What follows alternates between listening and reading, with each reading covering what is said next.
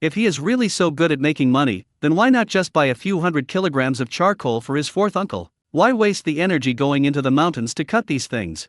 Who says it's not? It's true that the dry grass burns well, but if there's so much dry grass, it will burn up in 2 days. What's the point? I think Li Fuan is just bragging. He said Li Qingfeng is very strong and wanted to help him chop 1,000 kilograms of firewood. It's all bragging. I think so too. If he was really that capable, he wouldn't have cut these things down and brought them back. How do you know they cut this grass to burn? Maybe they use it as a quilt or mattress pad? I heard that Li Qingfeng's bed is padded with this kind of grass. Ha ha ha. Everyone laughed. Speaking of Li Qingfeng's embarrassment, everyone felt much more balanced. Before, everyone had only heard about how good Li Qingfeng was at catching stone frogs and how much money he sold them for, which made everyone envious and jealous. But now seeing that Li Qingfeng can't even find firewood and can only cut grass, I feel a lot more relieved. Most people are like this. When they see others being poor and down and out, they will despise them for not working hard and not making progress. But when others become rich, they become jealous that they live a better life than themselves.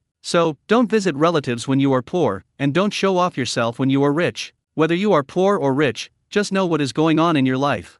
When he got home, Li Fuan said angrily, "These people are just jealous of me. Their sons might not be as good as you, so they say those things. Qingfeng, don't take it to heart. No matter what you chop back, I'll be happy." Li Qingfeng put down the dry grass and smiled. "Fourth uncle, I didn't take it personally, so don't be angry. I was worried that it would be difficult for you to start a fire, so I brought back some dry grass. I also chopped some firewood in the mountains, but it was difficult to carry so much back at once."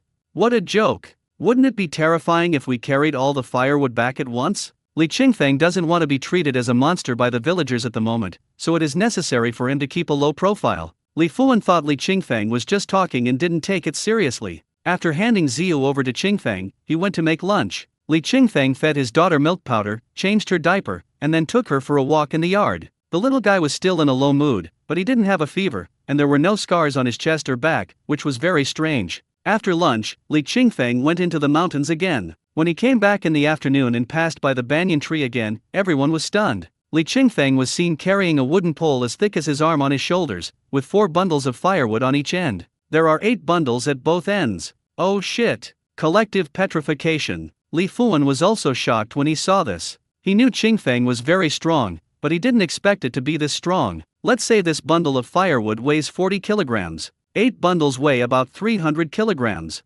Outrageous! Outrageous! When he saw the shocked expressions of his old friends around him, he felt both proud and worried. They were proud because Qingfeng slapped them in the face, but they were worried that Qingfeng would hurt his body in his fight. He didn't bother to mock everyone and hurriedly took his child and followed Li Qingfeng home. The people behind him stared in amazement as Li Qingfeng easily left with the firewood on his shoulder, feeling as if ants were crawling all over his body. Especially the 2 old faces, they were stiff, hard, and burning hot. It was so uncomfortable. It was not until Li Qingfeng and his group disappeared around the corner that everyone came to their senses and looked at each other. Everyone pretended to be calm, but they felt as if there was a fly living in their hearts, and they felt extremely uncomfortable. Just as they were so unscrupulous when they made fun of Li Qingfeng at noon, it was as satisfying as Li Qingfeng slapped them in the face with his actions at this moment. However, there were still some who pretended to be calm and said, "It's just a few bundles of firewood. What's the big deal? I could chop 8 bundles of firewood a day when I was young. It's like a hole. Once it's torn open, everyone will rush towards it as if they have found the dawn of hope. Yes, it's just 8 bundles of firewood. If you go into the mountains early and work hard, many people can do it. I even tried chopping 9 bundles of wood in one day. Although the 2 bundles combined are not as big as Li Qingfeng's bundle of firewood, it won't kill you to brag. I tried that too." Amidst the self-deceiving boasting, the people's faces, which had just been slapped by Li Qingfeng, felt a little relieved. Li Qingfeng returned to his 4th uncle's house, unloaded the firewood, and turned back into the mountains. Li Fuan and the people under the banyan tree thought that he had forgotten to take something and went back into the mountains. Unexpectedly, about 10 minutes later, Li Qingfeng came out of the mountain with 8 bundles of firewood on his shoulders. Oh shit! Oh shit! Oh shit! Everyone's hearts, which had just calmed down, collapsed in an instant. Is this something a human would do? Let's not talk about whether Li Qingfeng can chop so much firewood in a day. It's not easy just to carry all this firewood back from the mountain. Just now, when they saw Li Qingfeng carrying back 8 bundles of firewood, everyone could still comfort themselves by saying that Li Qingfeng was pretending to be strong just to prove himself. But only about 10 minutes later, he brought back 8 bundles of firewood. It's outrageous. So freaking awesome. This time everyone was truly petrified. Everyone opened their mouths, unable to utter a word. When the gap between you and someone is not that big, you can narrow the distance between you two by bragging. However, when you find that the other party is someone you cannot catch up with even if you use all your firepower, you can no longer brag about anything. I was even confused when I found out that the boasts I made were nothing compared to other people's actual abilities. Very stiff. So freaking awesome. I have no idea how to deal with this inhuman existence. Everyone watched Li Qingfang carrying the firewood and walking away, and began to calculate silently in their hearts. According to the current price of firewood, 100 kilograms of firewood can be sold for 50 yuan. Li Qingfang brought back at least 800 kilograms of firewood today, which is 400 yuan. In other words, even if Li Qingfang couldn't catch stone frogs or had any other skills, he could still make $400 a day just by chopping firewood and selling it. Young people only earn 200 yuan a day working in the city. Outrageous. Absurd. Unbelievable. After that, it seemed like all gossip was boring. Everyone dispersed dejectedly with drooping brows. When Li Qingfang returned to Li Fuan's yard, Li Fuan had the same idea. But he was happy. Qingfang, I didn't expect you to be so strong. Li Fuan was a little excited. This is really great. Even if Qingfang doesn't have any other ability to make money in the future, with this strength, he can do hard labor without worrying about starving to death. Li Qingfang piled the firewood in the yard and said to his fourth uncle, I'll help you chop these today. When you've almost finished burning them, tell me. Otherwise, if there's too much firewood piled in the yard, it'll take up space. Okay. Li Fuan was very happy. At this moment, the baby in her arms twisted its body and whimpered. His brows immediately furrowed again and he said, Qingfang, don't worry about the firewood for now. Go kill a chicken. Ah. Li Qingfang laughed, fourth uncle, haven't I told you many times? Don't kill your chickens all the time. Keep them for laying eggs. Oh, be obedient. Li Fuan saw that Tsuyu had been the same for the past 2 days and was feeling a little irritated, so he said with a gloomy face, hurry up and kill the chicken, then prepare some incense money and go to the mountain temple to pray for Tsuyu's safety. Hearing this, Li Qingfang finally understood what his fourth uncle meant. Okay. He didn't refuse anymore and immediately went to catch the fattest hen in the yard, boiled water, and slaughtered it. The villagers don't have many requirements when worshipping gods and ancestors, and it doesn't matter whether the rooster is a male or a female. As long as it's not a sick chicken. Ziyan's eyes lit up when he saw his father killing another chicken. Chasing after his father, he asked, Dad, can we have chicken legs tonight? Can. Li Qingfang grabbed the 2 chicken wings and the chicken head with one hand, making the originally flapping hen unable to move while revealing its long neck. Pull a handful of chicken feathers from the chicken's neck, cut it with a kitchen knife, and the chicken blood will immediately spurt out. Drop the falling chicken blood into the stirred salt water and you will get a bowl of chicken red. When the chicken blood has almost dripped out, throw the hen, which has no strength to flutter, into a plastic bucket and pour hot water on it. The hen was able to struggle a few times at first, but after Li Qingfang poured a whole pot of boiling water into the bucket and submerged its plump body, it became silent. After soaking in boiling water, pluck out the feathers, cut open the abdomen, and remove the intestines and kidneys. Clean the internal organs, then put the whole chicken into the pot, add water, and bring to a boil. Cook the chicken until it is about 70% to 80% cooked, then take it out and put it on a plate. Take the incense, money, candles, rice and white wine and put them all into a tattered bamboo basket. After finishing all this, Li Qingfang picked up the basket, turned around and asked his son who was staring at the basket and swallowing his saliva. Ziyan, Dad is going to worship the gods now, are you coming? Worship God? This stuff sounds so fresh. Ziyan's brain was working quickly, trying to find something similar from his limited memory. But, it ended in failure. I asked, Dad, what is worshipping God? Worshipping gods means worshipping gods. Li Fuan explained, it means worshipping gods. Ziyan knows about gods. Those flying around and kissing on TV are gods. A beautiful young lady in white clothes and with long hair secretly kisses her divine master. Then the master plus also seems to be a young lady? Because that master also had long hair and wore white clothes. Are you going to worship this kind of god? Some of them are not clear. Aren't these kinds of gods only on TV? Where are you going to worship, Dad? The CPU is about to burn out. Li Qingfang smiled and said, are you going? Go. Ziyan didn't want to worship any gods, he just wanted to stay with his father. Li Qingfang carried a bamboo basket in one hand and held his son's hand in the other and headed for the village temple. The village temple is at the entrance of the village. At the entrance of the village, there are more than 10,000-year-old trees gathered together to form a small forest. The village temple is at the edge of this grove, half of it hidden by the branches of a giant tree. As a result, the black tiles on the roof of the village temple have almost been covered by dead leaves. Dead leaves gather together, mixed with wind and sand, forming a thick natural humus. Zion looked at the tall trees and felt awe, although he didn't know what awe was. However, when he looks up and sees the ancient trees with huge crowns and thick roots, a strange feeling will burst out from the bottom of his heart. I can't describe how it feels, but not afraid. In his eyes, those big trees were not just big trees, but more like giants. In his pure eyes, he seemed to see the giants leaning over slightly to bow to him and waving to him. He walked with solemn steps, holding his father's hand, and walked into the woods with some nervousness. The grove is on the outside and the village is on the inside. Between the woods and the village is the village temple. Li Qingfeng pushed open the heavy red-painted wooden door. What caught the eye was the dead grass and red firecracker paper all over the ground. Generally speaking, people only come to worship gods and set off firecrackers during the Chinese New Year. Therefore, most of these firecracker papers are used during the Chinese New Year. The wind blows and it rises, it flies, and then it falls. Some fell in the temple, some fell on the roof, some fell in the woods, and some simply plunged into the small river in the forest and rushed along with the river for thousands of miles. Li Qingfeng looked at the firecrackers that were imprisoned in the temple and could not fly high, as well as the wild grass that flourished in the courtyard in the center of the temple but withered in autumn and winter, and he felt an inexplicable irritation in his heart. How uncouth! They flock to worship gods, but turn around and leave after worshipping. It seems as if the gods can come and go at will. Maybe they believe it, but not completely. Every year's worship of gods is treated as a routine, casual, and sloppy. As the ancients said, sincerity is the key to success. The word sincerity has the deepest meaning. What does it mean to be sincere? There is no standard data to refer to, nor any precedent to use. It's just that everyone should do things according to their own heart. As for whether it is sincere or not, it depends on the judgment of God. Li Qingfeng pushed the door open and went in, but did not burn incense or worship Buddha right away. Instead, they first cleaned up the disposable plastic cups, rotten dried fruits, moldy snacks, and other items on the tall altar. Then break off some fresh branches and clean the altar. After doing all this, place local chicken, rice, and white wine on the table and burn incense to offer sacrifices.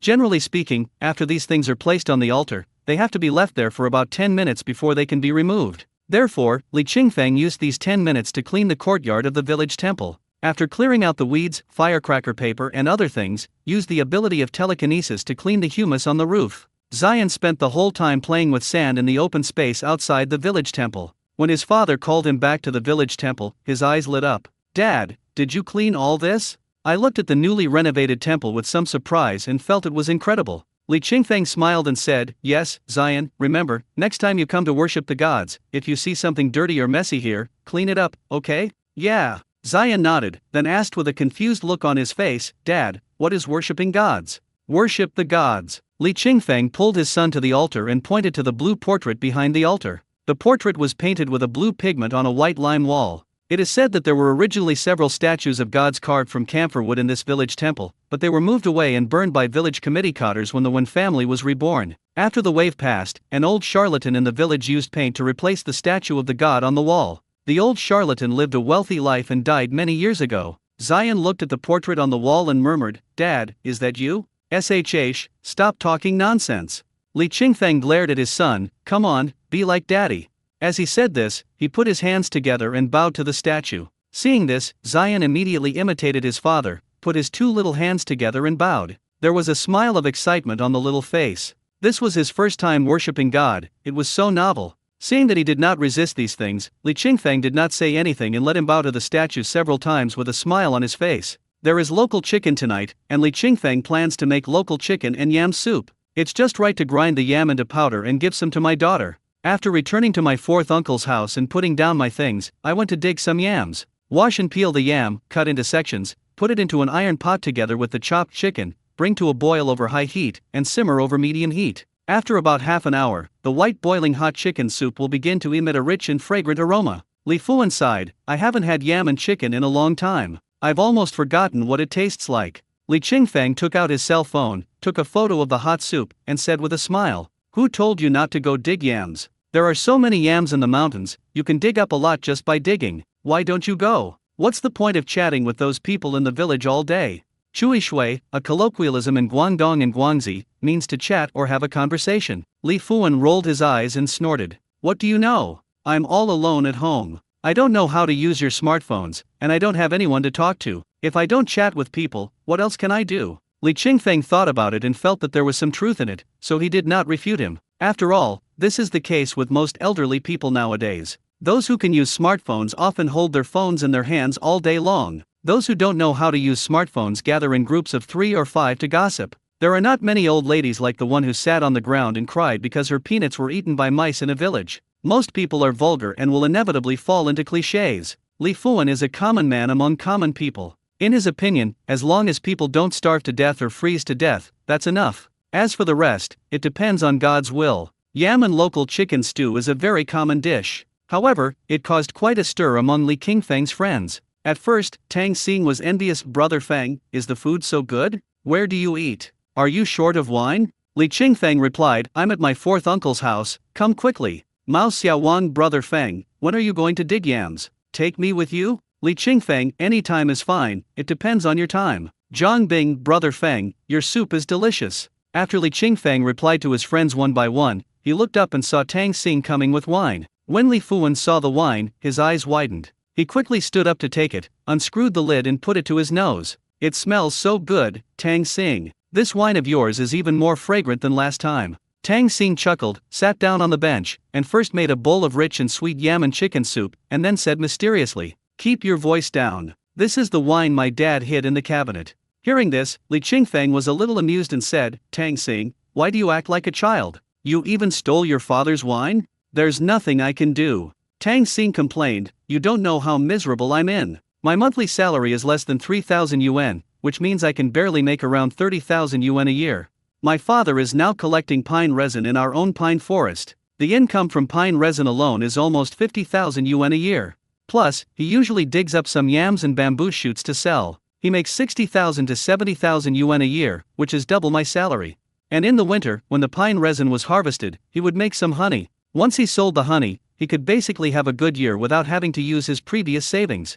Your dad is awesome. Li Qingfeng couldn't help but give a thumbs up. Nowadays, many young people go out to work, and their annual income is probably only as much as your father's. But your father can make so much money in our village, it's really not easy. This is not meant to be flattering, but the real truth. When young people from rural areas go to cities to work, almost half of them go to factories or do jobs that require physical labor. The salary is not particularly high. On average, it is about 7 or 8,000. Some are less, estimated to be around 4 or 5,000. Logically speaking, Tang Xing should be proud that his father is so hardworking and good at making money. But when this guy heard Li Qingfeng praising his father, he felt unhappy. Humph, he's good at making money, but his brain is also very old-fashioned. She kept repeating in my ear every day that I must work hard and never lose my current stable job. I just don't understand. He himself is from a peasant family, so why does he despise the peasant identity so much? He has to force me to leave the peasant status? Sigh. After hearing this, Li Fuan rolled his eyes at Tang Xing. You really don't know how to appreciate your good fortune. Look how many people envy your job now. Do you know how many people in the village say that your ancestral graves are smoking? You, don't be so ungrateful. Fourth uncle, I'm really not bragging. Tang Xing felt bitter. You don't know how frustrating it is for me to work there. My superiors act like they're the local tyrants, bossing me around in all sorts of ways. It's so frustrating. Your parents worked so hard to send you to college, and even used all their connections to get you a job. No matter how frustrated you feel, you have to endure it. Seize this opportunity and strive to get through it as soon as possible. Yeah, fourth uncle is right. Li Qingfeng also said, Tang Xing, work hard and don't think too much. If you are really unhappy, come and have a drink with us. Anyway, you can't drink more than me. Brother Feng, stop bragging. Tang Xing grabbed the bottle, poured 3 bowls of wine, and said proudly, come on, I'm well prepared tonight. Let's see who can drink more. Come on, come on. Li Qingfeng didn't indulge him. He picked up the wine bowl, clinked it with his cup, and then gulped it down without any hesitation. Seeing this, Tang Xing didn't hesitate and drank it with his head tilted back. Li Fuan on the side was much more reserved. He held Ziyu in his arms, picked up some food for Zion, and then took 2 small sips of the drink. Tang Xing came prepared tonight. After drinking 2 glasses of wine, he stuffed Chinese herbal hangover pills into his mouth, and he actually drank a pound of wine. But even so, he still couldn't defeat Li Qingfeng. In the end, he sat on the bench, leaning against the wall and snoring. However, he looked much better than before. I guess this guy did encounter a lot of unhappy things at work, but after drinking a lot of strong liquor, he actually forgot about those bad things. Li Qingfeng said, fourth uncle, you take care of the child first. I'll send Tang Xing back. Okay, be careful. Li Qingfeng carried Tang Xing on his back and walked towards a small villa in the center of the village. This small villa is 2 stories high and its exterior walls are covered with goose yellow tiles, which makes it particularly conspicuous among the houses with bare red brick walls, making it stand out like a crane among chickens. Li Qingfeng pushed the door open with Tang Xing on his back. The yard is extremely spacious and the solar lights are very bright. There was a car parked in the middle and 2 motorcycles next to it. A middle-aged man in his 50s came out and asked, "Who is this?" "Uncle Jianyi, it's me, Qingfeng." Mine?" Tang Jianyi was startled when he saw the figure clearly. He hurried over to help Tang Xing, who was on Li Qingfeng's back, and said with some complaint, "Why did this bastard drink so much?" Li Qingfeng didn't say anything. He carried Tang Xing into the house and put him on the sofa. There was another woman watching TV in the room. It was Tang Xing's mother, Sun Xia. Sun Xia is less than 50 years old, but she looks older than Tang Jianyi. When she saw her son drunk, she felt distressed and disappointed in him. I quickly got a basin of hot water for my son and brought him in. While wiping his face, I said, "I just said a few words to him in the evening. Why is he so stubborn? He actually went to drink with you." Li Qingfeng felt helpless. "Uncle, aunt, please stop talking about Tang Xing all the time. He's in his 20s after all, not a child anymore. You can't treat him like one. If you have any questions or problems, discuss them with him first, instead of making decisions for him." The couple looked at each other, and neither of them knew how to respond to Li Qingfeng's words. Indeed, as Li Qingfeng said, they all liked to help Tang Xing make decisions no matter what happened.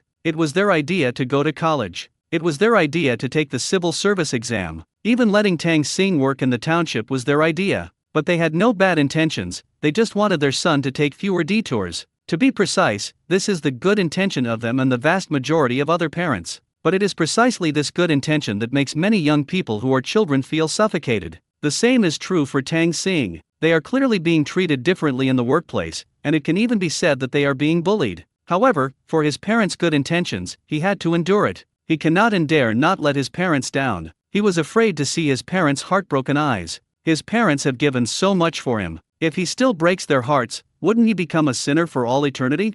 Tang Jianyi and his wife did not think there was anything wrong with making decisions for their son. "After all, I am old, and I have experienced more things and met more people than my son. They will only do things that benefit their son and will never harm him." Therefore, Li Qingfeng's words had no effect on them. They even thought that if Tang Xing went to drink with Li Qingfeng, he might learn bad things from Li Qingfeng. Li Qingfeng doesn't have a very good reputation in the village. How long had he been back in the village? Not only did he burn down Lu Qinglan's old house, he also beat up his eldest brother and his wife, and even left Oyu Chengyi to die without help. All these things have greatly changed Tang Jianyi and his wife's impression of Li Qingfeng. In the past, because of Tang Xing's grandmother, the couple had no resistance to Li Qingfeng. After all, although Li Qingfeng's family was not having a good time at that time, Li Qingfeng was kind-hearted. When he and his wife were working outside, he helped Tang Xing's grandmother pick up and drop off Tang Xing for a long time. This kindness offsets the prejudice of family background. However, as time passed, the favor diluted and was no longer enough to offset Li Qingfeng's current reputation in the village.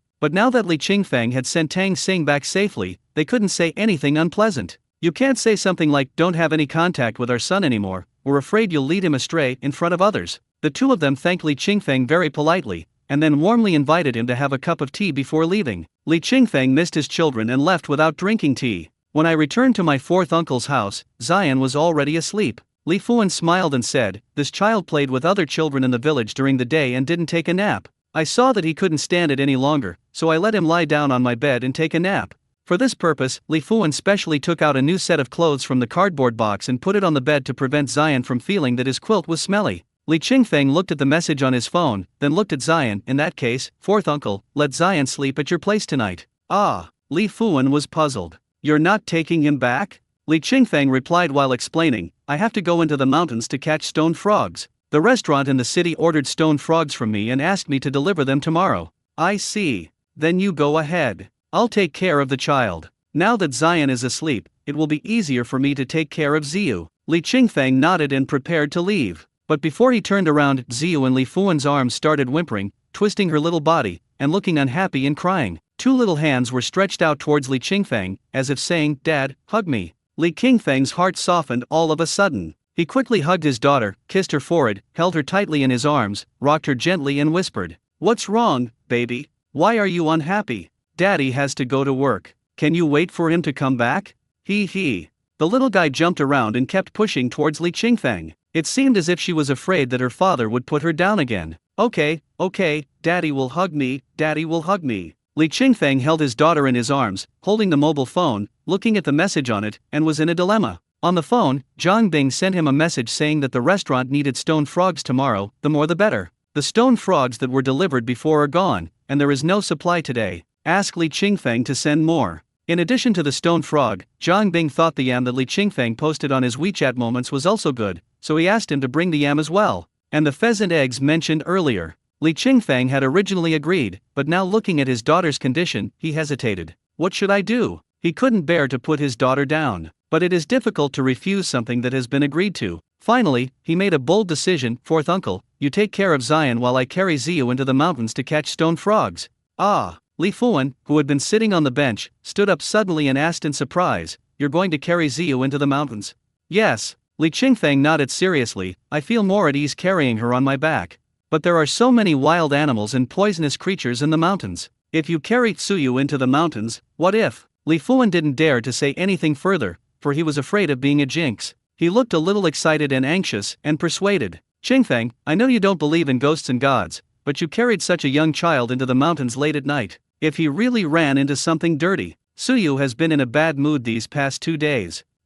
Why bother? Li Qingfeng had made up his mind. Fourth uncle, I know my limits, you don't have to worry. With Tsuyu on his back, no wild beasts or poisonous creatures, not even mosquitoes, could bite her. Who gave us infinite strength? He instructed, if Zion wakes up, you'd better let him get up and pee, otherwise I'm afraid he will wet your bed in the middle of the night.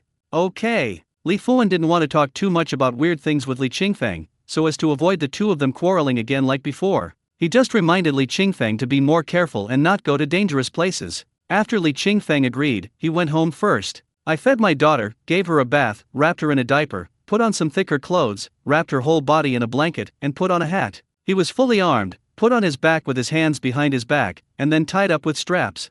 Little Tsuyu lay on her father's back, looking a little confused. This was the first time she was carried on someone's back like this. Because she was born in April in the Gregorian calendar, the weather was already warm at that time. Therefore, from birth to now, she has never been carried on someone's back like a dumpling. At this moment, the thick and soft blanket and the newly bought thin cotton jumpsuit made her feel very intimate. It felt like I was still in my father's arms and being held tightly by him. Especially since she was lying on her father's back, and she could smell her father's scent, she felt really safe. Although she couldn't raise her hands to eat, she could still nibble on her father's back. She opened her little mouth, and her pink and tender tongue stretched out, licking the rough clothes. Hey, it tastes better without hands. Just as she retracted her tongue with a look of disgust, everything around her suddenly changed drastically. The original bright light suddenly disappeared, replaced by a distant light spot. Those spots of light were very high and very bright. She had to crane her neck very hard to see it. As she was trying to stick her little head out of the blanket, a mountain breeze blew by. The cool mountain air blew against her face, mixed with thick water vapor and the mystery of the night, blowing gently on her little face and rubbing it gently.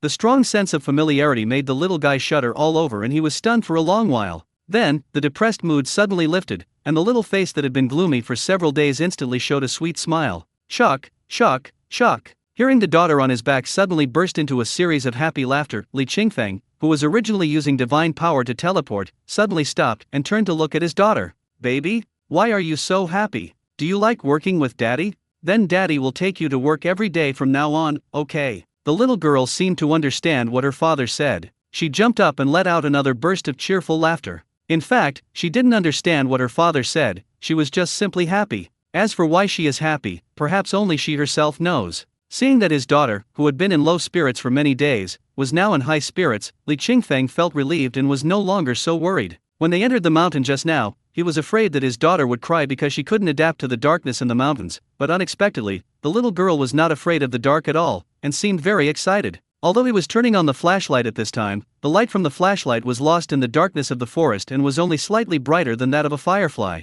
Since Tsuyu is not having any problems adapting, then the next step will be much easier. Because Tsuyu was carrying him on his back, he no longer had to catch stone frogs and then look back at home like before. Tonight, he can really focus on catching stone frogs. However, what he didn't know was that when he was carrying his daughter, who was laughing happily, towards the mountain stream to catch stone frogs, a small figure was staring at them in the darkness. It was a very clever little mouse, hiding in a thorn bush, staring at the light ahead with its two sparkling eyes. In the light, there was a tall figure and a small figure. It gritted its teeth, its tentacles trembled, and its whole body was tense. It seemed as if he was ready to rush out and knock down those two figures at any time. It's a pity that it is so small. It is so small that it is almost invisible when hiding in the thorn bushes. However, the courage of revenge drove it to take a few small steps forward. Perhaps, as long as the weak point is found, a mouse can also defeat an elephant. The little mouse without a tail subconsciously took 2 steps forward. It was these 2 steps that allowed its little head to emerge from the bushes.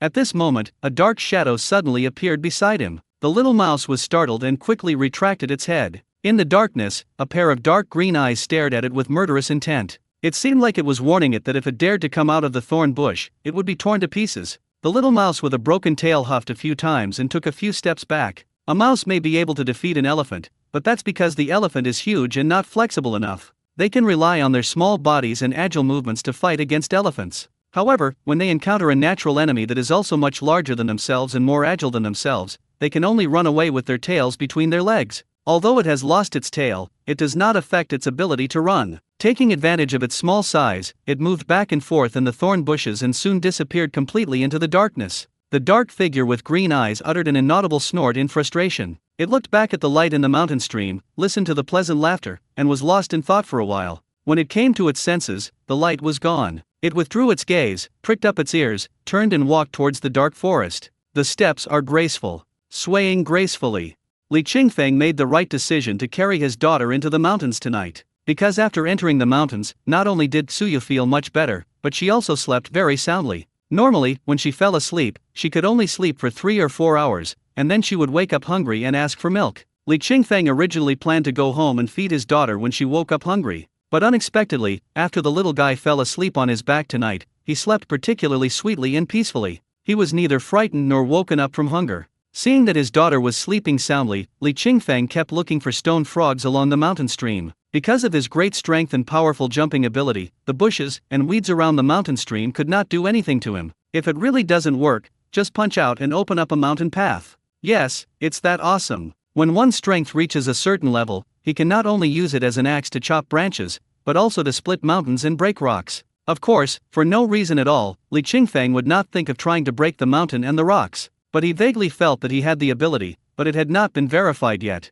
If I have the opportunity to visit a mine in the future, maybe I can try using the mine that others are about to dig up. But every mountain here is covered with a large amount of green plants, and countless animals live and reproduce here, so these mountains naturally cannot be used for verification. These are not big things. Now all we have to do is push down the weeds and shrubs that are blocking the way. With the blessing of divine power, the stone frog broke the record again tonight. It was already 2 or 3 o'clock in the morning when Li Qingfeng returned home carrying the snakeskin bag. It took 5 or 6 hours to get into the mountains. Suyu woke up hungry and he had to go back. However, these 5 or 6 hours of undivided attention were enough for him to harvest the most stone frogs ever. After returning home and feeding his daughter, he went to his 4th uncle's house to bring Zion back. The little guy was originally sleeping in a daze, but after shaking for a while, he suddenly opened his eyes, quite alert. But when he saw that it was his father holding him, he closed his eyes again in a daze and continued to sleep peacefully. Li Qingfeng also took a nap for the remaining few hours. Suyu slept soundly after eating, until Li Qingfeng picked her up from the bed after breakfast in the morning, and her expression returned to the state of yesterday.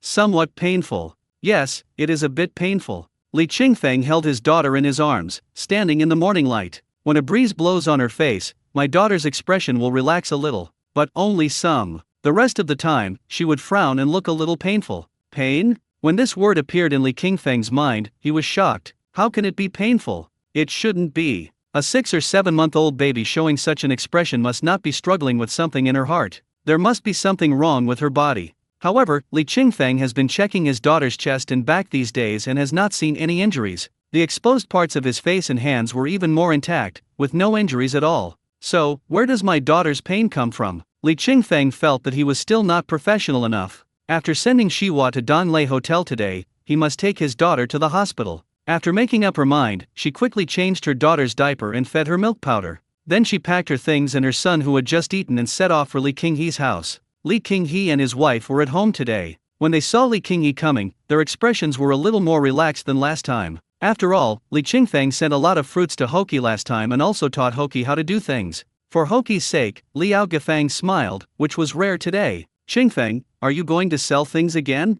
Li Qinghe walked over, holding a hoe in one hand and covering his waist with the other. Li Qingfeng looked at him puzzledly. What's wrong with you? Oh, It's nothing. I just twisted it accidentally when I was digging taro yesterday. I applied some medicinal wine and it's fine now.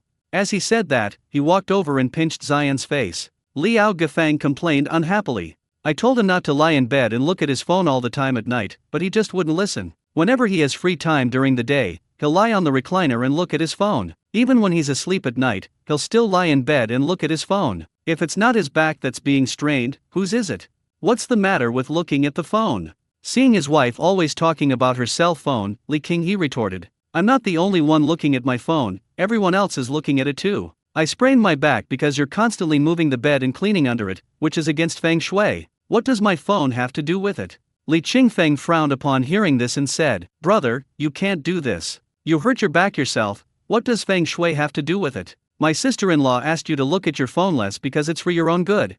She saw it herself and still blamed me. Li Qinghe rolled his eyes, looking disapproving. Li Qingfeng shook his head helplessly. Well, let's not talk about this. Come over and sit down. I'll help you rub it. These words made Li Qinghe stunned, and the childhood memories of the two brothers immediately emerged in his mind.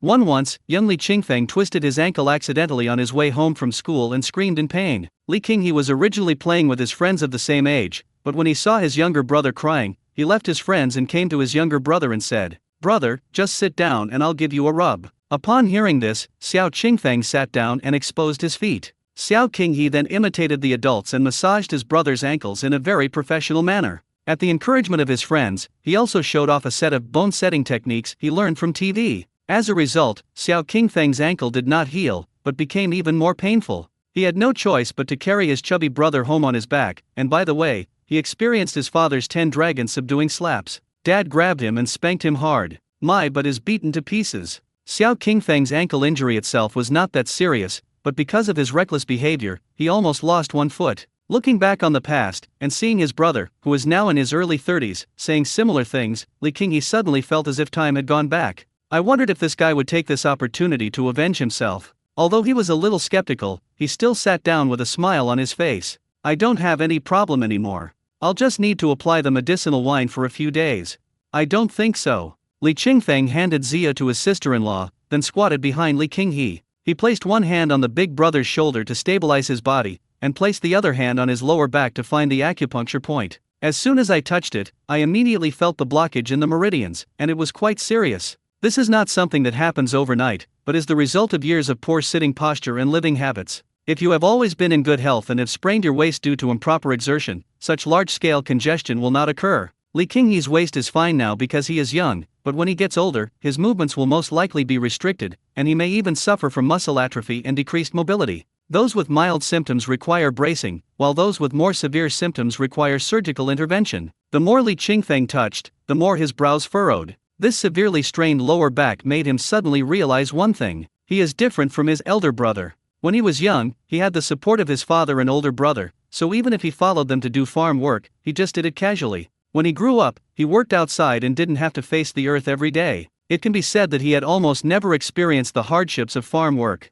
It's different with my eldest brother. When he was young, he had to help his father with farm work and take care of himself. When he grew up, he supported a family on his own and had to take on most of the farm work to support the family. Many things may not be worth mentioning to themselves, but they are of vital importance to people like them who have suffered a lifetime. Their lives can basically only be maintained by endless hard work. If anyone in the family gets a serious illness or loses a labor force, the sky will fall and the earth will collapse. For many things, if you look at them in a more open-minded way and think them through, you will feel relieved. What's more, brothers are connected by blood, so even if there is any hatred or resentment, it will only last for a moment. It's over, it's over. Recalling the past is like smoke, cherishing life is like a dream. A blink of an eye may be a lifetime. Brother, I'll help you press it now. After that, you have to rest for 2 days and don't go to work yet, otherwise it will be in vain. Ah, Li Qinghe said with a smile, just press it. He thought to himself that Qingfeng's pressure would only provide a little relief and would not have any effect on his sprain. Liao Gafang also smiled bitterly. How can he not go to work? This is his fate. Even if he is paralyzed, he still has to work. If we don't work, how will this family, big and small, survive? I can't rely on a woman like me to do all the farm work, big or small. Li Qingfeng felt unhappy when he heard this. But I have to admit that Liao Gafang is right. Li Qinghe is a man, he can't put all the burden of the family on Liao Gafang. Li Qinghe is lazy, and it is only with Liao Gafang's control and motivation that he can live a colorful life these years. Although Liao Gafang was sometimes domineering, unreasonable and calculating, it had to be admitted that she did contribute to her family. Good and bad people are not defined by one person. In Li Qingfeng's eyes, Liao Gafang was not a good person. She was not only ungrateful but also petty. But in Li Qinghe's eyes, Liao Gafang is the backbone, the most independent-minded person in the family, and the wife who gave birth to his children. He glanced at Liao Gafang and said, "Let my eldest brother rest for the next 2 days. When I'm free, I'll dig up the remaining sweet potatoes for my eldest brother." The couple immediately looked happy when they heard this, especially Li Qinghe. He was a lazy man to begin with, and the reason he could do so many things now was all because Liao Gafang led him by the nose like a cow and ordered him to do things. If it weren't for Liao Gafang's ruthlessness, he would never have been able to join the ranks of those in the village who lived a decent life. It is estimated that he will most likely become a poor household like Li Fuan. Therefore, when he heard Qingfeng say that he would help him dig sweet potatoes from the field, he immediately burst into joy. "Mine, are you telling the truth?" Li Qingfeng frowned. "Why would I lie to you?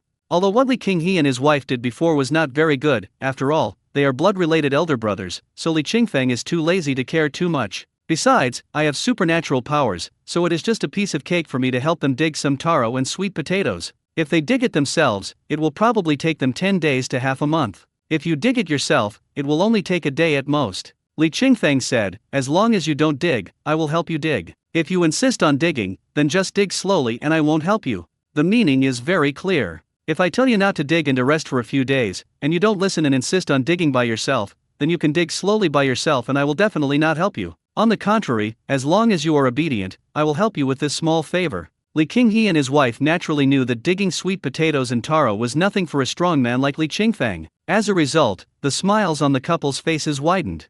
Liao Gafang hugged Ziyu and her expression softened a lot, but the little baby in her arms didn't give her much face. She frowned and twisted her body, looking very unhappy. Seeing this, Liao Gafang touched Ziyu's forehead and frowned. "Qingfeng, why does Suyu look a little unwell? Do you want to take her to the hospital? I have this plan." Li Qingfeng massaged Li Qinghe's lower back while saying, "After I sell the stone frog, I'll take her to the hospital." Li Qinghe was shocked. The moment Li Qingfeng exerted force, he suddenly felt the blood flow in his lower back accelerate and the temperature rise. The place that was originally sore suddenly felt a sharp pain. As the stinging pain came, all kinds of sour and pleasurable feelings followed. "Ah!" He couldn't help but scream. Liao Gafang looked nervous. "What are you yelling about?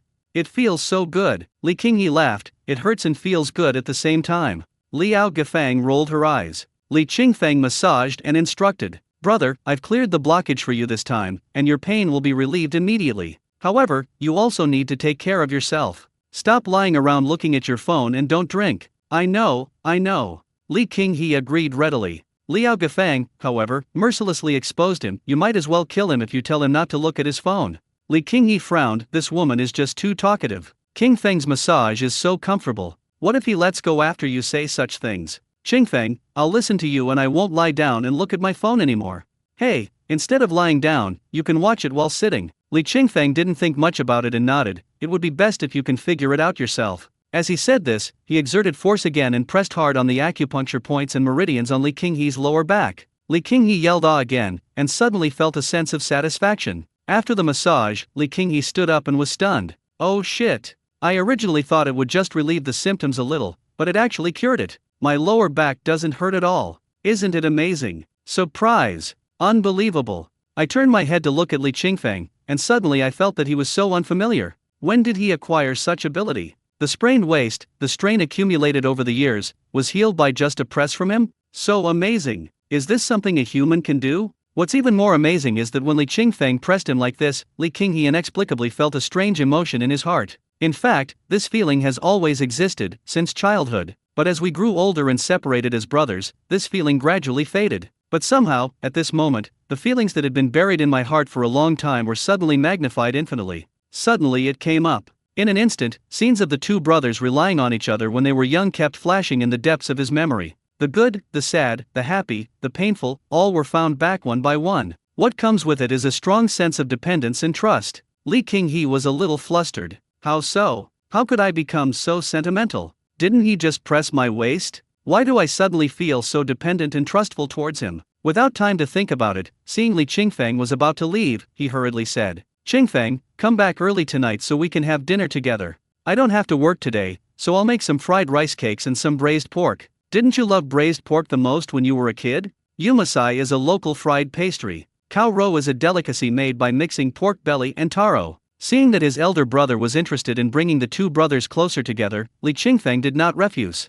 Okay, then I'll try to come back early and do it with you. Okay, then go ahead. Li Qingfeng nodded, put the children in the car, and then took out 5 larger stone frogs from the snakeskin bag. Brother, haven't you guys always wanted to eat stone frogs? It just so happens that I caught a lot this time. Let's kill them tonight and make a dry pot or hot pot. When the couple saw the 5 big stone frogs, their eyes almost popped out. Damn, this is the first time the couple has seen such a big stone frog. Although I have seen many stone frogs before, I have never seen one so big and fat. And there are 5 of them. This stone frog must weigh at least half a pound. 5 of them weigh more than 2 kilograms. Liao Gafang quickly found a snakeskin bag, put 5 stone frogs in it, and said with a smile, "Oh, Qingfeng, it's really thanks to you, otherwise I would never have the chance to eat such a fat stone frog in my life. The fatter the stone frog, the better it tastes." If the couple knew that these 5 stone frogs could be sold for 600 or 700 yuan, they probably wouldn't think they were beautiful. But no matter what, now that they see Li Qingfeng's life getting better and better, the couple's mentality has changed a lot.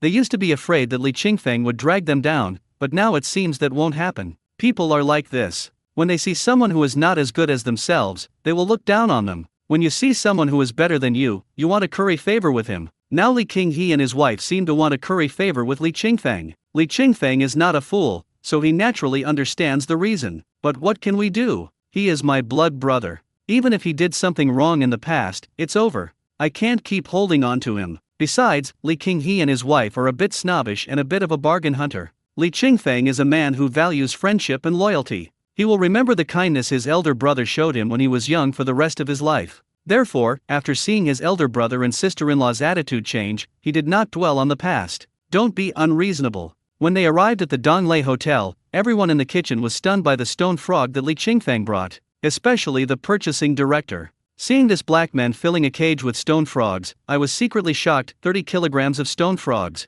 300 yuan per caddy, so 30 caddies would cost 9,000 yuan. Based on the interest rate he received for kickbacks in the past, at least several hundred or even thousands of the 9,000 yuan would go into his pocket. But now that this stone frog was sent by Li Qingfeng, it would not be easy to get some kickbacks into his own pocket. Is there really no way to get kickbacks from stone frog? Zhang Bing's brother-in-law Zhou Vitao looked at Li Qingfeng's stone frog and frowned slightly. I received the money. Li Qingfeng looked at the money that had arrived in his account, and an indescribable emotion rose in his heart. Happy, emotional, excited, and confused. It's very complicated. This was the first time his daily income exceeded 10,000 yuan since he returned to the village. The stone frogs sold for 9,000, the pheasant eggs sold for a few hundred, and the yams dug yesterday also sold for a few hundred. All in all, today's income just exceeded 10,000. Along the way, from zero income to earning 10,000 yuan a day, it seems easy, but it is actually very difficult. Every time he went into the mountains to work at night, he had to leave his 2 children at home and then climb mountains and wade through water to a place far away from the hut to catch stone frogs. This is very painful for a dad who loves his children. No parent who loves their children deeply would be willing to abandon a baby who is still crying for food and a child who is just 5 years old. Even the countless left-behind children in rural areas today are forced to stay in the village to live with their elderly grandparents due to financial difficulties. As long as life is decent, few people are willing to leave their hometown and few people are willing to leave their children. Li Qingfeng is lucky.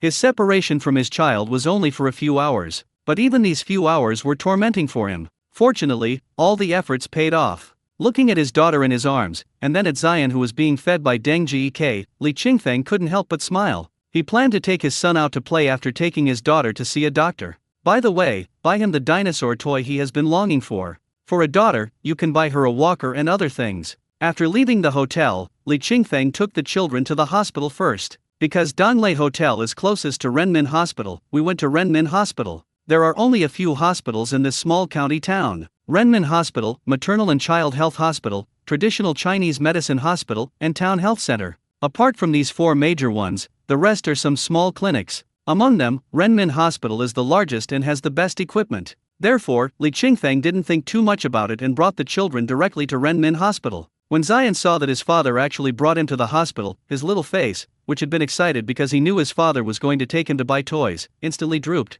Dad, I don't want a shot. Zion held his father's hand, resisting with all his body. Li Qingfeng held his daughter in one hand and said helplessly, "I'm not giving you an injection. I'm taking the baby to see a doctor. If there's any injection, it's for the baby, not you. Do you understand? Give your baby an injection?" Zion immediately relaxed his guard, even gloating a little. "Dad, are you giving the baby an injection? Haha, you naughty baby, you kept laughing when I was beaten by your dad, and now I'm going to give you an injection. I'm going to laugh at you too later. You have to see a doctor to know whether to get the vaccine or not." Li Qingfeng took the children into the outpatient hall. There were 5 or 6 open payment windows in the hall, and there was a queue in front of each window. The line was not long, about 4 or 5 people. Li Qingfeng chose to queue in the middle line. 2 minutes later, only one person was left to reach Li Qingfeng. The old man standing in front of Li Qingfeng looked to be about 60 years old. He was very slow in signing and paying, which made the toll collector behind the glass window very dissatisfied. But she didn't get angry in front of the old man. Instead, she waited until the old man left and Li Qingfeng came forward before she complained loudly to her colleagues beside her. "I hate people like this the most. They have to shout out everything several times. They have to shout out their names several times before they know how to write. Isn't that annoying?" Li Qingfeng frowned slightly, but said nothing. "I just thought that perhaps this toll collector was already physically and mentally exhausted from facing so many different kinds of patients every day, so his attitude was inevitably a little out of control, which is understandable. After registering my daughter, I took the children to the pediatric clinic on the 2nd floor. There are several offices in the pediatric department, and each office has a doctor who is responsible for seeing patients." Li Qingfeng chose a place with the least people queuing, put down his medical card, and sat aside to wait patiently. After about half an hour, it was their turn. The father and his 2 sons came to the doctor's desk. "What's going on?" The young female doctor looked less than 30 years old and her face still looked a little childish. After seeing the doctor's appearance, Li Qingfeng finally understood why there were so few people queuing for this doctor. I guess other parents don't quite believe in her medical skills because she is so young. However, Li Qingfeng didn't mind and said, "Doctor, my daughter has been feeling unwell for the past few days. I checked her body and didn't see any wounds, and her temperature has been normal." "Any cough?" the doctor asked. "No." "What about vomiting?" "No." "A lot of sleep or a little?" "It's about the same as before, but the sleep quality is worse." "Are your bowel movements and urination normal?" "Normal." "Unbutton your clothes and let me see." Li Qingfeng quickly undressed his daughter. The doctor first listened to the heart and lungs, then pressed the stomach. After finding nothing unusual, he turned the baby over and looked at its back. It was just as Li Qingfeng said, there were no wounds on the baby's chest or back, and other examinations were also normal. The doctor was considering whether to draw blood for the baby's test when he suddenly remembered something, put down his pen and said, "Take off some of her clothes." "Ah." Li Qingfeng was a little confused, but he did it anyway. She took off her daughter's clothes a little, exposing her shoulders. The doctor grabbed Suyu's arm with one hand and used the other to push the clothes off her chest. Then she raised her little arms high, and her deeply hidden armpits were revealed. The doctor's brow furrowed instantly. She raised her voice and said in a somewhat reproachful tone, "Oh my, how can you be such a good father? Your daughter's armpits are so rotten, and you didn't even notice." Li Qingfeng was startled and looked quickly at his daughter's armpit. "One look and my heart breaks." Suyu's armpits were scarlet, and the skin had completely melted away, leaving only a layer of skin thinner than a cicada's wing covering the flesh inside. The same is true for the other armpit. No wonder when he saw that Suyu was not feeling well, there was no effect when he injected divine power into her. It turns out that the reason Suyu was in pain was because of an ulcerated wound in her armpit. Unfortunately, so far, he has not found that his divine power has any effect on external injuries. Every time he treated someone, he injected the medicine into the body through acupuncture points. It is not possible to make the divine power stick to the surface of the human body like ointment to heal external injuries. Therefore, he was helpless about Suyu's current situation and felt heartbroken. "I was so concerned that I was confused and even my mind was a little bewildered." The doctor was a little reluctant to do it, but he still put on gloves and used his fingers to pry open Suyu's armpit, exposing the entire armpit. Once the armpit is exposed, the scene becomes even more bloody. Although there was no bleeding, the scarlet flesh and blood vessels inside were visible to the naked eye, which was very scary. "Why is it so bad?" The young female doctor frowned and asked, "Did you fail to dry her armpits when you bathed her?" "Ah." Li Qingfeng nodded nervously, feeling confused. "It seems so. Because the weather is getting colder and the house is drafty these days, every time I give my daughter a bath, I quickly put on her clothes." Although she was wrapped in a large towel, the towel could not reach her armpits, so the moisture hidden in her armpits was not wiped away. After a while, coupled with the friction from clothes, the armpit became rotten. After figuring out the whole story, Li Qingfeng wanted to slap himself. Too careless. How can you be so careless? Just because of my carelessness, I let my daughter suffer for so many days. Looking at the festering armpit, Li Qingfeng's heart felt like it was festering as well. Holding my daughter's hands, I couldn't help but tighten them again and again. I'll write you a prescription first. You take her to have a finger prick and a blood test. If there's no inflammation, I'll prescribe some medicine to apply. There's no need to be too nervous. After that, the female doctor wrote out a prescription and asked Li Qingfeng to pay the fee first, and then take the child to have a finger prick blood test. Wait until the blood test results come out and then take it back for a look. Li Qingfeng did not dare to delay and immediately took his child to pay the fee. After paying the fee on the first floor, I went to the third floor to prick my finger. After waiting for about 10 minutes, the results came out. After getting the results, I immediately rushed back to the female doctor's office. Doctor, the results are out. Li Qingfeng held his daughter in his arms, handed her the result sheet, and then looked back at his son who was following behind. He was so anxious that his son could hardly keep up with him. The female doctor took the list and took a look at it. Well, this is okay. Xiao Chen. The voice was interrupted and a woman in her 40s walked in. The female doctor looked up, startled, and quickly stood up and asked, Director, why are you here? The woman was wearing a white coat, her figure was plump and out of shape, she was not tall, but she looked fierce. She went straight to the doctor's desk and said coldly, Xiao Chen, you should get off work first. I can take care of this. Ah. Dr. Chen was a little confused, but under the director's gaze, he packed up his things and left the office as quickly as possible. The head of pediatrics sat down, glanced at the father and his two children, and asked, What are the test results?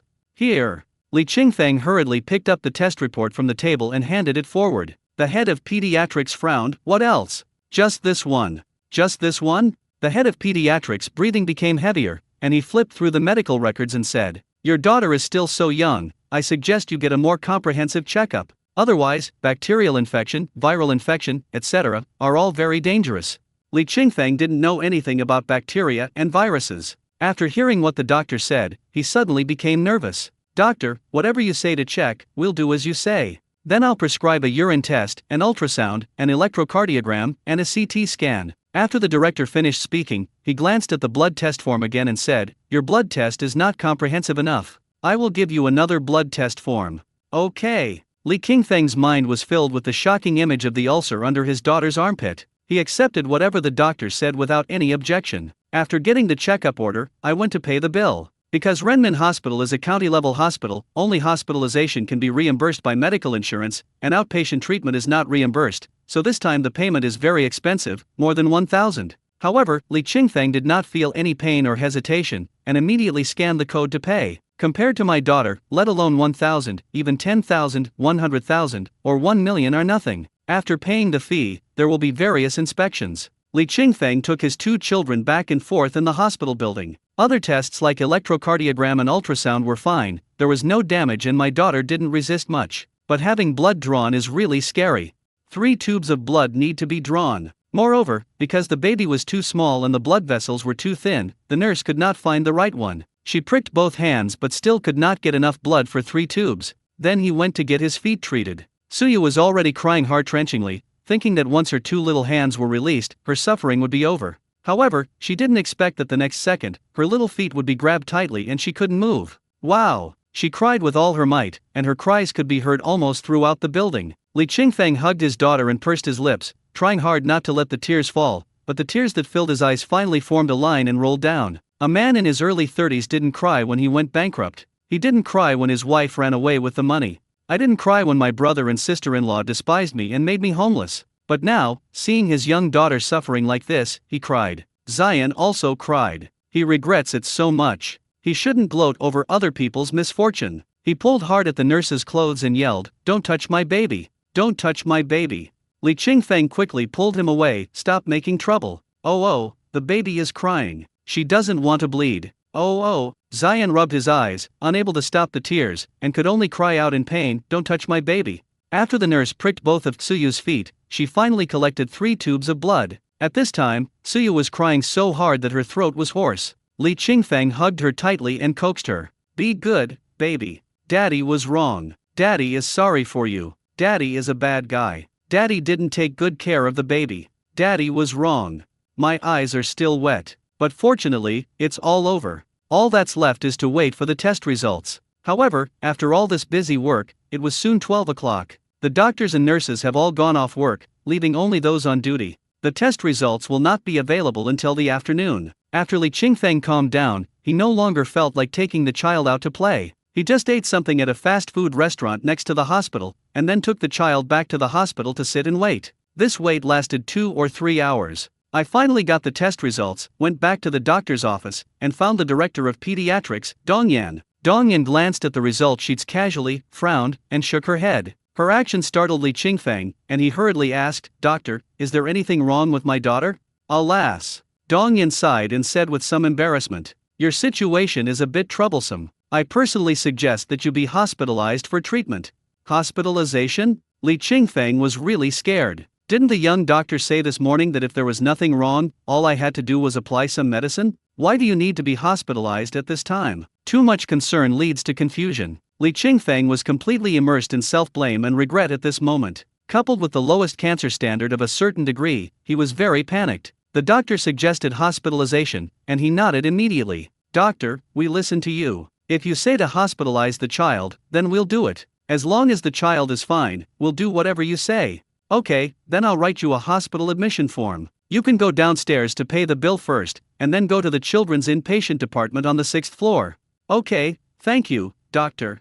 Li Qingfeng took the admission form and hurried to pay the bill. At the same time, I felt anxious, nervous, regretful, scared, but also somewhat relieved. I thought to myself, it's a good thing that it was the director of pediatrics who examined her. Otherwise, if the doctor in the morning had examined her, I probably wouldn't have known about my daughter's illness until it was too late. By then, it won't be a question of how much money you spend. Compared to my daughter, what is money? After paying the fee, I went directly to the pediatric inpatient department on the 6th floor as instructed by the doctor. The admission procedures are also very complicated, requiring filling out various documents and reporting various data. Height, weight, and other data should be measured one by one. By the time the family of 3 arrived at the ward arranged by the nurse, it was already dark. After the doctor's visit, another round of acupuncture began. However, this time the needle was an intravenous catheter, which is a soft tube needle that does not need to be removed. Just inject this time and you won't need to inject again for subsequent infusions. But even this time, it was quite troublesome. Because Tsuyu's limbs had already been pricked with needles, they could only insert needles into her head. There are only a few blood vessels in the forehead. If puncturing one doesn't work, try another one. After puncturing all the blood vessels with great difficulty, it was finally successful. Tsuyu was sweating profusely at this point, even the little bit of hair she had left was wet. As for the other part, it was shaved off by the nurse. Holding his daughter, Li Qingfeng felt even more guilty. He felt listless and didn't want to talk. Zion stood aside, looking at his father like this, feeling a little scared. Pulling at her father's clothes, she whispered, "Dad, what happened to the baby?" Li Qingfeng then looked at his son standing beside the bed and said weakly, "Baby, it's okay. He'll be fine after the injection." "So after the baby has had his shot, can we go home?" Zion doesn't like hospitals. Although he was not the one getting the injection, it still felt uncomfortable to see the baby getting the injection. Especially when the baby was crying loudly, he wanted to take the baby's place. He will be brave. He won't cry. He would sit quietly and let the doctor give him an injection without squirming like a baby. "I won't keep kicking my dad with my feet. Then maybe dad wouldn't cry." Seeing his father crying, he felt very anxious. It was just like the feeling when he saw his mother carrying her luggage and leaving him and the baby at home, closing the door and leaving. Panic, anxiety, fear. In his eyes, his father is a warrior and the most powerful person in the world. However, this most powerful person cried. In the past, he would pull his father's hand and make a fuss to go home, but at this time, he became particularly obedient. He just tilted his little head and asked his father in a soft voice. Li Qingfeng's mood eased a little because of his son's well-behaved behavior. He patted his son's head and said softly, "Zion, we can't go home today because the baby needs to be hospitalized for injections. She will continue to have injections tomorrow, so we can only stay here tonight, understand?" "Yeah." Zion didn't really understand things like hospitalization. He just knew that all he had to do was follow his dad. He is wherever dad is. Even though this small bed can't accommodate 3 people. But, dad is here. The small ward is only about 10 square meters, but it has 3 beds. Place one on each side against the wall and one in the middle. Each bed is about 80 centimeters wide and about 1.8 meters long. Li Qingfeng let his son lie down on the bed and rest for a while, and he held his daughter and wandered around in the open space in front of the bed. Because the baby was too small, he could only be given infusions using a micro-injection pump. Therefore, Li Qingfeng could not go anywhere except for the space of less than 2 square meters in front of the bed. He didn't care, even if he just stood in the corner motionless, it was no big deal. As long as the child is healthy, what does it matter if he is tied up? However, this limited space made Tsuyu very uncomfortable. Although she can't express it yet, judging from her previous behavior, she likes mountains and wilderness.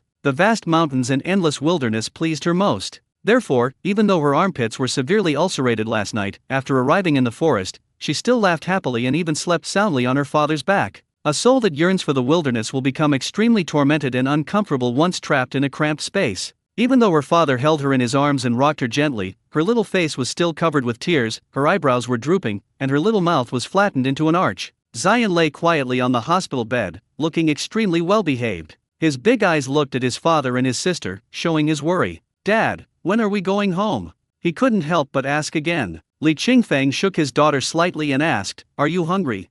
"Yeah." Zion didn't say anything else, just nodded. Li Qingfeng looked at the time, then looked at the medicine on the injection pump, frowned, and said, "Zion, after the baby finishes the injection, Daddy will go downstairs to buy you something to eat, okay?" "Good." I didn't eat much at noon, so Zion wasn't full at all. It was already late at night and his stomach was already rumbling. But there is no way, the baby is still getting injections, and the father is very sad. He must be sensible and not yell like he did when he was a child. He is all grown up now. He is a grown up. Seeing his son lying on the bed obediently without crying, Li Qingfeng's tired heart finally felt a little comforted. His eyes also softened a lot. "Zion, tell Dad what you want to eat later." "Dad, I want to eat the omelet you cooked." There are many delicious foods out there, but what Zion wants to eat most is the egg pancake made by his father. Although those omelets don't look very pretty, they are delicious. Eating the omelets made by his father makes him feel safe. Li Qingfeng smiled bitterly. "Silly boy, this is not our home, how can Daddy make egg pancakes for you?" "Then Dad, when are you going to make me omelets?" "When we get home, Daddy will make it for you, okay? So when are we going home?" Seeing that the question came back again, Li Qingfeng was speechless. Look up and out the window. Outside the window are thousands of lights and busy traffic. As night fell and the lights came on, the small county town finally had some of the style of a city. At least compared to small mountain villages like Lushui village, this small county town is still very prosperous. Especially now that he was admitted to the hospital with his family and trapped in this small ward, Li Qingfeng felt that the prosperity of this small county town was beyond his reach at the moment. No one knows what the future will be like, but right now, he is indeed out of place in this small city. Looking at his son lying on the hospital bed and then at his daughter in his arms, Li Qingfeng made a secret decision in his heart. "We must work hard to make money and try to free our children from this hardship. When I have spare money in the future, I can buy a house in the county town. It will be much easier when the children go to junior high and high school. In any case, the educational resources in the city are indeed much better than those in rural areas. Even in the next few years, if there is an emergency and you need to come to the city for hospitalization like today, it will be much more convenient to have your own house." At least, he could leave his son at home and bring his daughter to get the injection himself. It is very convenient to go home after the injection and come back the next morning. About half an hour later, after 2 tubes of medicine were injected, the nurse came over to give Tsuyu the injection, and told me that there was no medicine available today and it would be available tomorrow. So, Li Qingfeng first made some milk powder for his daughter and then took his son downstairs to have dinner. After dinner, I returned to the hospital, washed up briefly in the bathroom in the ward, and then lay down to rest. It was a rare opportunity to sleep early, so Li Qingfeng hugged his 2 children and lay crowded in the small bed, but he felt that it might be more comfortable not to sleep. At least I can stretch my muscles if I don't sleep. Otherwise, once you lie down, you really won't be able to even turn over. So, I read ebooks all night. I finally made it to the next morning. After getting up and having breakfast, the nurse came. "Bed 16, Li Ziyu, right?" "Yes," Li Qingfeng quickly responded with a perky look. "When I was admitted to the hospital yesterday, I asked you to fill her urine and feces. Did you do that?" "Pretending." Li Qingfeng pointed to the end of the corridor outside and replied, "They've already let that side go." "Okay, then you'll take her downstairs to get an X-ray, a CT scan, an ultrasound, and a blood test, okay?" The nurse looked at the list in her hand and handed them to Li Qingfeng one by one. "What?" Li Qingfeng took the list, his brows twisted into a knot, and his voice became a little louder. "What's going on? We just had a CT scan, ultrasound, and blood drawn yesterday. Why are we having to do the same procedures today? I don't understand this. These are prescribed by doctors. If you have any questions, go see a doctor."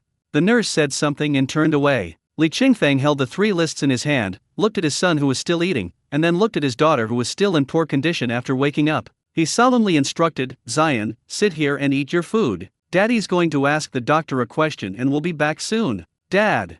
Zion was a little scared and wanted to say that he wanted to go with his dad. But seeing that his father's brows were furrowed and his face was gloomy, he nodded sensibly, well, Dad, come back soon. Li Qingfeng held his daughter and walked out of the ward. The doctor's office is next to the elevator on this floor. Li Qingfeng came to the office door aggressively, knocked on the door first, then looked at the people in white coats inside and asked, Doctor, I'd like to ask why Li Ziyu, who was in bed 16, already had a CT scan, ultrasound, and blood test yesterday. Why does she need to do it again today?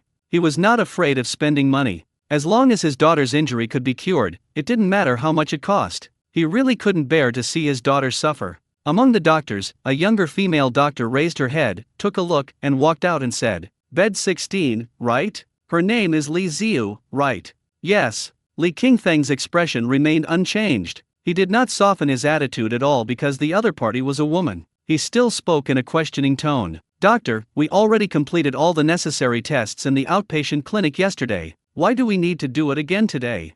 Your situation is quite complicated. It's best to do it again. How complicated is it?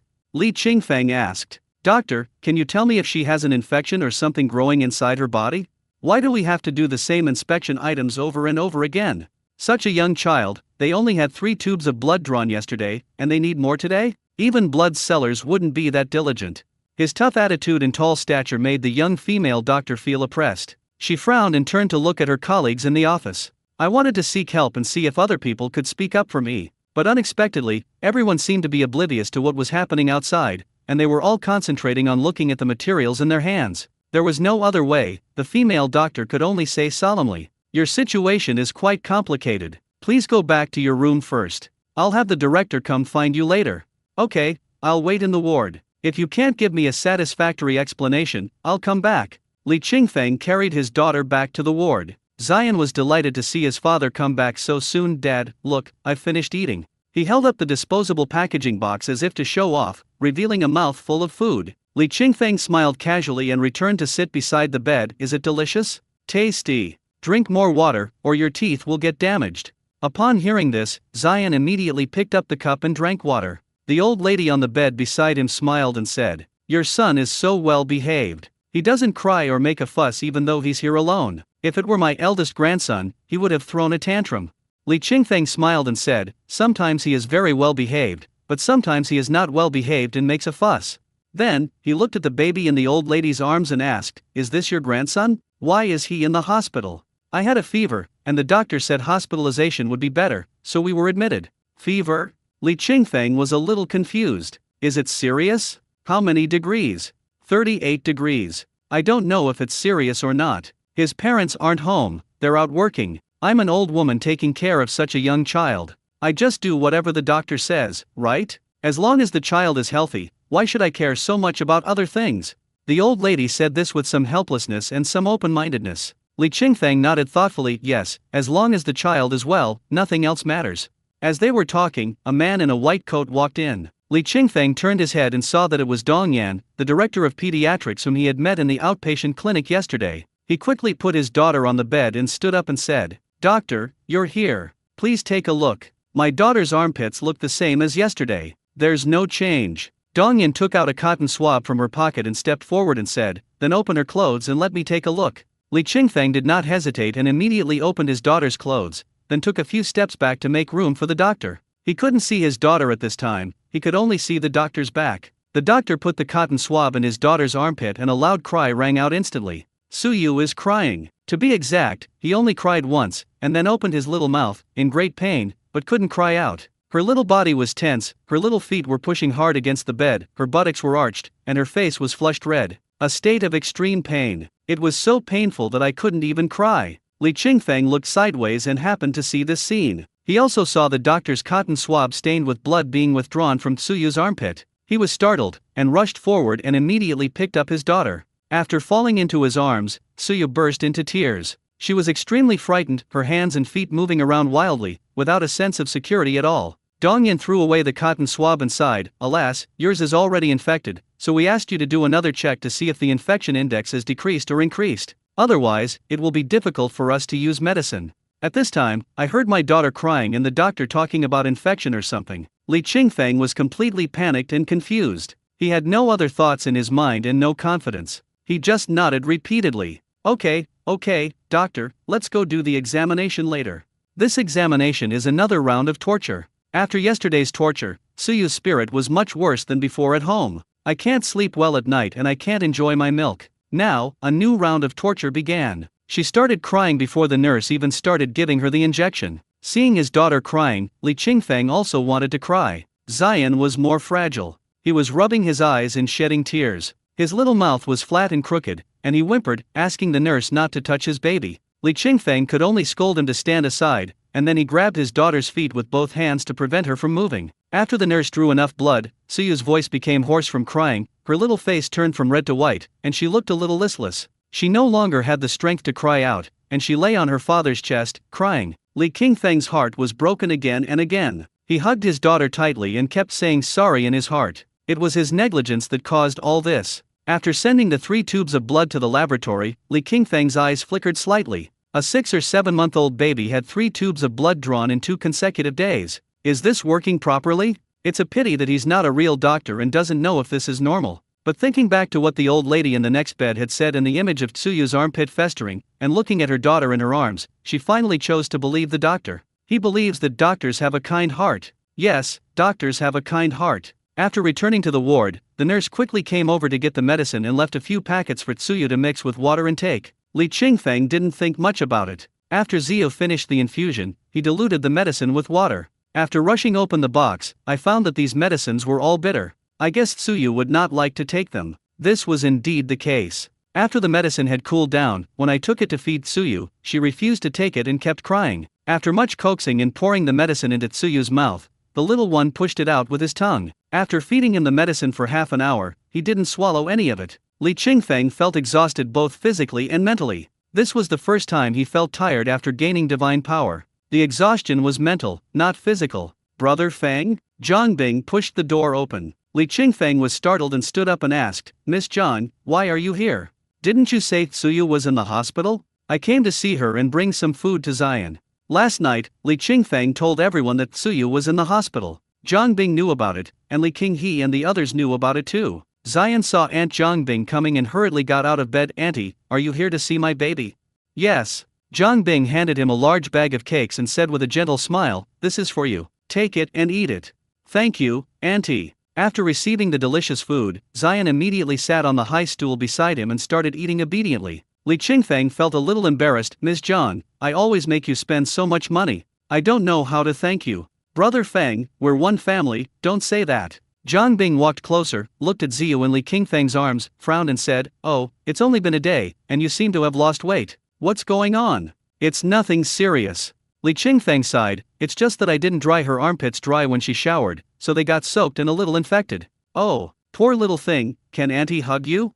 Zhang Bing felt distressed when she heard that and wanted to hug Ziyu, but Tsuyu was very disrespectful and stayed on her father's chest without any reaction. Li Qingfeng smiled bitterly. She had her blood drawn yesterday, and again just now. She must have had too much blood drawn, and she's not in the mood at all. You're pregnant, so don't hold her, lest she accidentally kick you. Hearing that Tsuyu had blood drawn for 2 consecutive days, Zhang Bing's heart skipped a beat. So much blood? Is it that serious? I don't understand either. I'll just do whatever the doctor says. Zhang Bing frowned and sighed. Brother Feng, if you have any difficulties, just tell me, don't hesitate. I may not be as capable as you, but I can give you some financial help. Thank you. Li Qingfeng did not refuse. If you need anything, I will ask. It's only the 2nd day in the hospital, and I don't know what will happen next. Moreover, the results of today's examination have not come out yet, so I guess it will cost some money later. Of course, if it really costs a lot of money, he won't frown. But I don't have much money at the moment. I guess my elder brother and sister-in-law at home won't be able to help. Tang Xing's situation was not good either, so he couldn't bring himself to bring it up. There is no need to mention my 4th uncle. He is a very poor household and has to rely on the government for support. Right now, it seems that Zhang Bing is the only one who can help him. Okay. Zhang Bing nodded. Then I'll go back first. I'll bring you lunch and dinner later. No. Li Qingfeng was shocked and said hurriedly, Ms. Zhang, you're still pregnant, so don't keep coming to the hospital. We can eat at the fast food restaurant downstairs. It's very convenient, so you don't have to deliver it. Those are not very hygienic. It's better to eat less.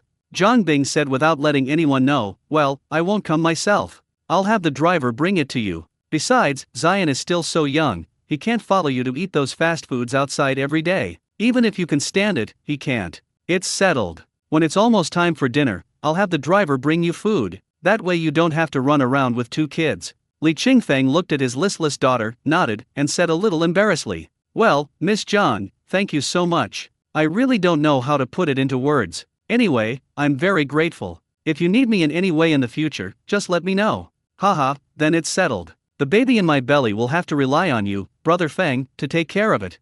What she meant was that she hoped Brother Feng could protect the fetus in her belly, and if she encountered any situation similar to the previous morning sickness, she hoped Li Qingfeng could help. Li Qingfeng said sternly, Of course. Even if these things didn't happen, as long as you asked, I would be obliged to do it. Haha, Brother Feng, your words are enough.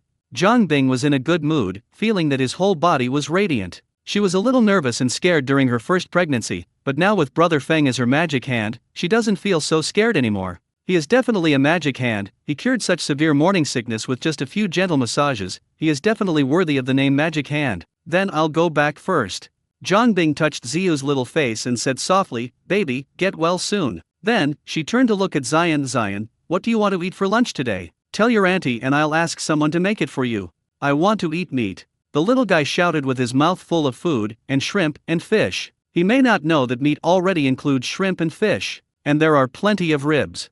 Zion. Li Qingfeng said dissatisfiedly, Auntie's food is all for sale. How can you sell it if you eat so much? As he said that, he smiled at Zhangbing embarrassedly. Miss Zhang, don't listen to him. Just give him some vegetables, so that he won't be picky about food every day. He only eats meat and not vegetables. Ha ha ha, Brother Feng, I know what to do. Zhangbing covered her mouth and laughed, then winked at Zion playfully. Zion was delighted. Is there any hope? Then I'll go back first. Zhangbing waved his hand, turned and walked out of the ward. Zhangbing? As soon as I walked out the door, I heard a surprised shout from the side. Zhangbing turned around, and her originally smiling face was suddenly filled with surprise. Xianxian, what's wrong with you? A young woman who was shorter and thinner than Zhangbing walked up to her and looked her up and down with some confusion. This is the pediatric department. Why are you here? Shouldn't you be going to the obstetrics and gynecology department? Zhangbing smiled and said, I'm here to visit my friend's child. What about you? Xianxian, why are you here? Are you already pregnant? That's not right. You should go to the obstetrics and gynecology department. The young woman named Xianxian shook her head, her pretty features immediately filled with sorrow, and she gave a wry smile. I'm not here to see a doctor. I'm here to visit my nephew. Nephew? Zhangbing was stunned. Your sister-in-law gave birth? Oh, I've been so oblivious to everything going on these days that I don't even know about this. Is it a boy or a girl? Boy. Xianxian forced a smile and didn't look very happy. Logically speaking, as her elder brother's younger sister, she should be happy for him since he has a son. But looking at her face at this moment, she was frowning, as if she had encountered great difficulties. After Zhangbing noticed something unusual, he asked cautiously, Is there something wrong? Ah. Xianxian sighed and frowned, It's not a big problem. I just need an operation. That's not bad, Zhangbing said. Medical science is so advanced nowadays. If the doctor says it can be cured, it's definitely 100% curable. Alas. Xianxian sighed again. That's true, but the problem is, my sister-in-law is still in confinement after giving birth. No one dares to disobey her. Whatever she says goes. She didn't agree to have surgery on the child, so we had no choice but to use medication to alleviate the symptoms. Xianxian, can I ask what's going on with your nephew? Zhangbing asked. It just so happens that I know a miracle doctor. I had severe morning sickness before, and he cured me. No injections or medication were needed. All I needed was a massage from him. Xianxian raised her eyelids and glanced into Zhangbing's eyes. Seeing that her eyes were clear and determined, and she didn't seem to be joking, he shook his head and said, My nephew has bile duct obstruction, and the doctor said there is no other way except surgery. Zhangbing didn't quite understand this, nor did he know the harm that bile duct obstruction would cause to newborns, but he still advised, whether it works or not, why not let that miracle doctor I mentioned take a look first? Zhangbing turned and pointed at Li Qingfeng, who was coaxing Ziyu into a fight in the ward, and said, Xianxian, look, this is the miracle doctor I told you about. Xianxian looked inside following Zhangbing's finger and saw a man in his early 30s holding a baby with a sad face and an four in his head. She couldn't help but look at Zhangbing suspiciously. Is Zhangbing serious? Is this the miracle doctor? The miracle doctor's child also needs to be hospitalized? If she had not seen this so-called miracle doctor in the hospital, perhaps she would have believed him to some extent out of her trust in Zhang Bing. But this is a hospital, and the so-called miracle doctor's children are all hospitalized. How can you expect her to believe it? She thought Zhang Bing must have been deceived. Although she couldn't get pregnant, she knew the old saying that pregnancy makes people stupid for 3 years. When I have time, I must tell Joe Weibo and Uncle Zhang about this matter. I must not let Zhang Bing be sold and help others count the money. If Zhang Bing was not pregnant, she would have warned Zhang Bing on the spot, but considering that Zhang Bing was pregnant and emotionally unstable, it would be better not to tell her about this for the time being. Just find an opportunity to quietly tell her husband and her father. Thinking of this, Xianxian didn't say anything, but just nodded to Li Qingfeng inside as a greeting. Li Qingfeng had been listening to the conversation between the two and nodded to the young woman named Xianxian. Zhang Bing introduced Brother Feng. This is my good friend who I grew up with, Yu Xianxian. Then he turned back to Yu Xianxian and said, Xianxian, this is Brother Li Qingfeng. He cured my morning sickness, and… She leaned closer to Xianxian and whispered, he can even tell the gender of a baby. I think he's a gynecologist. You might as well let him take a look. Maybe he can cure your problem with just a massage, so you don't have to go for surgery.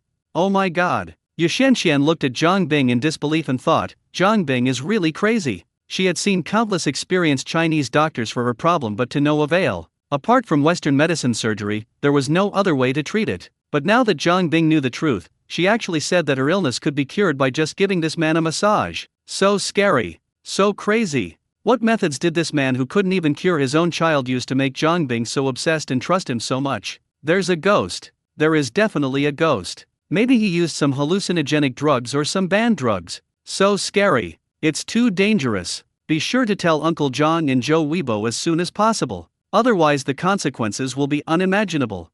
Zhang Bing had no idea that his good intentions would cause his good friend to imagine so many things. She was still enthusiastically telling Yu Xianxian about the last time she was massaged by Brother Feng, talking about how Li Qingfeng rescued her from dire straits. He also said that the effect of the massage was beyond imagination and miraculous. The more she said this, the sharper Yu Suingsuan's eyes became when she looked at Li Qingfeng. Li Qingfeng also noticed that Yu Xianxian was looking at him with murderous eyes. He smiled bitterly and continued to coax his child without saying anything. At times like this, the more you rush to help, the more likely it is to cause misunderstandings. It's better to do nothing and let nature take its course. Moreover, he also knew a little about the biliary obstruction they just talked about. When Tsuyu was born, she had jaundice, also known as neonatal jaundice, and she had to stay in the neonatal department for a week. In medicine, jaundice in newborns within 28 days of birth is called neonatal jaundice. The skin of a newborn with jaundice is generally yellow-green. The more yellow-green the color, the more severe the jaundice. This type of neonatal jaundice is generally divided into physiological and pathological. Physiological jaundice does not require treatment and will heal on its own with proper self-care. Pathological jaundice requires medical intervention, and some mild cases require treatment through blue light irradiation. Some more serious cases may require medication, injections, or even surgery. During the week that Tsuyu was hospitalized, Li Qingfeng prayed every day that Tsuyu's jaundice would disappear on its own and that surgery would not be necessary. That week was truly extremely torturous. Because once a newborn is admitted to the neonatal department, parents are not allowed to visit. You can only call your child's attending physician within the hour between 9 and 10 o'clock every morning to learn about the child's condition from the previous day and various test results. Later, I couldn't bear the pain of separation anymore. Despite the doctor's objection, he signed a discharge agreement stating that he would be responsible for the consequences and took Tsuyu home from the pediatric inpatient department to take care of her himself. After bringing Tsuyu home, he set aside a lot of time every day to take care of her. Take a Chinese medicine bath once a day and feed Chinese medicine. Because the stomach and intestines of newborns are not fully developed, they need to take lactobacillus tablets at the same time as taking Chinese medicine to protect their stomach and intestines. The process of feeding the medicine is very difficult. Because the child was uncooperative, I had to grind the tablets into powder, add water, and then use a dropper to drop the medicine into her mouth. After giving the child the medicine, you have to let him get 1 or 2 hours of sun before 10 o'clock every day. Because sunlight contains light of different wavelengths, blue light has the effect of reducing jaundice. Then in the evening, he would spend another half an hour giving Tsuyu a massage. He was the one who did all these things. No matter how hard the work was, he never said a word and did everything without missing a single thing every day. Finally, thanks to his efforts, Tsuyu's jaundice gradually subsided, and it took 3 months to completely eliminate the jaundice. It was this experience that allowed him to teach himself various massage techniques for neonatal jaundice, including some nursing elements and the pharmacology of traditional Chinese medicine for removing jaundice. So, if a newborn comes to him for massage, he has 100% confidence in removing jaundice. Just so confident. There's no other way, since I already know these techniques and now I've gained supernatural powers. However, under Yu Suingsuan's sharp gaze, he found it difficult to speak. He felt that if he dared to say a word, the other party would pounce on him and bite him. Zhang Bing felt that he had said everything he needed to say and there was really nothing more to say, so he said, Xianxian, I've already introduced you to someone. Please think about it. I have to go back first. The smell here is too strong. It will make me uncomfortable if I stay here for too long. Yu Xianxian then abruptly withdrew her gaze, looked at Zhang Bing tenderly, and said hurriedly, Bing Bing, then you go back first. I'll come and play with you when I'm free.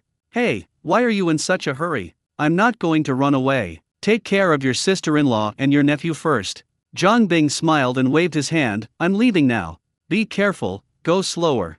Yu Xianxian watched Zhang Bing leave. After Zhang Bing's back disappeared into the elevator, he turned back to look at the fraudulent doctor in the ward. Humph, I don't want to say a word to him. Yu Xianxian snorted coldly and turned away. Ms. Yu. Li Qingfeng finally felt a little sorry and shouted. Yu Xianxian stopped and looked back at him. Dr. Li, what's the matter? His eyes were sharp and his voice was icy. Li Qingfeng came out holding Tsuyu and said, I heard everything you said just now. Yu Xianxian frowned, her expression becoming increasingly ugly, but she didn't say anything. Li Qingfeng then said, I have a way to treat your nephew's jaundice. It doesn't require surgery, medication, or blue light. Are you going to tell me that you can cure my nephew's jaundice by just giving him a massage? Yu Xianxian narrowed her eyes slightly and clenched her fists.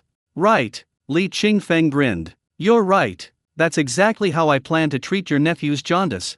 Humph. Yu Xianxian snorted coldly, gritting her teeth. Dr. Li, I'm not Zhang Bing. I'm not that easy to fool. I don't care what you did to Zhang Bing. I advise you to stop, otherwise don't blame me for being rude. Miss Yu, I think you must have misunderstood something. Li Qingfeng didn't want to meddle in other people's business, but when he thought about it, this person was Zhang Bing's good friend, and helping her was equivalent to helping Zhang Bing, so he decided to take action. I can assure you that I am 100% sure that I can cure your nephew. Just say the word and I will go and treat your nephew right now. Hee, tell me, how much money do you want? What? Li Qingfeng was stunned. Yu Xianxian sneered, aren't you just trying to cheat me out of money? Just tell me the amount and I'll give it to you. As long as you don't bother Zhang Bing again, just think of it as me spending money to ward off evil, or as me sending away a beggar. Let's not get into all the nonsense. Let's just skip those useless steps and get straight to the quote.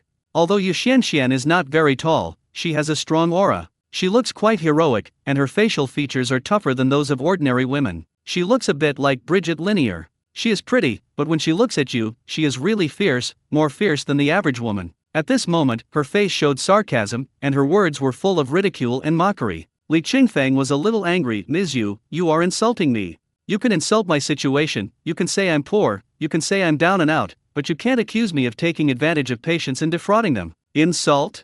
Yu Xianxian laughed. Do you really need me to insult someone like you? It's an obvious fact, how can I insult you? After saying that, without waiting for Li Qingfeng to speak again, he turned around and left with his eyes rolled. Li Qingfeng looked at her back, sighed, shook his head, and said nothing. If others are unwilling to help, he can't help even if he wants to. Children are innocent after all. Well, back in the ward, the old lady in the next bed smiled and said, Young man, I advise you not to meddle in other people's business. What do you mean? Li Qingfeng sat down on the edge of the bed, puzzled. The old lady said, that family is not simple, they live in a single room. Think about it, anyone who lives in a single room in Renmin Hospital must be powerful. Besides, I've seen that child. Ouch, his whole body is yellow and green. Well, it's better for you to leave it alone, otherwise if something really goes wrong, I'm afraid you won't be able to escape. Li Qingfeng frowned and nodded. Auntie, thank you for reminding me. I just want to help, but I am powerless. People don't believe me, and there is nothing I can do. Then forget about it. The doctors have plenty of solutions anyway. Why bother yourself with this? Just take care of your child. Li Qingfeng glanced down at his daughter and said, you're right. I should take care of my own child first. I can't even take care of my own child, so why should I worry about other people's children? That's the truth. The old lady said with the air of someone who had experienced it, some things depend on fate and can't be forced. Although the words sounded nice, she actually didn't believe that Li Qingfeng was a miracle doctor. If that's true, how could he not even be able to cure his own child? Her thoughts coincided with Yu Suingsuan's. Therefore, even though she had just heard someone say that Li Qingfeng was a miracle doctor, she did not have the slightest thought of asking Li Qingfeng to help take care of her child. Li Qingfeng smiled, looked at Tsuyu who was leaning on his chest with little energy, and couldn't help but sigh again. This child has really suffered these past 2 days. I wasn't in a very good mood at home before, but at least I could still force a grin occasionally. But since coming to the hospital, I have never seen her smile again. She would either burst into tears or, like now, sit motionless in her father's arms with a frown on her face, looking very aggrieved, tired and in pain. Li Qingfeng couldn't help but look at the blue sky outside the window again, thinking, "Oh God, please let me bear this pain for my daughter. As long as she can get better as soon as possible, I'm willing to do anything." God didn't react at all. Still beneath the azure background, white clouds are floating. The white clouds drift in the wind, leisurely and peaceful. Even the scorching sun that peeked out from it seemed to be much softer. Ga. A crow crowed past. There are several large banyan trees in the central square. Many old men and women gathered under the banyan tree. They formed their own group, playing chess, cards, singing and chatting, which was very lively. However, a series of loud and chaotic calls suddenly attracted everyone's attention. Everyone subconsciously looked in the direction of the sound, and expressions of surprise appeared on their faces. Suddenly, a black shadow appeared in the originally blue and white sky. The black shadow was formed by countless crows, which flew densely over the central square and flew towards Renmin Hospital. What the hell, what's going on? An old man with a white beard opened his eyes wide and cried out in surprise. A woman in a flowery dress nearby frowned and said, "Why are there so many crows flying here all of a sudden? The noise they make is really scary. It's been a while since I've seen so many crows. I only saw so many crows when I was in the village before." The others also started talking at once. Someone said, "I'm afraid something big is going to happen." Why do you say that? Aren't animals said to be the most sensitive to reactions? For example, before an earthquake, your livestock will suddenly scream, refuse to eat, or be unwilling to enter the pen. Once these abnormal behaviors appear, it's either an earthquake or something else going on. "An earthquake is impossible," said another old man. "There has never been an earthquake in our area from ancient times to the present." That means something is happening. What's up? Who knows? Anyway, we are upright people and we are not afraid of it. 2. After some discussion, everyone didn't take the matter to heart. Those who were playing chess continued to play chess, and those who were playing cards continued to play cards. Li Qingfeng didn't leave the hospital all day today. At noon, Zhang Bing's driver brought a sumptuous lunch. In the evening, dinner was delivered again. Both lunch and dinner were very rich, with fish, shrimp, and spare ribs, all made exactly according to Xian's taste. Li Qingfeng's keen sense of taste immediately told him that the taste of these dishes was the same as the ones Deng Ji had made before. He frowned and thought, what is this old man doing? As a head chef, doesn't he have to do any work? He actually made so many dishes for Xian. Thinking back to how enthusiastic he was towards Xian before, Li Qingfeng felt a chill down his spine. Could this old pervert have any strange thoughts about Xian? Thinking of this, he looked up at Xian who was eating voraciously. Even though his little face was stained with oil, it still couldn't hide his delicate and lively appearance. Especially those big eyes, which are purer than mountain spring and more lively than a bird. If I continue to look this good for a few years and put on a skirt, it will really be like, how can you tell whether I am a man or a woman? Li Qingfeng thought that his son was too fair. He should let him work in the fields more often in the future to get him tan so that he would not look so much like a girl. Otherwise, this society is so dangerous. What should we do if we really meet a pervert one day? An old father is actually worried because his child is too good-looking. Outrageous! Outrageous! After dinner, I took the 2 children for a walk in the hospital corridor, and then gave them a bath around 8 or 9 o'clock. At 10 o'clock, I coaxed my son to sleep. After my son fell asleep, I gave my daughter some milk powders so that she could eat and sleep. Only after the children fell asleep did Li Qingfeng have time to take a bath. He had just come out of the shower and was about to go to bed to read when he saw the door of the ward opened and a nurse let a young couple in. The nurse pointed to the empty bed near the door and said, "Bed 14, you guys stay here." Although the young couple looks young, they look very tough. Especially the men, not only are they covered with tendons, but their faces are also covered with flesh, giving them a fierce look. Although the woman was not as strong as him, she was also tall and it was obvious that she exercised a lot. She was holding a baby in her arms, probably only a few months old, probably around the same age as Tsuyu. After arranging beds for them, the nurse turned around and was about to leave. The man hurriedly called out to her, "Hey, when are we going to get the injection? The child's fever is almost 40 degrees Celsius. Wait a minute, there are only 2 or 3 people working now, how can it be so fast?" The nurse left without looking back. Damn it, I've already waited for half an hour at the nurse's station, and now I have to wait again. The man kicked the high stool in front of the bed, his face full of displeasure. Seeing this, the woman hugged the child in her arms and gently rocked him, cursing, "Why the hell did you kick the stool? You scared the child." The man glanced at the child without saying a word. He sat down on the high stool with a lot of anger in his heart. "I hate you the most. You kick and throw things all the time. You have no skills at all, so you just take it out on things."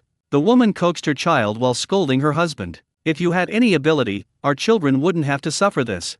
All day long, you don't make any money, and all you do is drink and hang out with your scoundrel friends. Why are you such a loser?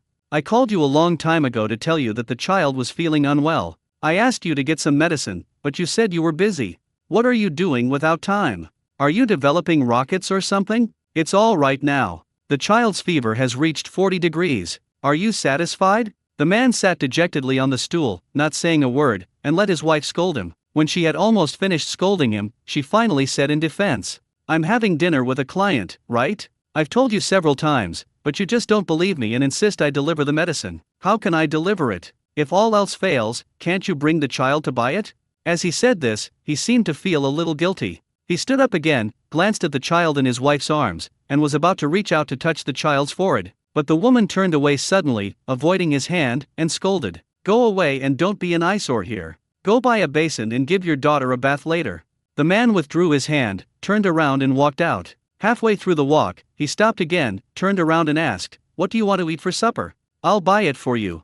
"Whatever," the woman replied unhappily, not even looking at him. Seeing this, the man turned and left without saying anything. About half an hour later, the man came back. He was carrying a lot of things in his hands, including a plastic basin, a bucket, a towel, and a package of food. "Put food on the nightstand first, then move everything else under the bed. When you stand up, the first thing you look at is your child." Seeing the child's cheeks flushed with fever and falling asleep, he asked softly, "Why haven't you come for the injection yet?" "Who should I ask if you ask me?" The woman glared at him. "Hurry up and hold it. I'm starving." The man carefully held the child in his arms, his face strangely filled with tenderness. After the woman finished eating and waited for a long time, the nurse came over hurriedly. "Bed 14, it's time for the injection.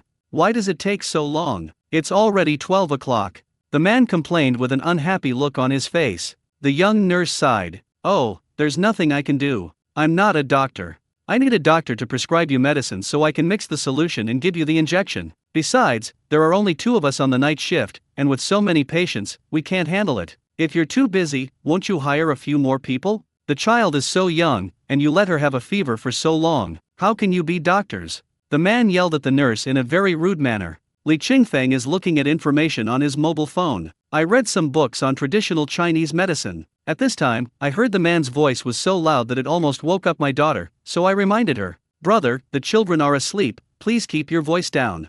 The man glanced at him, said nothing, and turned back to urge the nurse, "Hurry up and give the injection, don't waste time, it takes you so long to put on a bandage."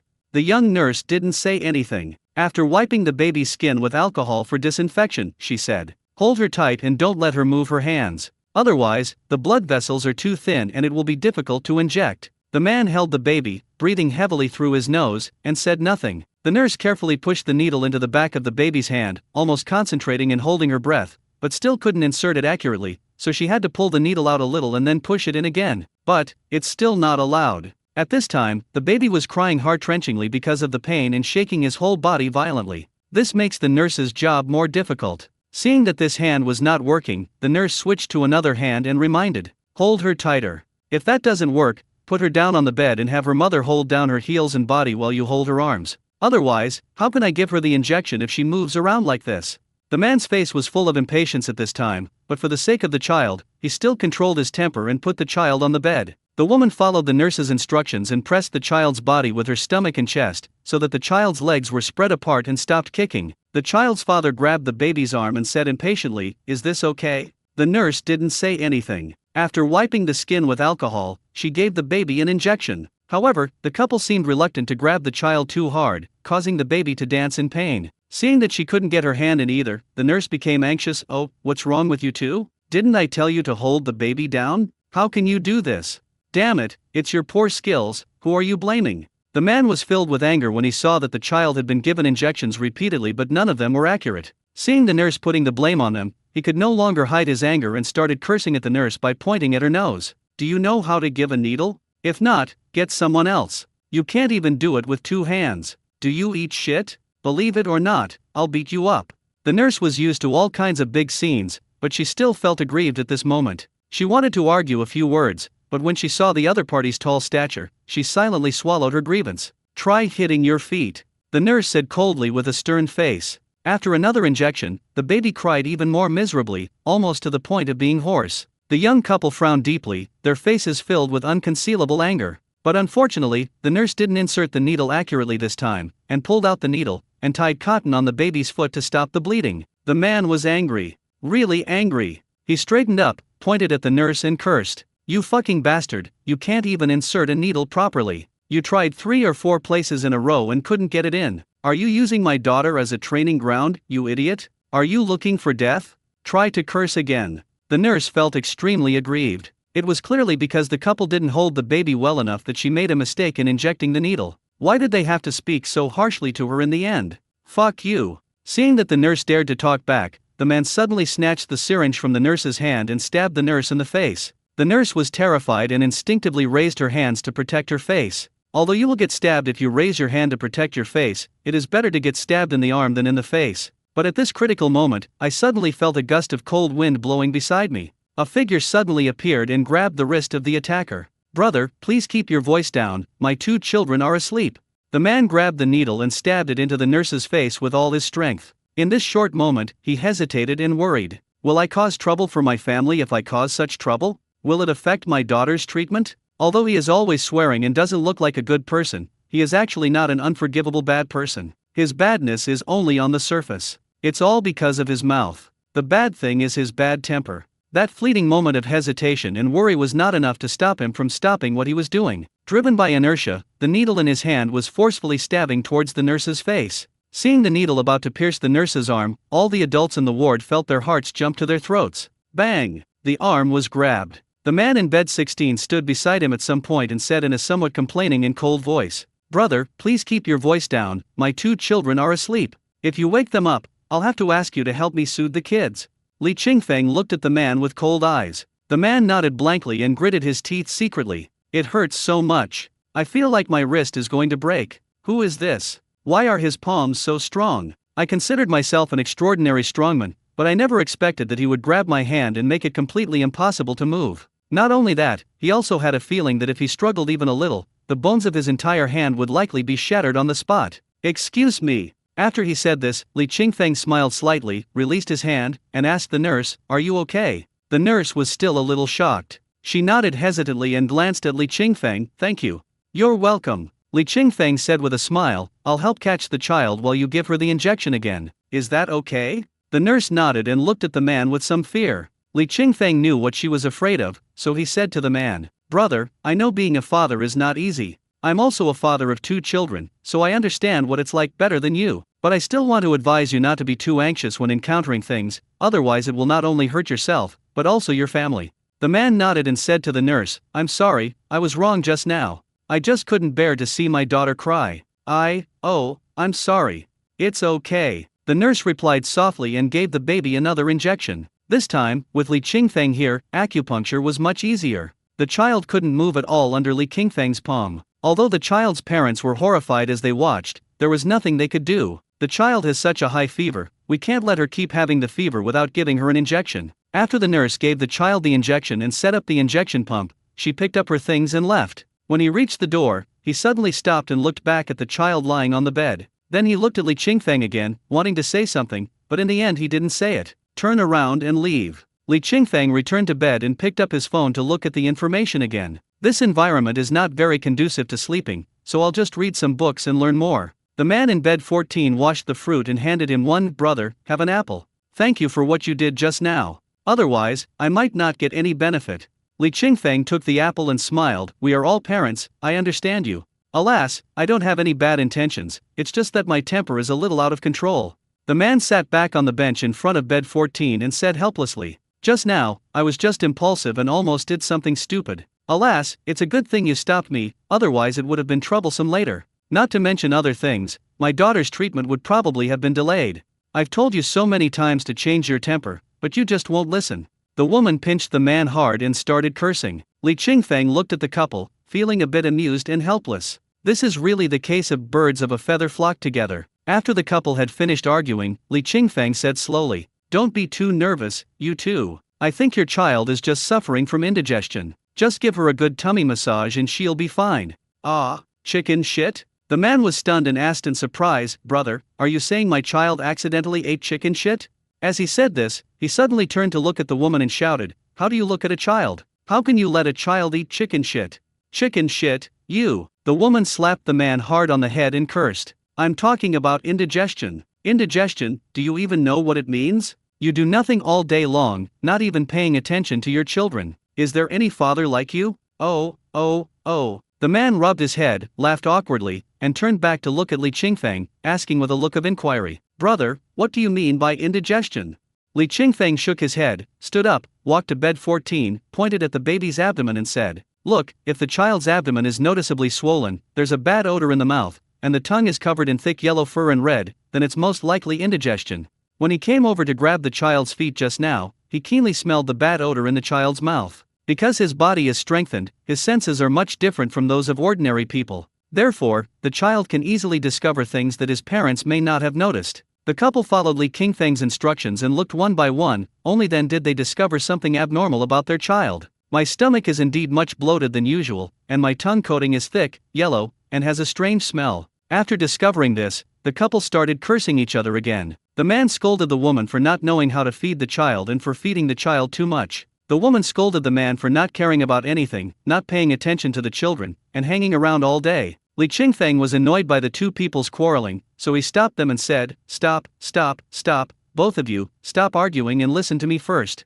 Upon hearing this, the couple looked at each other with disgust before stopping. The man smiled awkwardly at Li Qingfeng. "Brother, I'm sorry to have embarrassed you. Please continue." Now, his attitude towards Li Qingfeng has changed from fear to admiration. This man is not only extremely strong, but also knows so much. He is truly a role model for our generation. Li Qingfeng said, "Although your child has a high fever, it's not a big problem. Her fever is caused by indigestion. Just give her a massage and it will be much relieved." "Hey, bro, can you teach me how to massage?" the man said with a flattering smile. "I've never tried massaging my child before." "You already have 2 children, so you're obviously an expert. Could you please teach me?" Seeing the originally bad-tempered man talking to him so flatteringly for the sake of the child, Li Qingfeng suddenly felt that this man was still somewhat cute. Then, with a serious expression, he asked, "Do you want me to demonstrate massage on your child directly? Or do you want me to teach you and then massage your child yourself?" "Ha!" The man was a little confused and scratched his head. "Brother, is there any difference?" Li Qingfeng smiled, "Of course it's different. If I press it, the effect will be immediate, but if you press it, the effect will be slower." "Immediate results?" The woman who had been sitting silently suddenly turned her head and looked at Li Qingfeng, frowning and saying, "You mean to say that if I give you a massage on my child, her fever will go away immediately?" "You can say that." Li Qingfeng was very confident. He can cure severe vomiting symptoms of pregnant women immediately, not to mention the common indigestion in children. "Ha ha." The woman sneered twice and said nothing, but picked up her daughter and held her tightly in her arms. "The meaning is clear. I just don't believe Li Qingfeng." Not only did she not believe it, she was even afraid that Li Qingfeng was a pervert who wanted to use massage as fuel to violate her daughter. There are too many perverts these days, we have to be on guard. A woman might not have such thoughts when she sees a man. However, it is normal for a woman who is a new mother, lacks sleep every day, and is mentally anxious to have such thoughts after seeing a man. Li Qingfeng himself has this opinion of Deng Ji, let alone the new mother in front of him who has a bad temper and always quarrels with her husband. The man saw his wife suddenly pick up their daughter and hug her so tightly, as if she was afraid that someone else would snatch her child away, so he said dissatisfiedly, "What are you doing? They said they were helping with the massage, why are you holding the child?" As he said this, he was about to take the child back. After all, this big brother said that if he massages, the effect will be immediate. Even a fool knows what to choose.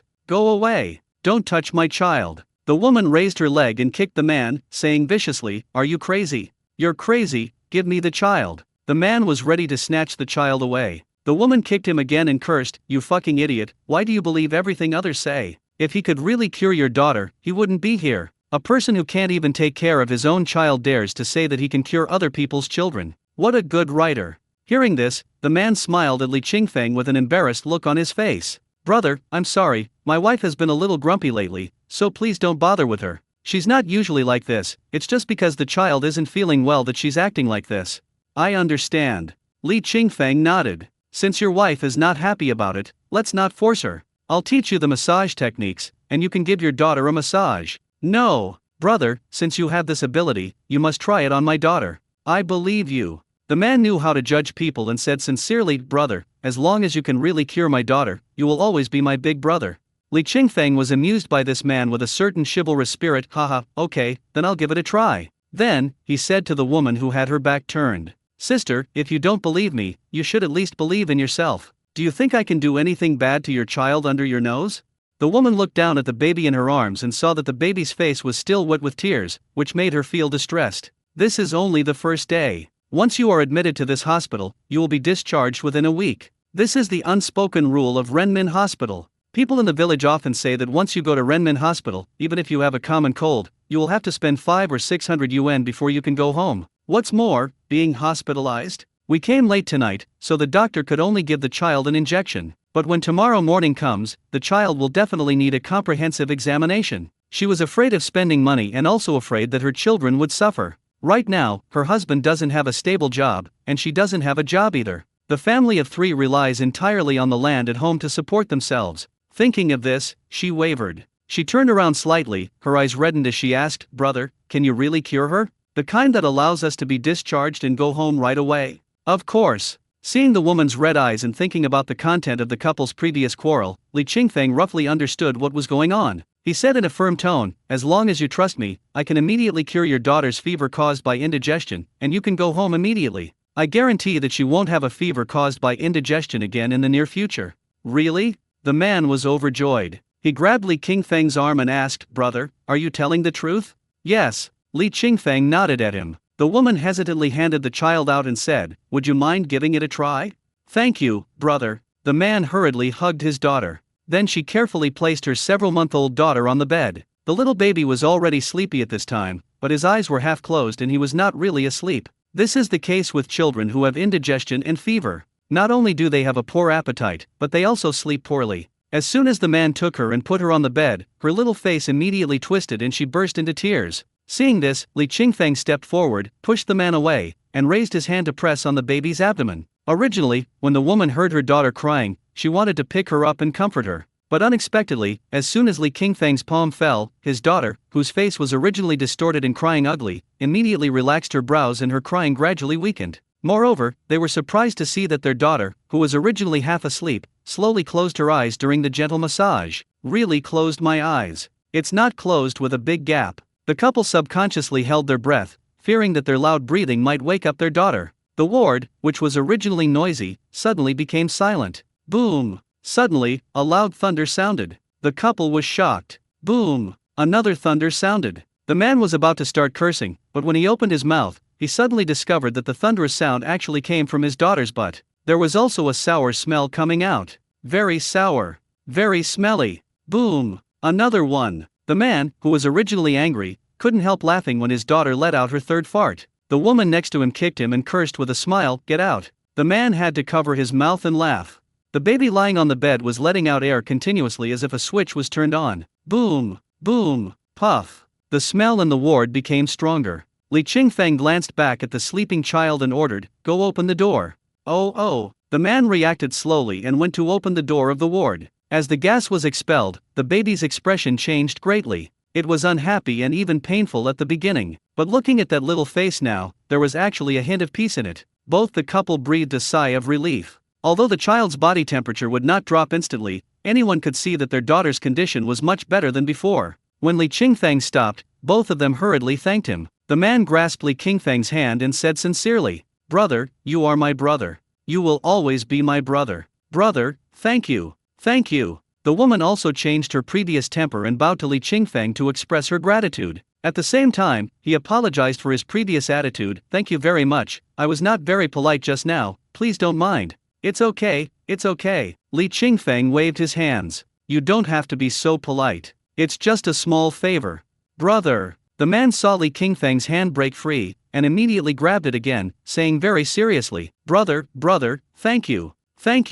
From now on, if you need anything from me, just tell me what to do. I will go through fire and water for you, and I will do it for you. Li Qingfeng laughed and thought, has this kid watched too many young and dangerous movies? But he still smiled and nodded, okay, fine, you guys take good care of the children, the temperature will drop soon. Having said that, he was about to go back to read. Brother, brother. But the man kept holding his hand and refused to let him go. With a flattering smile on his face, he said, brother, I don't know what to call you yet. Oh, by the way, my name is Crude Chicken.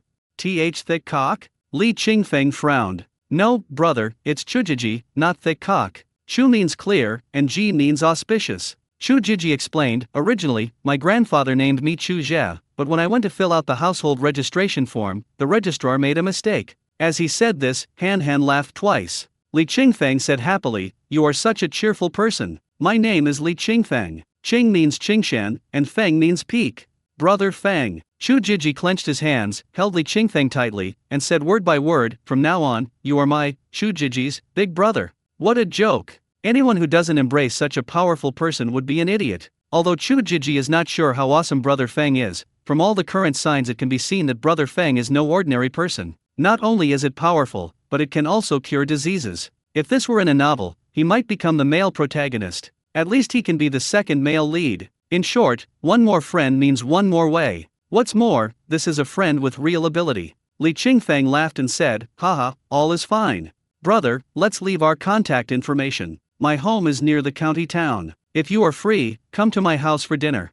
Chu Jiji quickly took out his mobile phone, opened the QR code, and waited for Li Qingfeng to scan it with an expectant look on his face. Li Qingfeng naturally did not refuse such a generous offer. He scanned the code and added the friend. At this time, Chu Jiji's daughter's potion had been injected. The couple hurriedly rang the bell and packed their things. Brother Feng said they could go home, so they really prepared to go home. But when the nurse came to remove the needle from the baby, she told them that it was impossible to be admitted and discharged on the same day. The nurse is still the same nurse. Chu Jiji didn't want to get angry, but when he heard this, he couldn't help but argue with the nurse. Because in just a short while, his daughter's body temperature had dropped significantly. He cursed, my daughter is fine, why don't you let us go home? We were tricked into being hospitalized by the doctor downstairs. If you don't let us go home, I'll beat you up.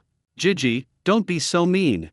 Li Qingfeng said, she's just a nurse, just following the hospital's rules and regulations. There's no point in being mean to her. Upon hearing this, Chu Jiji lowered his voice and said, I don't care anyway. We're going home now. I'll come back tomorrow to settle the bill. With that, Chu Jiji took his things and left with his wife and daughter, not giving the nurse any chance to keep him. The nurse was anxious but helpless. She could only stand at the door of the ward and watch the family of three disappear at the end of the corridor. Then, he turned around and looked at Li Qingfeng.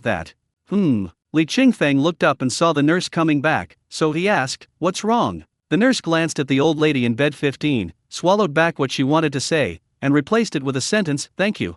Then leave. Li Qingfeng didn't think much about it and continued reading. Because it was normal for the nurse to say thank you to him, he helped the young nurse twice. And the previous incident was directly related to the personal safety of the nurse. She said thank you, which was normal. What was unusual was that at 8 o'clock the next morning, the nurse on the day shift came to bed 16 again with a few sheets of paper. Bed 16, take your child downstairs for blood tests, ultrasounds, electrocardiograms, and CT scans. These are all needed. What? Li Qingfeng sat up suddenly. Didn't we just do it yesterday? We've already done the same test for 2 days in a row. Why do we need to do it again today?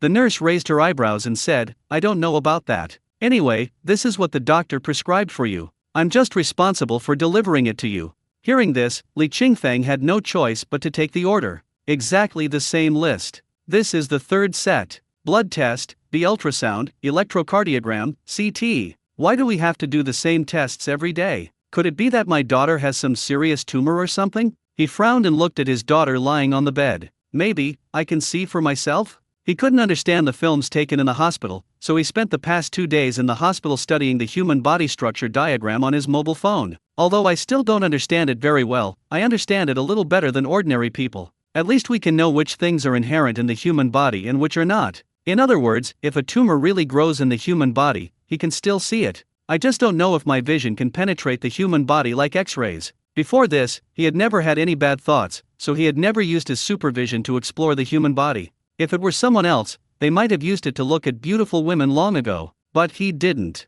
One reason is that he already has a daughter, and if he does that kind of thing, he will feel disgusting. Another thing is that I'm really busy and have no time or ideas. Now, he wants to test whether his vision can penetrate the human body. This is a big step. If so, will I be able to control my inner demons and not look at things I shouldn't look at in the future? If not, how should we face what comes next? Just as he was struggling, the door of the ward was opened again. Dong Yin walked in and urged, Li Qingfeng, why haven't you taken your daughter for a checkup yet? There will be a lot of people waiting, and the queue will be very long. Hurry up and do it.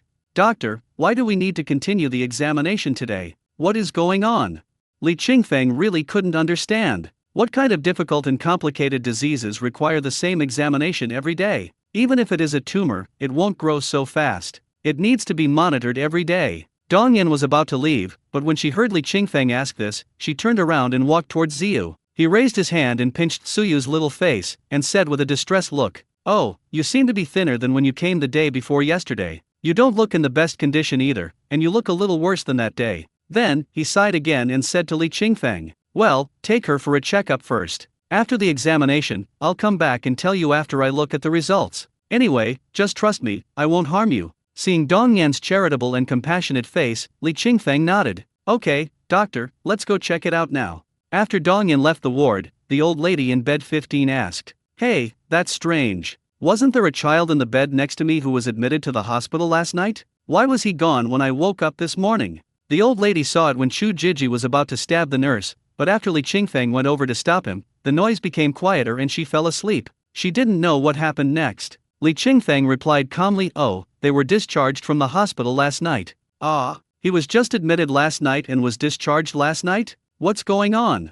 The old lady was puzzled. Li Qingfeng walked out with the child and replied, "It's nothing. I just helped them cure the child and they were discharged from the hospital." After saying that, the person disappeared at the door of the ward. The old lady was surprised. Can he really cure diseases? But apart from this, there seems to be no other possibility. If the child had not been cured, how could he have been discharged from the hospital suddenly? The old lady was a little annoyed. If I had known that this man could really cure illnesses, I should have asked him to help look after my child. In this way, I can bring my grandson home sooner and he won't have to suffer here. The old lady felt so regretful, as if she had gotten up too late and missed out on the free eggs at the supermarket. However, on second thought, it seems not too late to know now. When he comes back, I can ask him to help look after my grandson. Li Qingfeng went downstairs and took his daughter to do other projects that required queuing, and then went to have blood drawn. As expected, Suyu cried until her voice became hoarse, but she still started coughing violently and uncontrollably. The nurse who was helping to draw blood couldn't help but wipe the sweat from her forehead and handed over the blood tube with a nervous expression. "Okay,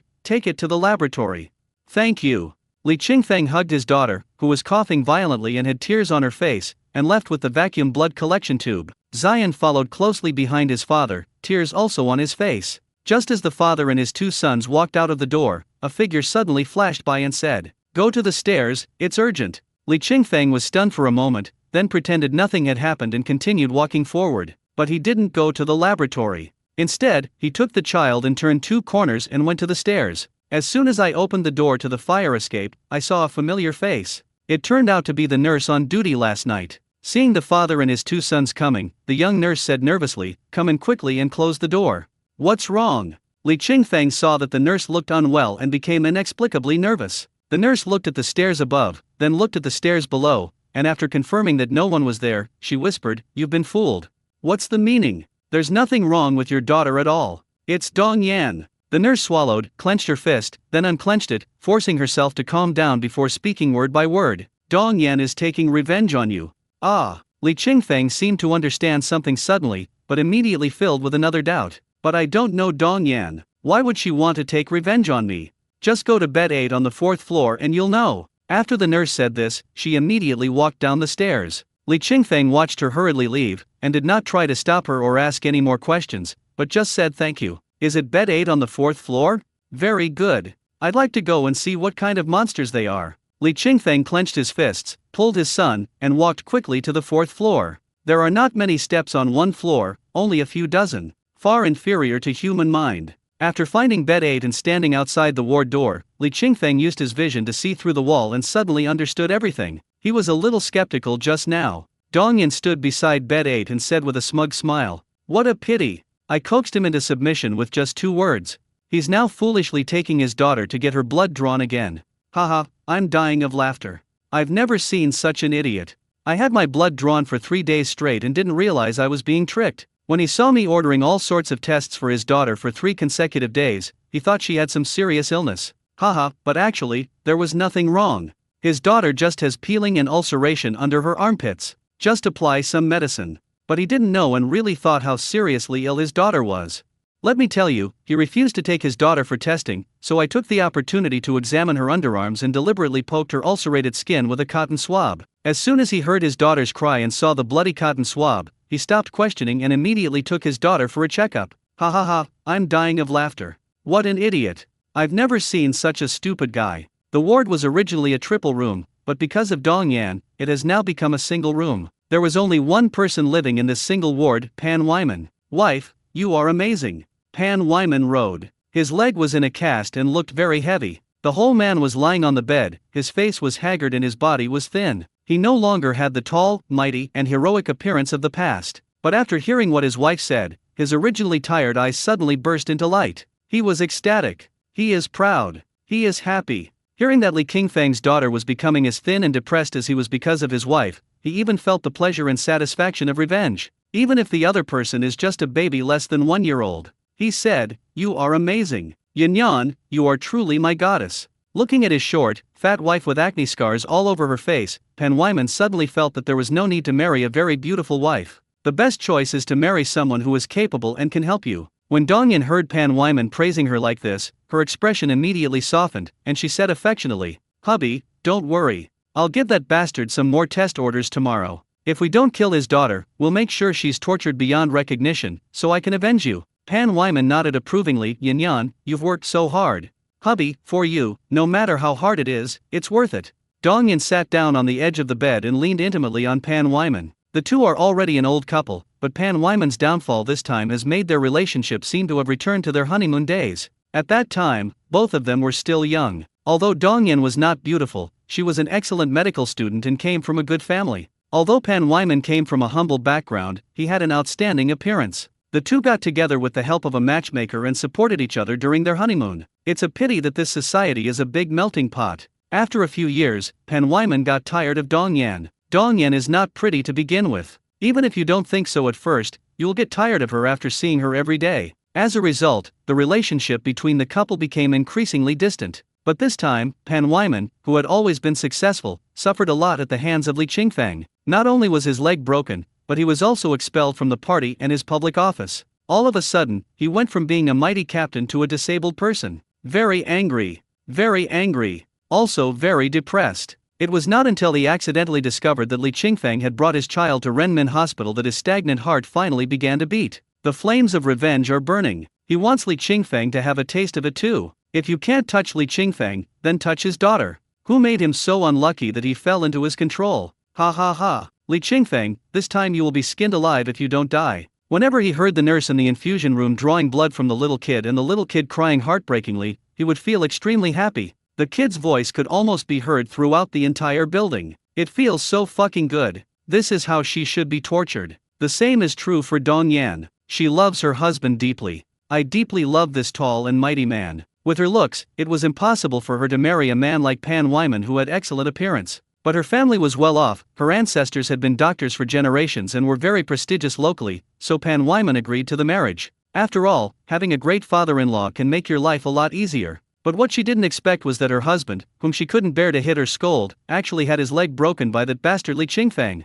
How can this be tolerated? Of course I can't tolerate it. The couple hit it off immediately and without hesitation attacked Li Qingfeng's daughter. At this time, the two of them were snuggling together, unaware that danger was about to come. There is content here, but I can't approve it, so I can only delete it. Bang! The ward door was kicked open. Ah! The couple was shocked and screamed in surprise. Dong Yan's hair was disheveled. She pointed at the door and cursed, "You son of a bitch. Who let you in? Humph, I come here uninvited, is that not okay?" Li Qingfeng held his daughter in his arms, his face gloomy as he stared at Dong Yan. "So Dr. Dong is Captain Pan's wife. Huh, I was wondering why you were so concerned about my daughter." Li Qingfeng walked in step by step, followed by a little kid who knew nothing and had an innocent look on his face. The former had a murderous look on his face and cold eyes, as if possessed by the god of death. The latter has a big head and innocent eyes, as if he understands nothing. Pan Wyman thought this was a hospital, so Li Qingfeng didn't dare to act rashly. He snorted coldly. Humph. So what? What does it have to do with you? What do you think? Li Qingfeng was already standing in front of the two of them. His tall body was like a mountain, carrying a strong sense of oppression. However, both the couple were very confident and did not show much fear. No matter how awesome you are, so what? This is the hospital, Dong Yan's home ground. Do you still dare to hit people here? As long as Dong Yan shouted, countless people would come to the rescue. By then, it would not be as simple as just being summoned. Moreover, he now has 2 children. What can he do? What dares he do? Dong Yan arrogantly puffed out her chest, raised her chin, and said contemptuously, Li Qingfeng, I'm telling you, you'd better be sensible and not get yourself into trouble. This is a hospital, not that remote mountain area in your village. From the moment you were able to call out my full name, I should have known that things were not simple. Li Qingfeng only now realized why Dong Yan had been able to call out his full name before. The person in the hospital is Tsuyu. Normally, doctors may not remember Tsuyu's name. After all, doctors have to face countless patients every day. How can they remember every patient's name? But Dong Yan not only remembered Ziyu's name, but also called out his full name. Too careless. I was really careless. I should have thought of this a long time ago. Li Qingfeng regretted it. Because of regret, the anger in my heart became even worse. As soon as Dong Yan finished speaking, he raised his hand and slapped her. Bang! The huge force was like a speeding car, hitting Dong Yan's face hard. The face, which was already not presentable, was deformed and the bones were shattered under the impact of the force. Bang! Dong Yan flew sideways and fell heavily into the corner of the wall. There was a trash can in the corner. When she bumped into it, the trash can shattered into pieces and the trash flew up and got stuck on her body and hair, making her look very miserable. Li Qingfeng's slap dispersed all the strength in her body, making it impossible for her to gather the strength to shout. All he could do was let out a low, painful groan. Pan Wyman was shocked and wanted to support his wife, but his leg was broken and he couldn't move at all. He could only lie on the bed, pointing at Li Qingfeng and roaring, You son of a bitch, you dare to hit someone? Believe it or not, I'll find someone to beat you up. Humph. Li Qingfeng sneered, then raised his foot and kicked the bed frame. When Pan Wyman saw him raise his foot, he instinctively shrank back, thinking that he was going to kick him. But the next moment, I saw that his foot was kicking the bed frame instead of me, and I immediately breathed a sigh of relief, while secretly mocking in my heart. He got scared. He was scared by my words. He is really a coward who can't stand being scared. Boom! The thought flashed through his mind, and the bed frame fell apart. Everything happened in just a second. Bang! Pan Wyman fell down among the scrap metal. The bone that had just been connected made a click and it seemed like something happened again. But he didn't scream. No shouting. Not even a groan. Instead, he was extremely frightened and trembling all over, raised his head and looked at Li Qingfeng. His eyes were wide open and almost popped out. Bloodshot from fear instantly covered the entire white of his eyes. He actually kicked the iron bed frame into pieces. One kick. Kicked the iron bed frame into pieces. Boom! My brain exploded. Pan Wyman's lips trembled and he couldn't make a sound. At this time, Dong Yan had already struggled to get up and staggered to Pan Wyman's side, trying to help the fallen Pan Wyman up. But Pan Wyman seemed to be stuck to the ground, and no matter how she pulled, he just couldn't get up. Her strength was gone, and she could no longer pull Pan Wyman, who weighed over 100 pounds. Especially at this moment, Pan Wyman was terrified and could no longer exert any strength. He could not cooperate with her movements to stand up. So there is nothing to do except sit there. Dong Yan could only grab Pan Wyman's arm, glaring at Li Qingfeng fiercely and saying, Li Qingfeng, I'm telling you, this is a hospital, don't mess around. Hospital? Ha ha. Li Qingfeng laughed sarcastically, so you know this is a hospital. Then how come you forgot that your job is to save the dying and the wounded? When you hurt my daughter, why didn't you think that this is a hospital? When you were colluding with Pan Wyman, why didn't you consider that this was a hospital? Hospital. Humph, don't even think about this being a hospital. Even if this were a police station or a government compound, if you hurt my daughter, I'd still beat you so hard that you'd disown your parents. You dare. Dong Yan threatened, gritting her teeth. If you dare to touch us again, I will make sure you die. Bang! Li Qingfeng didn't bother to say any more nonsense and just slapped Dong Yan in the face. Dong Yan tilted her head and spat out a bunch of silver teeth. Ah! He covered his mouth and screamed in horror. My teeth! My teeth! They were all knocked down. Looking up at Li Qingfeng in disbelief, Dong Yan was crazy. Really crazy. This bastard not only hit her face crooked, but also knocked out all her teeth. Let's fight. I'm going to fight you. Dong Yan struggled to get up and pounced on Li Qingfeng. She formed her hands into claws and scratched Ziyu and Li Qingfeng's arms with a clear goal. Li Qingfeng frowned and kicked out. Dong Yan's hands were only 10 centimeters away from grabbing Li Ziyu. However, his abdomen suddenly tightened, and a tearing pain immediately spread from his abdomen to all parts of his body. Her body immediately flew backwards. Bang! It fell directly on Pan Wyman. Ah! The couple fell backwards together, slid half a meter, and hit the wall hard. Bang! During the sliding, the scrap metal on the ground tore through their clothes and scratched their skin. Li Qingfeng took out 3 tubes of blood, his eyes wide open. Don't you really like drawing my daughter's blood? I'll give it to you now. Swing his arm. Call out. 3 vacuum blood collection tubes flew out and pierced the opponent's arm. Dong Yan and the other person had no time to react or avoid. The 3 vacuum blood collection tubes flew over like flying knives. There is clearly no sharp tip. It's clearly just a rounded blunt head. But the 3 blood vessels still pierced into the arms of the 2 men with a pop sound. Dong Yan stabbed one into each of her left and right hands. Pan Wyman, who had a broken leg, also took one. The vacuum blood collection tube was inserted into the arms of the 2 people, but it failed to penetrate the bone, leaving half of it outside. However, because the residual force had not dissipated, the blood collection tube burst instantly after encountering obstruction. With a loud bang, the 2 of them were covered in Tsuyu's blood. Ah! The flesh was pierced, the tendons were broken, and even the bones were cracked. The powerful stinging sensation made the 2 of them scream uncontrollably. While crying, she caught a glimpse of Li Qingfeng, who was still standing there. I saw that the light above his head just coincided with the light in the ward. Thousands of feet of radiant light radiated from around his head, like a god or Buddha.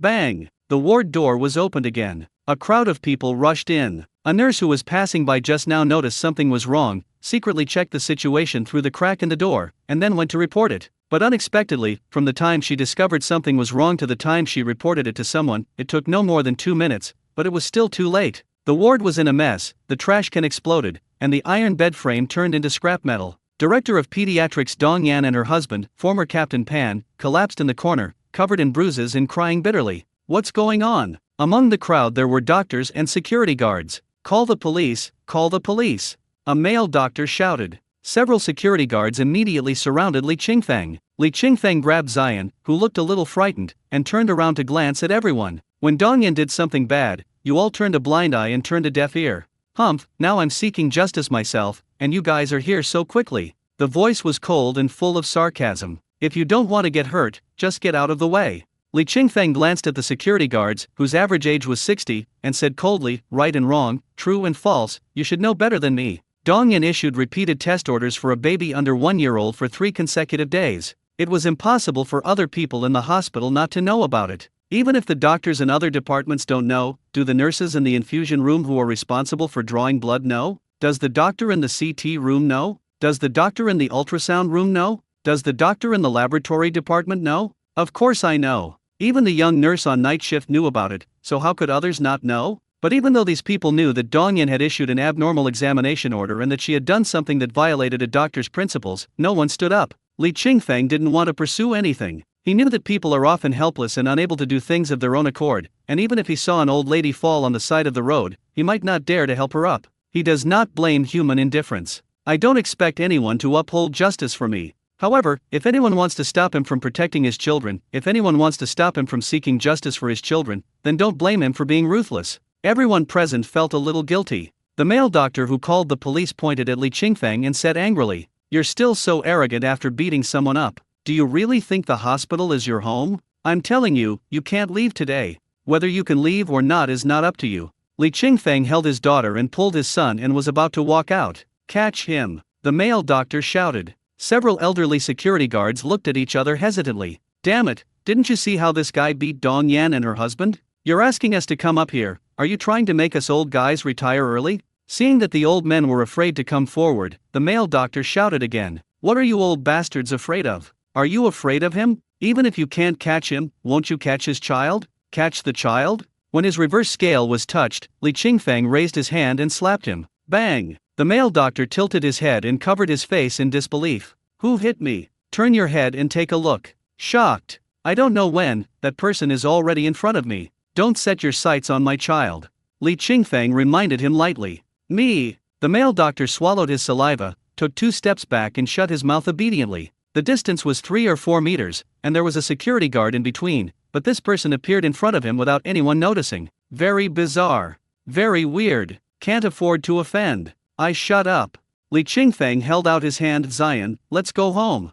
Zion quickly trotted forward, grabbed his father's hand, followed his father, and walked out together. During this time, he also looked back at the people behind him. All of these people, without exception, showed expressions of fear and looked at them with horror. Weird, is my dad scary? It seems not. I often get beaten by my father. I don't think my dad is that good at fighting. It doesn't hurt when dad hits me. I don't understand why they are so afraid of dad. When I went back upstairs to get my things, the old lady in bed 15 asked, "Handsome, are you guys discharged from the hospital? Didn't the doctor just ask you to go for a checkup? You can be discharged so soon." "Yes." Li Qingfeng smiled at her. "Ha, you've only been here for a few days, how come you can be discharged so soon? My child has been here for a week. I just asked the doctor on rounds, and he told us to stay a few more days for observation." The old lady looked puzzled. "The doctor didn't let us go." Li Qingfeng put on his backpack, held his daughter in his arms, and walked out with his son. "I crippled the doctor and he can't leave the hospital." Ah, the old lady's jaw dropped. Only after Li Qingfeng and the other two disappeared did he come to his senses. "Oops, I forgot to ask him to help look after the kids. Well, I should listen to the doctor and stay for a few more days to observe. However, it would cost at least 200 or 300 yuan to stay here for one day, and if you stay for a few more days, it would cost thousands of yuan. Oh, this hospital is really expensive." As soon as Li Qingfeng and his child went downstairs, the police surrounded them. "Don't move. The lobby on the first floor is very spacious. Not only are there patients' families queuing up to register and pay, but there are also people sitting on metal chairs waiting for their numbers to be called to get their medicines. 40 or 50 ordinary people, medical workers, and about 20 policemen in uniform all fixed their eyes on the father and his two sons who had just walked out of the elevator. Ah! The man following Li Qingfeng shuddered with fear, suddenly raised his hands, and said tremblingly, "Brother, I just stole a cell phone. Why is there such a big fuss?" Just as he was about to take out the stolen phone, he heard a loud shout, "I told you not to move. I won't move, I won't move." The thief was so frightened that he trembled and knelt down with a thud, lying there with his hands on his head. "Damn, didn't I just steal a cell phone? How come it's like stealing someone's kidney? It's so fucking scary." Li Qingfeng glanced at the scene and saw that there were many police officers and a lot of onlookers, so he stopped and did not move. He is not afraid. He just didn't want to hurt innocent people. Moreover, we don't know how these police officers will handle this matter yet, so we might as well wait and see. As long as he wants to leave, even the strongest prison in the world can't hold him back. "Officer, he was the one who hit someone." The male doctor who had just called the police was now standing behind the police and identifying Li Qingfeng. He stood behind the police officer, revealing half of his head, looking at Li Qingfeng, and said with some fear, "He was the one who seriously injured our pediatric director, Dr. Dong Yan, and her husband. Although I didn't see the whole process, I still felt my scalp tingling after seeing the wounds on the two people. That half of the vacuum blood collection tube actually penetrated directly into the skin. That's a blunt head. Round, not pointy. If a sharp object such as a toothpick pierces the skin, then it is understandable. But it's outrageous that such a blunt object as round as a ball could actually pierce the skin and flesh. Very outrageous. Very scary." He didn't want to come and point fingers, but there was no way, since he had to stand out at that time. After identifying, he immediately stepped aside and stayed as far away from that scary person as possible. "Please come with us." The tall police officer stared at Li Qingfeng and said coldly. Li Qingfeng did not resist and followed the police obediently. Zion grabbed his father's hand, a little scared. "Dad, why are they arresting us?" "Because Dad beat up the bad guys," said Li Qingfeng. "Then why don't you catch the bad guys and us?"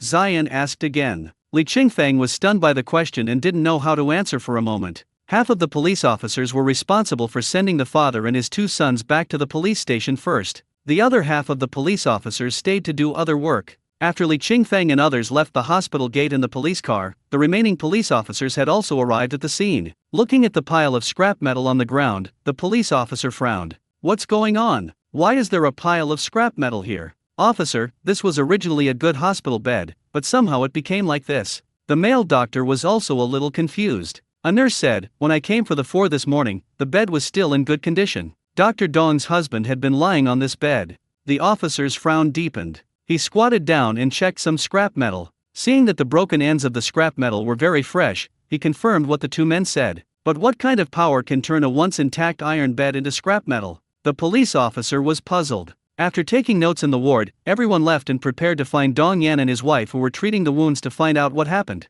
But as soon as the group walked out into the corridor, they saw an incredible scene. At the end of the corridor, several people in white coats were running towards them hurriedly, their faces full of fear, shouting, "Run! Help! Ah, Mom! What's going on?" A police officer grabbed a young nurse and asked, "What happened?" The young nurse pointed to the room at the end of the corridor with a pale face and shouted tremblingly, "Rat, rat, rat, rat, rat, ah, ah, ah, scream, fear, crazy." Upon hearing this, the police officers rushed over immediately. The closer we got, the louder the screams became. But what was even more obvious was the sound of chewing. Fuck! The young policeman who was running in front fell to the ground as soon as he reached the door, and stepped back with fear on his face. What's going on? Other police officers ran up. Vomit! One person took only one look at the scene in the room and couldn't help but vomiting and jumped to the side. The rest of the people were all filled with fear. Fuck, why are there so many rats? Inside the room, countless rats poured in from the back window, densely packed. There was almost no open space in the entire room, and all the places that could accommodate objects were crawling with rats. This is not the scariest thing. The most terrifying thing was that there were two people lying on the ground in the middle of the room. The two men were covered in blood, their flesh being eaten by countless rats. Help! One of them crawled out a step, raised his hands, and asked the police officers at the door for help. Hurry! Save them! The team leader was the first to react. He yelled at the others and immediately rushed in to rescue. Seeing this, the others also mustered up their courage and rushed in to fight the rats. The picture is confusing, bloody, fear, weird, smells so good, it's so delicious. Yu Xianxian was sitting in a private room of Donlei restaurant, eating freshly baked breakfast. "Xianxian, do you like it?" Zhang Donlei laughed and said, "This is made by the chef himself, using pheasant eggs. Let me tell you, we don't sell these pheasant eggs to anyone else. We keep them for ourselves. It tastes good, doesn't it? It's so delicious." Yu Xianxian started to eat voraciously without caring about her image. While chewing, he said, "Uncle, I have never eaten such delicious eggs. They are so fragrant." Haha, that's right, pure natural pheasant eggs, coupled with Chef Deng's cooking skills, not to mention in such a small place. Even if I go to Kyoto, it will definitely have a place. That's right. I heard from my dad that Chef Deng used to work in Kyoto. Yu Xianxian was a little curious. I just don't know why he came back to our little place.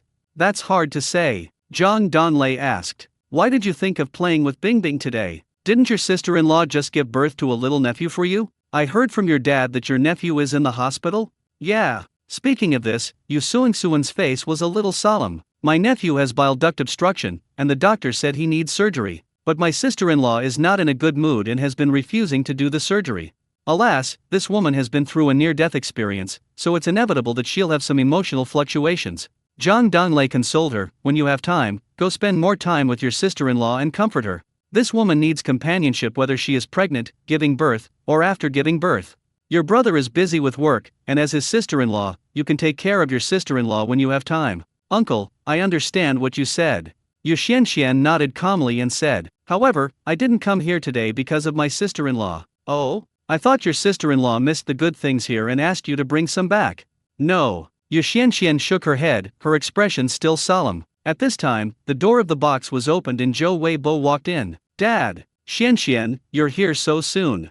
Weibo, you came at the right time. I was just about to tell you something very important." Yu Xianxian smiled awkwardly at Zhang Donglei. "Uncle, don't blame me for acting on my own initiative. I was the one who called Weibo to ask him to come." "It's okay, go ahead." Zhang Dong glanced at Zhou Weibo. "Sit down and have something to eat together." "Dad, I've eaten." Zhou Weibo sat down. Yu Xianxian said, "I ran into Bingbing in the hospital yesterday. She seemed to have been cheated." "Ah." Zhang Donlei was shocked. Bingbing was deceived? What's going on? Seeing that Zhang Donlei was nervous, Yu Xianxian comforted him a few words and then told him in detail what happened when she met Zhang Bing in the hospital yesterday. "She has a lot of trust in that Li Qingfang, and she even advised me to let Li Qingfang take a look at me. I saw she was a little bit crazy. I wanted to wake her up in person, but she was still pregnant. I was afraid she would get emotional, so I didn't say anything. I came here today to talk to you." "Xianxian, you did the right thing."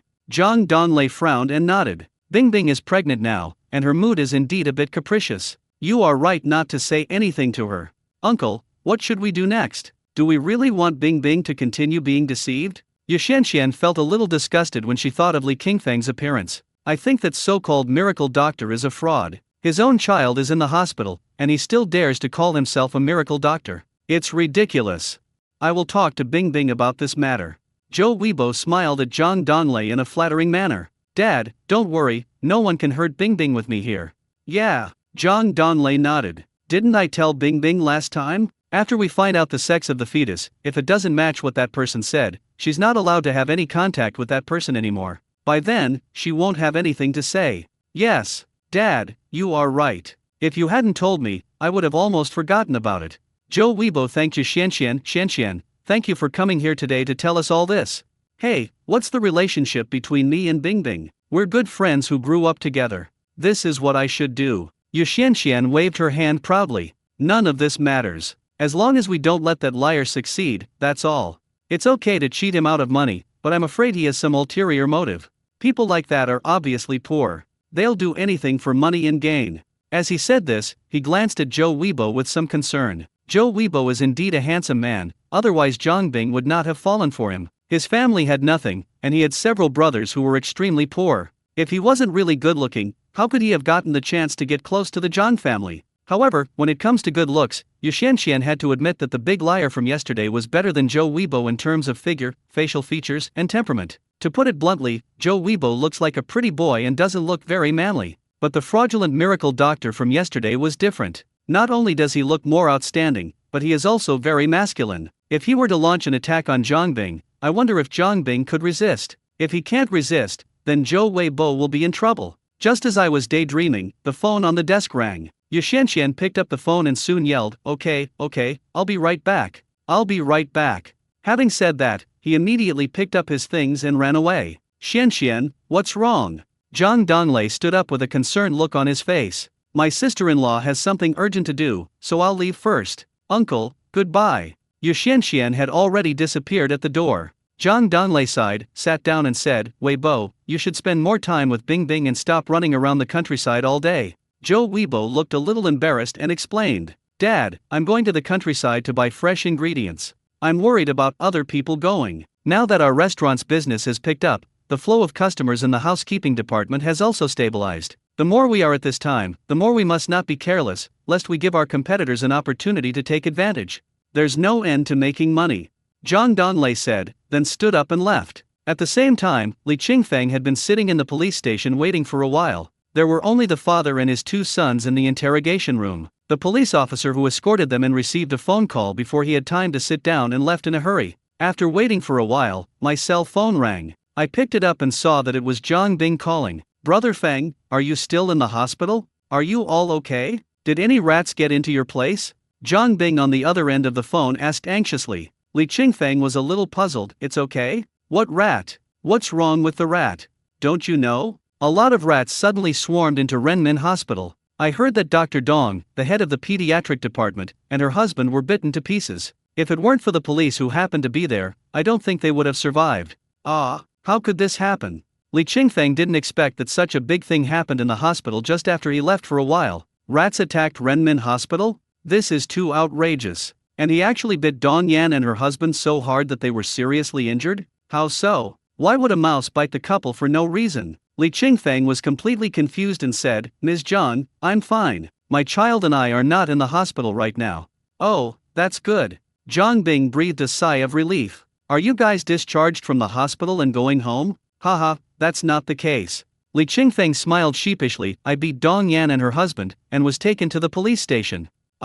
Brother Feng, you hit Dr. Dong, the head of the pediatric department? What's going on? Zhang Bing was extremely surprised. He never expected that Brother Feng, who looked honest and simple, would actually fight with the doctor who was saving lives. He was even taken away by the police for this. Compared to the rat attack on the hospital, she was more interested in Brother Feng's beating, so she asked about it. Li Qingfeng had no choice but to tell the whole story truthfully. Originally, Zhang Bing thought that there was some misunderstanding between Brother Feng and Dr. Dong. He even felt a little sympathetic when he learned that Dong Yan was bitten by a rat and was covered in blood. But when she learned that Dong Yan had actually taken revenge on her and killed Suyu, who was only 6 or 7 months old, her chest immediately heaved. He took a few deep breaths and gritted his teeth. I never thought Dong Yan was such a beast in human form. She actually did this to Ziyu. It's so abominable. She should be bitten to death by rats.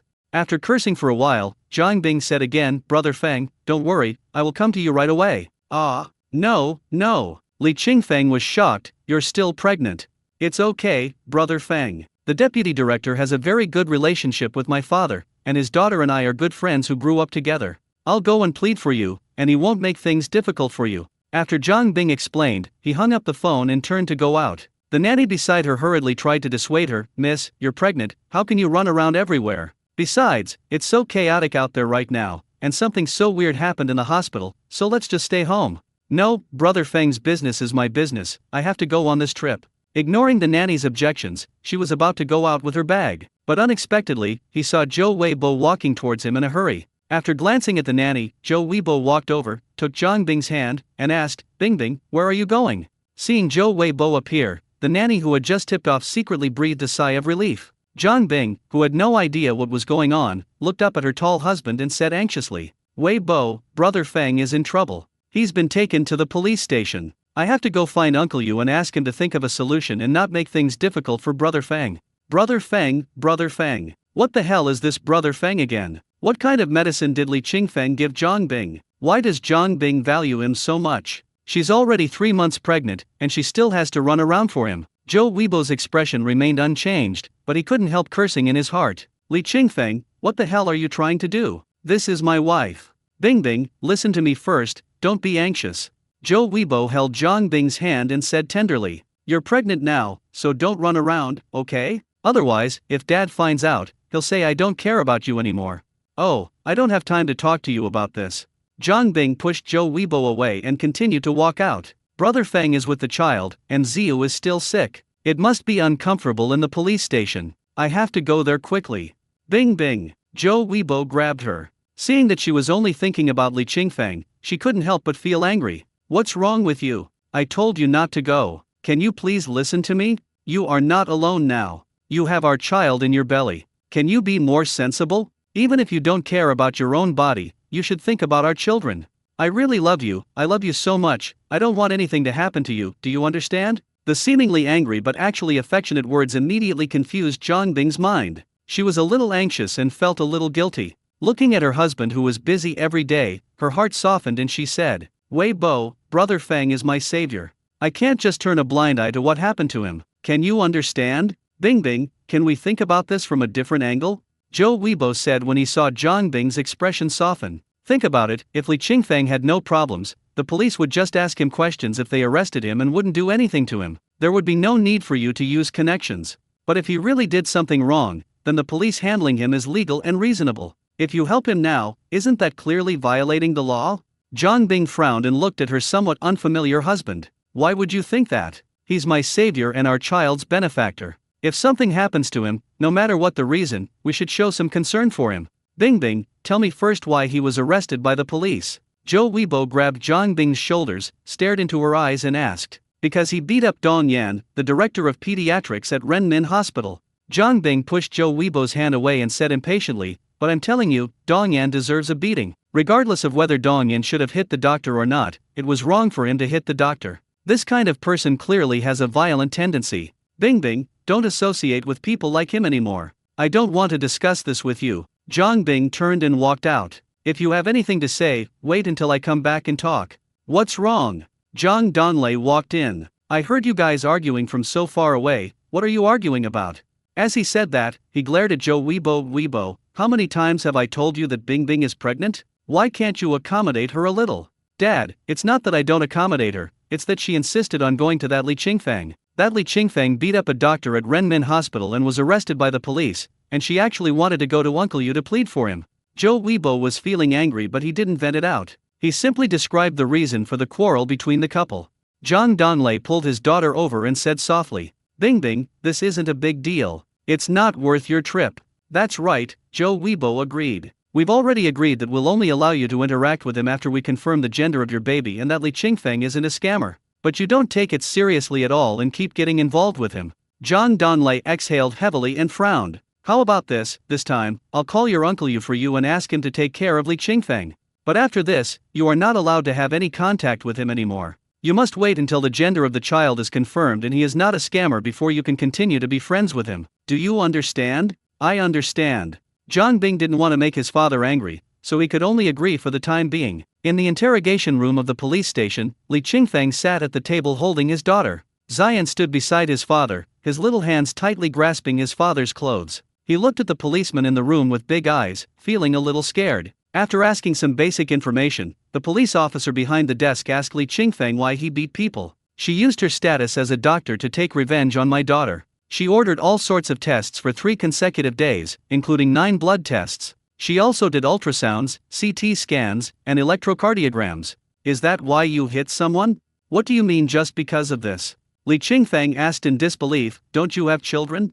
Let me ask you, if it was your daughter, a daughter this old, being tortured to death, what would you do? Having said that, Li Qingfeng became a little angry and his body shook violently. Suyu in his arms groaned, her face full of pain, but she didn't have the strength to cry out. She just moistened her eyes and shed tears silently. Li Qingfeng looked down at his daughter and saw that she looked in pain. He quickly focused on checking the injury under her armpit. I saw that the wound under her armpit was festering and bleeding. Maybe he moved too much just now and affected his daughter in his arms. Li Qingfeng felt extremely guilty. If you think she intentionally hurt your daughter, you can call the police, but you can't hurt anyone. Hitting or injuring someone is against the law, do you understand? A policeman asked sharply. I understand. Li Qingfeng nodded. But I have no evidence. I just happened to overhear her conversation with her husband and realized she was deliberately harming my daughter. I have no evidence. If I call the police, will you arrest her?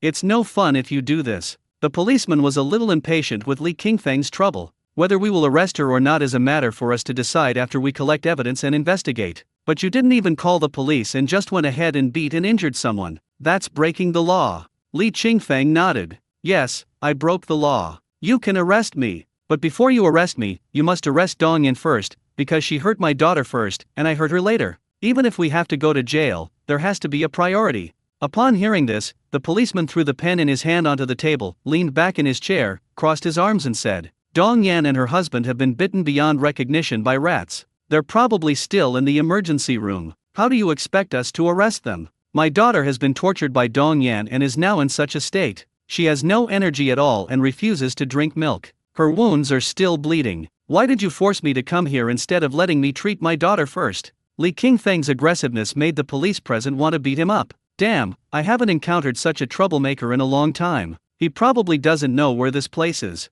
Officer, I'd like to ask, since Dongyan can receive treatment in the hospital, can you also let me take my daughter to the hospital first? If you're afraid I'll run away, you can come with me. As long as the doctor at the hospital examines my daughter's wound and applies medicine, I'll come back with you immediately.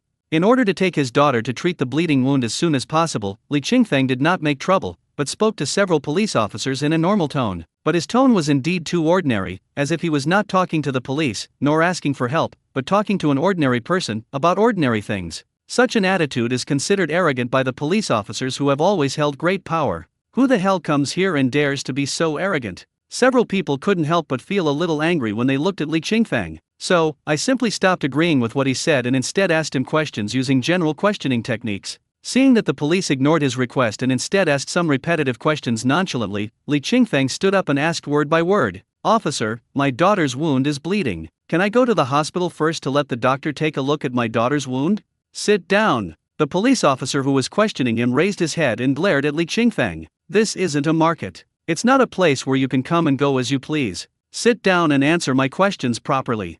I just said, I have to go treat my daughter's wound first. Li Qingfeng looked down at his depressed daughter, and a hint of anger finally entered his voice. He held his daughter in one hand and his son in the other, and was about to walk out. Stop! The police stopped him. Li Qingfeng looked up at the policeman blocking his way and lost his patience. I'll say this one last time, let me take care of my daughter's wound first. Let me remind you again, this is the police station, you better sit back down obediently. The police officer pointed at the chair and shouted. Upon hearing this, Li Qingfeng suddenly raised his foot. Seeing this, the police officer was shocked and immediately stepped aside, his hands reaching for the gun at his waist. But the strange thing was that the man in front of him did not kick at him, but stomped hard on the ground. Before I could even think about it, I heard a loud noise. Boom! The deafening explosion almost made people's minds go blank. Before his hand could touch the gun, his whole body was shaking violently and he was staggering and dizzy. It seemed as if even his internal organs were shaking violently along with the surrounding environment.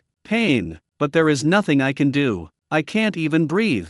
In the almost fainting state, I saw everything around me suddenly change in an instant. The air is stagnant. The ground cracked. The house shook. The security door on the wall made a crackling sound. The light bulb exploded and the surveillance camera was scrapped. The wall paint fell off and powder flew everywhere. Bang! The hard door panel shattered in an instant. Countless steel plates fell to the ground and turned into scrap metal. Li Qingfeng walked out of the flying powder, holding his daughter in one hand and his son in the other. Take firm steps. Looks indifferent. Outside, a dozen police officers had gathered, all holding police weapons, looking cautiously at the father and his two sons who walked out of the interrogation room. Behind the three men were several police officers who were pale and almost fainted from the local earthquake of magnitude 5. Stop!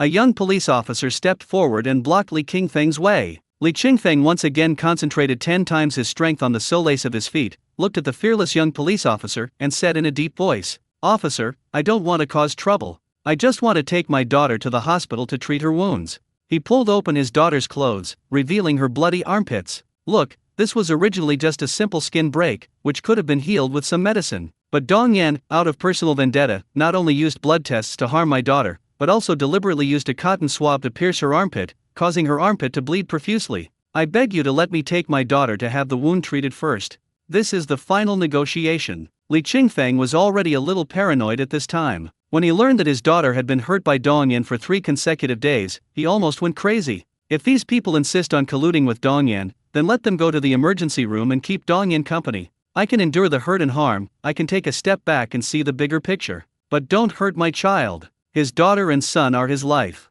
For the sake of 2 children, what does it matter if I have to make enemies with the whole world? The young police officer looked at the tiny baby in the man's arms, frowned distressfully, and stepped aside. Then go quickly. Once you've treated the wound, come back quickly. Your case is very complicated. If the injured person is unwilling to reconcile, you should know how troublesome it will be. Li Qingfeng relaxed and nodded in thanks. Thank you very much. The other police officers automatically made way. What's going on? A middle-aged, portly man walked in. Deputy Director Yu. The young police officer saw the second-in-command coming and hurried forward, pointing at Li Qingfeng and explaining, "He's the suspect in the assault at Renmin Hospital. We were supposed to take a statement, but his daughter's wound was lacerated and bleeding profusely, so we told him to take her to the hospital to get her wound treated before returning." "Oh, it's my duty." Yu Chenglong glanced at Li Qingfeng and thought, is this the person Zhang Danlei specifically interceded for? A little confused. I really can't see what's so special about this guy. But he still said with care, "I also want to go to the hospital, come with me."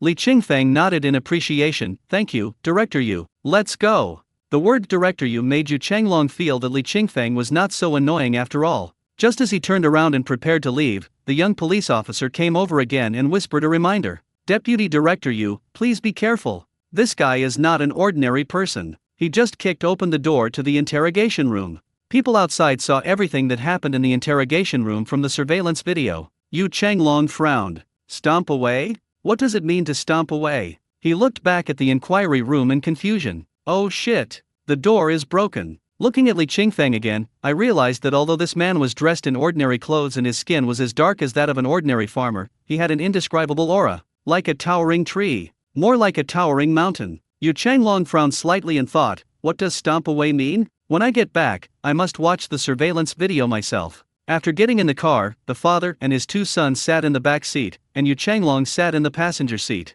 Your name is Li Qingfeng, right?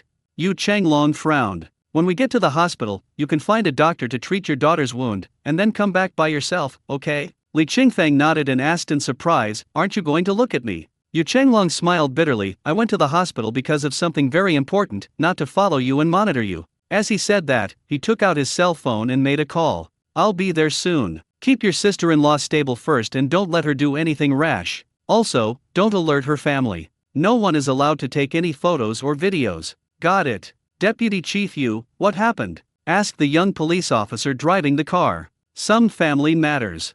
Yu Chenglong rubbed his temples and sighed. The young police officer was very tactful and didn't ask any more questions. However, after Yu Chenglong sighed again, he began to talk to himself as if Suan Fa was feeling depressed. Alas, it's not easy for women to get pregnant and give birth. If there's even a slight deviation, not only will they face certain death, but they'll at least become extremely sensitive and resistant. So, you young men, you must take good care of your wives and children. The young police officer nodded. Deputy Director Yu, I'm not married yet. You're not married now, but you'll get married someday. When you do, don't be like my son. His wife had just given birth, and the child was hospitalized with bile duct obstruction, but he showed no concern and just worked all day. Well, now it's okay. My daughter-in-law is a little mentally disturbed and refused to allow the doctor to perform surgery on her son. Now she's holding my grandson who just turned 1 month old and is threatening to jump off the building. What do you think of this?" Yu Changlong sighed repeatedly, looking nervous and tired. The young police officer was a little surprised, but seeing that the second-in-command looked tired, he didn't say anything. Instead, he concentrated on driving and drove the car to Renmin Hospital as quickly as possible. As soon as he got off the car, Yu Changlong went straight to the pediatric department on the 6th floor. Li Qingfeng also got out of the car with his 2 children, and frowned slightly as he looked at Yu Changlong's back. Yu Xianxian, Yu Changlong, and bile duct obstruction. I see. I looked up at the big words on the hospital's outer wall. Virtue, universal love, sincerity, and serving the people. After a little thought, he strode towards the lobby with the children. The hospital lobby was in chaos, and many patients were moved there for temporary accommodation. The doctors and police officers kept reassuring everyone, saying that the rats that had invaded the hospital had been completely eliminated and that there was no need to panic. Li Qingfeng didn't stop and went straight through the lobby and up to the 6th floor through the fire escape. The 6th floor is the pediatric department, which is the top priority of the entire hospital. The guards and protective measures here are very effective, and there is no crowding. However, there were still many people standing in the corridor and talking. Nurses and doctors were also running back and forth, looking hurried.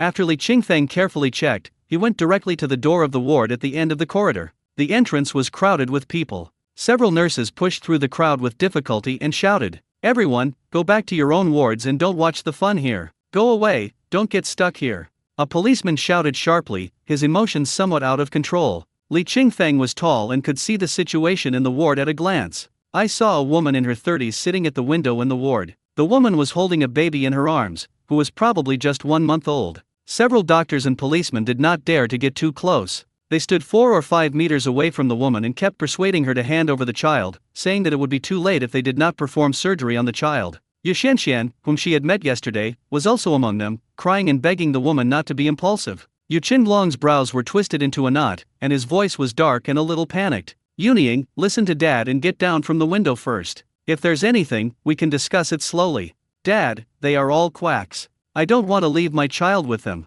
The woman at the window cried with tears in her eyes. "My child has just come into this world. I don't want him to leave me. I don't want him to leave me." Okay, as long as you come down first, everything else will be easy, okay?" Yu Qinglong's old face was covered with wrinkles and looked a little shriveled. He didn't look like a middle-aged man in his 40s or 50s, but rather like he was in his 60s or 70s. He begged, "Yunying, even if you don't think about yourself, you have to think about the child. And your parents, they don't know about your situation yet. You said, they are so old, you can't do such stupid things." As he spoke, he took a tentative step toward the window. But just this one step forced the woman on the windowsill to scream wildly and shake violently. Yu Changlong was so frightened that he had to take a few steps back, and he was even further away from his original position. When several doctors saw that Yu Changlong's treatment was ineffective, they all started to persuade him. But the more they persuaded her, the more agitated the woman in the window became. "I heard everything, don't lie to me." Gao Yunying held her son and screamed to the doctors, "You quacks, just to settle a personal vendetta, drew blood from a 6 or 7-month-old baby for 3 consecutive days. You are all man-eating demons." Boom! As soon as these words were spoken, several doctors' heads exploded and their old faces turned red. Although the person who did this was the director of pediatrics, Dong Yan, and it had nothing to do with them, as professional doctors, they could also see Dong Yan's intentions. But because they were afraid of Dong Yan's identity, none of them dared to stand up and stop it. Now, the fig leaf was torn off in public, and all the doctors present felt ashamed. "Big sister." Just when everyone was at a loss, a loud voice suddenly came from the door. Li Qingfeng walked in with the child. When the nurse saw it was him, she felt a little embarrassed to stop him, as if he felt guilty. Gao Yunying, who was sitting on the windowsill, looked at the man who walked in holding 2 children in his arms with some surprise. "Very unfamiliar. Never seen it. Don't know. I am the father of the baby you were talking about." Li Qingfeng put his son down, moved his daughter slightly forward, and said with a wry smile, "Look, my daughter has been tortured like this by them. She couldn't even drink milk powder all day." As he spoke, he pulled open his daughter's clothes, revealing the bloody wound. "Also, look at this armpit. The skin was damaged because it wasn't wiped dry. It would have been fine if I had just applied some medicine." But the head of pediatrics, Dong Yan, was so angry that she deliberately poked my daughter's armpit with a cotton swab. "She's still bleeding." The red wounds on the baby's body made everyone present frown. Yu Xianxian ran over and gave Li Qingfeng a hard push. "What are you doing? Why are you saying all this? What the hell are you thinking? Get out of here. Yu Changlong also said with some dissatisfaction, what you said now is like adding fuel to the fire, understand? Please get out. Gao Yunying at the window laughed out loud, somewhat unhinged. Dad, look, I wasn't lying to you. Those people are demons. They targeted such a young child. Ha ha ha ha, demons. Demons. Ha ha ha. Everyone turned to look at Gao Yunying in surprise. Gao Yunying laughed heartily, tears streaming from her eyes. She then looked down at the baby in her arms and sobbed softly. Be good, baby. Don't be afraid. Mommy won't hand you over to those demons. Be good, baby. Go to sleep. Wake up and you'll be fine. Sister-in-law. Yu Xianxian cried. Yu Qinglong's eyes also became moist. Li Qingfeng took another step forward and said, Big sister, I am also the father of 2 children. Do you believe me? What are you still doing here? I told you to get out, did you hear me? Yu Xianxian tried hard to push Li Qingfeng, but she couldn't move him. Yu Changlong couldn't help but curse in a low voice, what's wrong with you? Knowing that my daughter-in-law is emotionally unstable, why are you still trying to meddle with it? Director Yu, I have a way to treat your grandson's bile duct obstruction. No surgery or medication is needed. What? Yu Changlong was shocked. You mean, you can treat it? Li Qingfeng nodded, I can. Liar. Dad, don't believe him, he's a liar. Yu Xianxian was furious and raised her hand to slap Li Qingfeng in the face. Li Qingfeng gently pinched her arm, raised his eyebrows, and asked, How do you know I'm a liar if you don't try? Don't be so self-righteous. I'm telling you, your sister-in-law and nephew are in danger right now. If there's even a 1% chance, you should try instead of calling them liars all the time. Right. Yu Changlong reacted, as long as there is even a slight possibility, we must give it a try. According to the current situation, his grandson cannot enter the operating room. To be honest, he was a little worried about his grandson going into the operating room. It would be best if my grandson could be cured without surgery. He nodded and said, Let's give it a try, we must give it a try. Then he asked Li Qingfeng, How do you plan to treat it? He only knows how to massage. Before Li Qingfeng could say anything, a sneer came from the door. Li Qingfeng turned his head and saw that it was Director Qian, whom he had met once before. Director Qian, who wanted to call him Dad. It turned out that it was the adopted son who came. Li Qingfeng turned around and glanced at him, My dear son, come over here and call Daddy. Bah! Director Qian glared at Li Qingfeng, walked quickly to Yu Changlong, and said flatteringly, Deputy Director Yu, don't be fooled by him. He's a liar. He's not a doctor at all. He's just an ordinary farmer trying his luck. What do you mean? Yu Changlong frowned. Director Qian said, He has no medical qualifications at all. If you don't believe me, ask him if he is a doctor and whether he has ever learned medical skills. Ever since being slapped in the face by Li Qingfeng, Director Qian has regarded Li Qingfeng as an imaginary enemy and has been trying to find out about Li Qingfeng. After accidentally learning that Dong Yan's husband had contact with Li Qingfeng, she went to Pan Wyman to find out about Li Qingfeng's situation. As a result, he got to know Pan Zhenman, who had a fight with Pan Wyman. With the help of the 2 brothers, he finally understood Li Qingfeng thoroughly. This Li Qingfeng is simply a big liar and has absolutely no medical background. He is just a poor farmer. And he was a farmer whose wife had run away and who lived in a thatched hut with his 2 children. It was this fucking thing that slapped him in the face. Whenever Director Qian thought of this, he got so angry that his head hurt. Now they finally caught Li Qingfeng trying his luck, and Director Qian immediately jumped out to expose the true face of this big liar. Yu Changlong frowned and looked at Li Qingfeng, Do you have a medical license? Li Qingfeng shook his head. Have you studied medicine? Li Qingfeng thought for a moment and said, Does self-study by reading medical books on your phone count? As soon as these words were spoken, all the doctors and nurses present laughed in mockery. Damn, are you trying to be funny? It's such a serious occasion, and you're sure you're not here to ruin things by saying this? What the hell, I'm self-studying by reading medical books on my phone. Why don't you say that Hua Tuo taught you step by step in your dream? A burst of laughter. Yu Changlong took a deep breath and exhaled heavily. Li Qingfeng hurriedly said, Director Yu, please believe me, I didn't lie to you, I can really treat it. Haha, how do you treat it? Director Qian sneered. Are you going to tell us that you can cure a baby's bile duct obstruction by just massaging it? Right. When Li Qingfeng said this, the other doctors couldn't help but burst out laughing. Director Qian laughed unscrupulously. Ha ha ha, I'm dying of laughter. Last time, I let you accidentally cure Zhongbing's morning sickness. Do you really think you're a miracle doctor? Why is your face so big? Now you dare to say that you can cure a baby who has just turned 1 month old? The doctors in our hospital have to perform surgery to cure bile duct obstruction, and you're telling me you can cure it with just massage. Ha ha ha, if you can really cure it with a massage, I'll eat shit live. Li Qingfeng sneered, then you'd better tell me what flavor you like first, so I can prepare it for you in advance.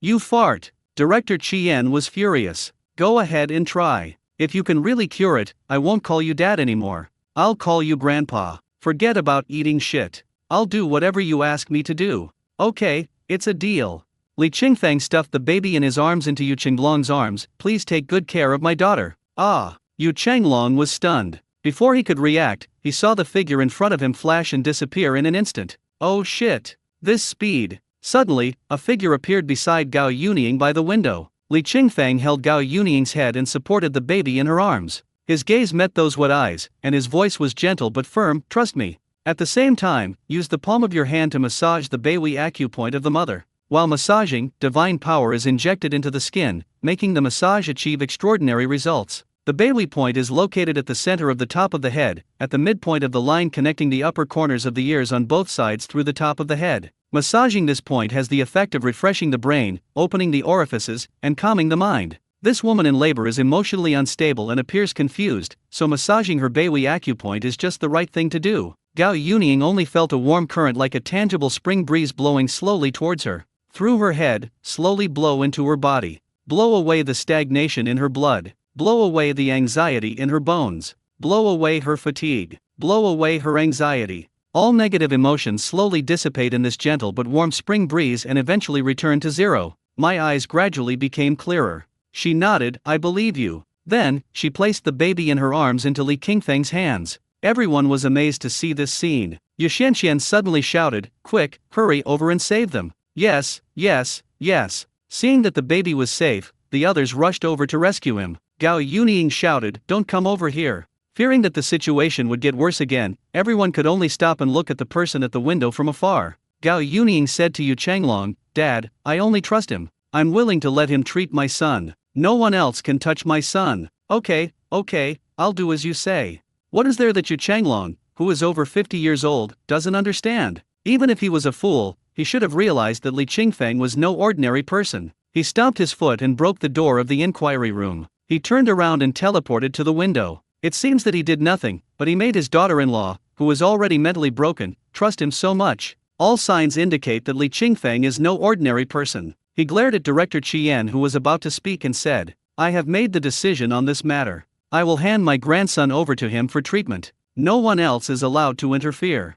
Dad, Yu Xianxian said angrily, I've already told you he doesn't have a medical license and hasn't received any systematic medical training. How could you leave your child with him? Aren't you afraid of what might happen? Shut up. Yu Chenglong shouted, what do you know? Get out of here. Yu Xianxian was stunned by her father's yelling. She took 2 steps back and glared at Li Qingfeng angrily. Li Qingfeng carried the baby back to the bedside and gently placed the baby on the bed. Then place your fingers on the outside of the baby's calf and gently massage his gallbladder point. The gallbladder point is located on the upper outer part of the calf. It has the effects of promoting bile secretion, regulating qi, and unblocking the meridians. Gently massaging it with your hands can, to a certain extent, help promote bile secretion and unblock the meridians. Gao Yunying always stood aside and did not allow anyone else to get close. And with the infusion of Li Qingfeng's divine power, the baby underwent a miraculous transformation. I saw that the originally yellow-green little face was gradually losing its deep yellow-green color. The color gradually fades,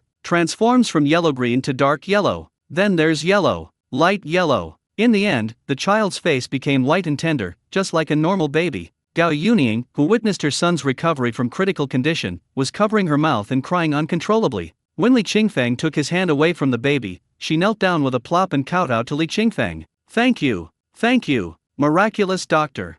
Thank you.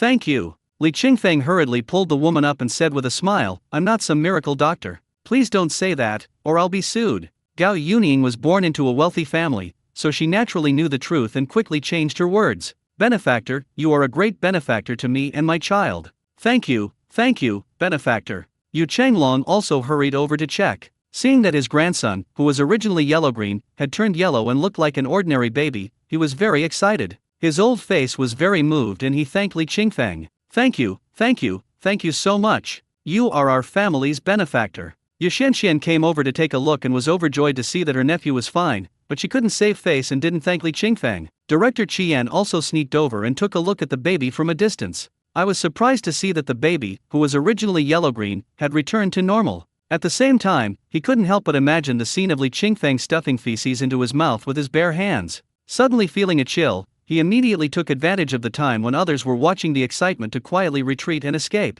The other doctors were all in disbelief when they saw that the baby had actually recovered. But the facts are right before their eyes, and they have no choice but to believe it. It's amazing. I've never seen anything so amazing. Who says it's not? We've already made a final diagnosis on this child, and it can't be cured without surgery. But to my surprise, he was healed with just a few gentle pressures. He seems to be pressing the gallbladder point, which is known to reduce jaundice. I didn't expect his technique to be so powerful and to work so quickly. This person is not simple. It's really awesome. Li Qingfeng took his daughter back from Yu Qinglong's arms and said with a smile, "Director Yu, please go ahead and take care of my daughter's wound."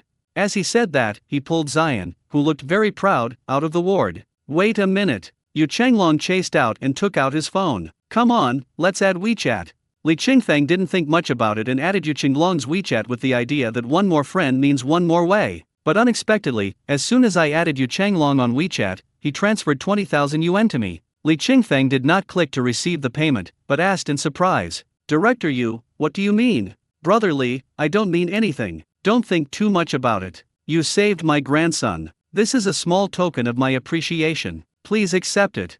Yu Qinglong patted Li Qingfeng on the shoulder with a smile on his face. Now that his grandson's crisis was over and his daughter-in-law had stopped making trouble, he felt that the bad air that had been hanging over his head had dissipated, and he felt a lot more relaxed. No. Li Qingfeng waved his hands and said, "Director Yu, I didn't save people for money, I just felt sorry for the kind-hearted parents in the world." "I know, but you must accept this money. You not only saved my grandson and his mother today, you saved an entire family. No, you saved 2 families. So, you must accept this money." "I really can't accept it." Li Qingfeng refused firmly. "I'm an unlicensed doctor. If I take this money from you, I'm sure the health department will come and give me trouble in a few days. So, I absolutely won't take this money." Seeing Li Qingfeng so stubborn, Yu Qinglong did not force him, but just asked, "Then tell me, do you have any other requests?" "Request?" Li Qingfeng looked at his daughter and frowned. "I want to take the child home." "I understand." Yu Qinglong looked at the listless baby, then quickly turned around to look at his grandson. "Ah," he sighed, "this Dong Yan is such a jerk. Don't worry, I'll take care of this matter for you. You can go back directly after seeing the doctor. I'll take care of the rest." Li Qingfeng was somewhat delighted. "Really? But, if I go back, will it be difficult for you?" "Hey, this is not that hard to do." Yu Qinglong smiled and said, "I'll go find Dong Yan and his wife and ask them to issue you a letter of apology, and everything will be fine. You can go back without worry." What a joke. I'm already half a century old and have reached this level, but I can't deal with a criminal? That's right, Dong Yan is a criminal. A criminal who took advantage of his position to murder a baby. As long as we can find all the witnesses and evidence, it will be difficult for Dong Yan not to issue a letter of apology. Li Qingfeng finally nodded and said, Thank you very much. You're welcome. Go back first. I'll call you if there's anything." After Li Qingfeng thanked him again, he left Renmin Hospital with his son and daughter. After arriving at the maternal and child health care hospital, my daughter's wound was treated, the doctor prescribed some medicine, and then I went home. When seeing the doctor, Li Qingfeng was a little worried and asked the doctor whether he wanted to take anti-inflammatory drugs. The doctor said that the child is so young that there is no need for injections. As long as the wound is taken good care of, he will be fine in 2 or 3 days. With the doctor's words, Li Qingfeng finally felt relieved and took his children home. I was away from home for 2 or 3 days, but it felt like I was away for 2 or 3 years. So many things have happened in the past few days. Li Qingfeng suddenly realized that it was not enough for a person to just be rich, powerful, or even have skills. You must have connections and people's support. As the saying goes, he who wins the hearts of the people wins the world. So, I have to work hard to make money in the future. But it's not just about making money. The blue car drove slowly along the mountain road. A gentle breeze blew into the car.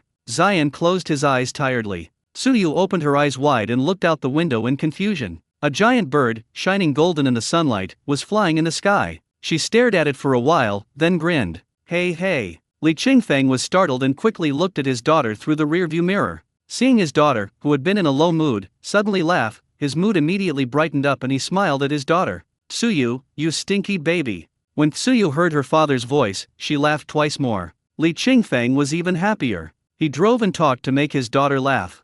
When the car returned to Murakami, Suyu's mood had returned to the state it was before going to the hospital. That's great. After stopping the car, Li Qingfeng took his daughter out and gave her a big kiss on her little face. "Dad, I want to see the baby."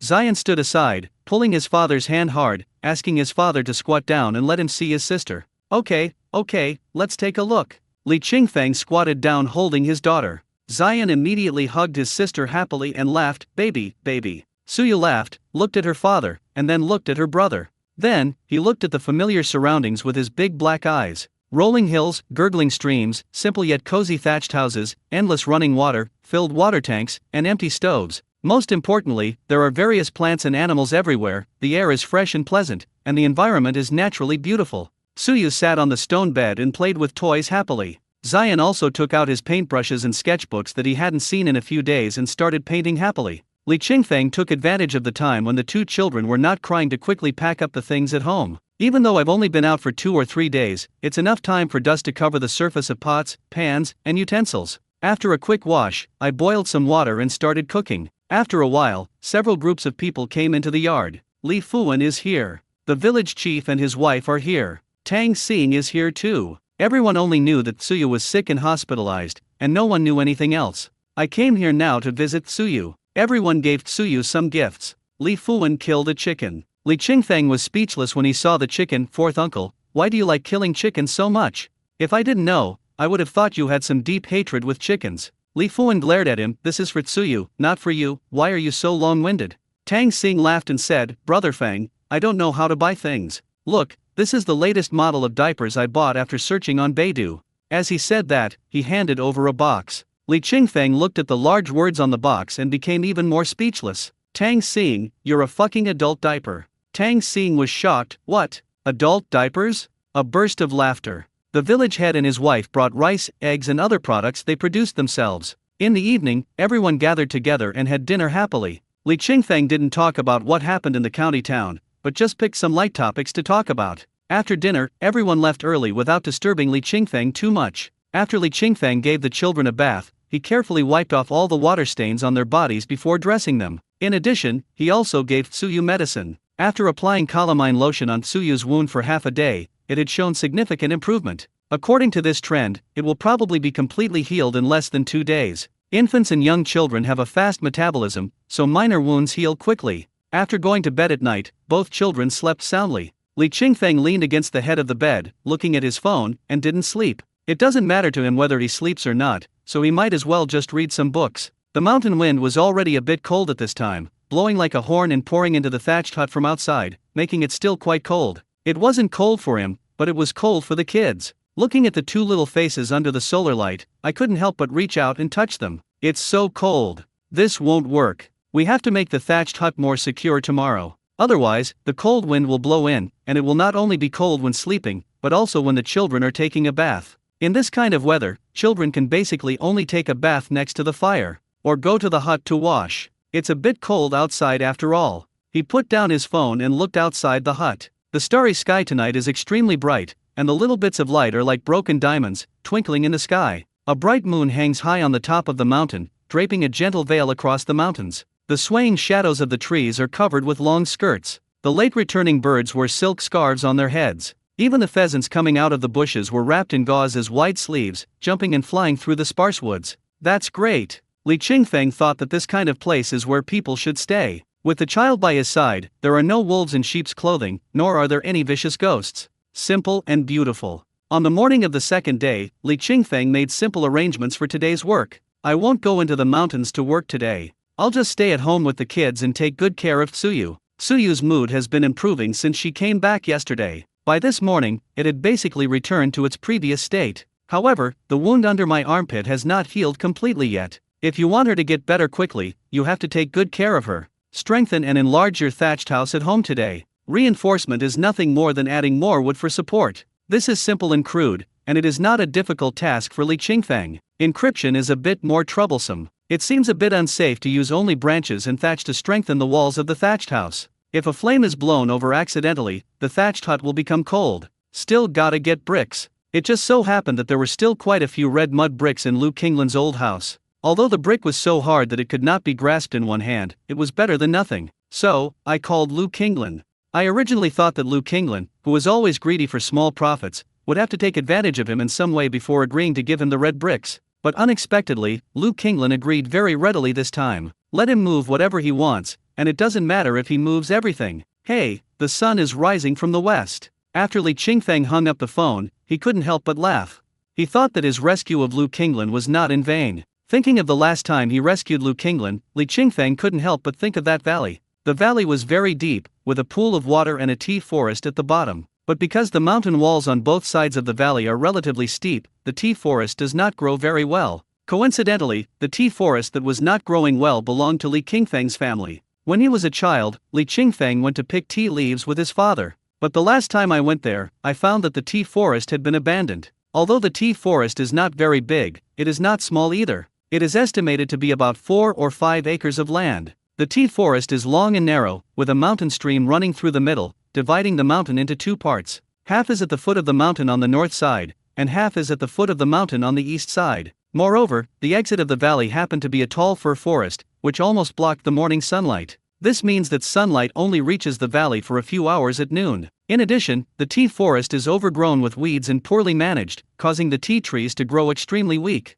After moving bricks for a while, Li Qingfeng came to the center of the yard. Facing the northeast, he could see the valley where Lu Qinglan fell last time. From this yard, following the stream all the way up, the first mountain you reach is an orange grove. This orange grove is also one of the properties left by Li Qingfeng's father, Li Fuqiang. It's a pity that Li Qinghe was too lazy and didn't take good care of the orange grove. Today, the orange tree has grown very tall after growing day by day and year by year. Logically, this orange tree needs to be pruned and thinned so that the few nutrients can be supplied to the roots and keep the tree strong. However, Li Qinghe did nothing, which resulted in the orange trees becoming tall and thin, and the fruits they produced being sour and small. Later, he simply gave up and didn't care at all. As a result, the once healthy orange grove is now like a wasteland. The area of the orange grove is about twice that of the tea grove, estimated to be around 10 acres. But there are not many orange trees, only about 20. There are also several grapefruit trees. Because the terrain is long and narrow, distributed on both sides of the stream, the orange grove may seem small, but it extends all the way from the end of the yard to halfway down the mountainside. At the end of the orange grove is a fir forest. This fir forest is also the property of Li Qingfeng's father, Li Fuqiang. The area of the fir forest is much larger than that of the orange forest, covering about 10 to 20 acres. Above the cedar forest is the valley where Lu Qinglan fell. That is the tea forest of Li Qingfeng's family. In other words, from the yard along the stream all the way up to the hillside of Northeast Mountain, the hill where East Mountain and North Mountain meet, part of the mountain area on both sides of the stream all belongs to Li Qingfeng's family. Although the area of these mountains is not large, the width is estimated to be less than 50 meters when measured perpendicular to the stream. But it is long. It extends directly from the foot of the mountain to the mountainside. Of course, there are still some wastelands in between. For example, there is a piece of wasteland between the orange grove and the fir forest. The terrain of this wasteland is very steep and not suitable for planting, so Li Fuqiang did not open up the wasteland at the beginning. Li Qingfeng looked at the vast land left by his father and suddenly felt the long-lost fatherly love. Although my father has passed away for many years, his love still lives on in this world. The orange grove was his love for his 2 sons. The cedar forest was also his love. The tea forest is his favorite. It's a pity that this profound love has been left unmaintained for a long time, and is now overgrown with weeds. Even the base of the tall fir trees is covered with thorns, making it difficult to enter. Li Qingfeng plans to use the free time he has at home taking care of his daughter these days to repair these forests. However, before repairing the forest, he had to make it clear to Li Qinghe that he wanted to transfer these forests to his own name. If he started repairing the forests without separating them, he was afraid that his efforts would be in vain. After repairing these forests, a lot of mountain land will be freed up. When suitable crops are grown on these hills, they can be planted there in the future. In short, in order to take back these mountains and forests, one must first sign an agreement with Li Qinghe and have these mountains taken back into one's name. I just don't know whether Li Qinghe and his wife will agree. Li Qingfeng was thinking about these things while carrying red mud bricks. After a while, all the usable red mud bricks from Lu Qinglan's old house were moved here. After finishing the move, he washed his hands, picked up his daughter and took a walk in the yard. Zion followed him out and asked, "Dad, what are we having for lunch today?" At this time, the father and his 2 sons happened to be walking past the toilet. Big-headed dung flies were buzzing around the toilet. Seeing that his father was silent, Zion asked again, "Dad, what are we having for lunch?" Li Qingfeng's face was full of black lines. "What do you want to eat?" "I want to eat meat." Zion chased a big fly in front of him and wanted to slap it to death. But the fly flew too fast and he couldn't catch up with it. Li Qingfeng turned his head to look at the toilet that was almost filled with his son, and felt like crying but had no tears. It seems that compared to returning the forest to its original state, cleaning up the toilet quickly is the most important thing. It just so happens that the orange trees in the orange grove are lacking fertilizer. When the time comes, use the organic fertilizer in the pit to fertilize the orange tree. After strolling for a while, I made some milk powder for my daughter, played with toys together, applied some medicine, and the little one fell asleep. While his daughter was asleep, Li Qingfeng dug some red mud from the east mountain across the stream. This red mud has super strong viscosity. Although it is not as good as cement, it is enough to bond red mud bricks. Many of the old houses in the past were made of red mud bricks, which were pounded into square shapes. Red mud is also used as cement to fill the gaps and stick them together. After digging up the red mud, add water and mix it into a paste, then you can start construction. First, lay a circle of bricks on the ground, and then apply a layer of red mud about 2 fingers thick on the bricks.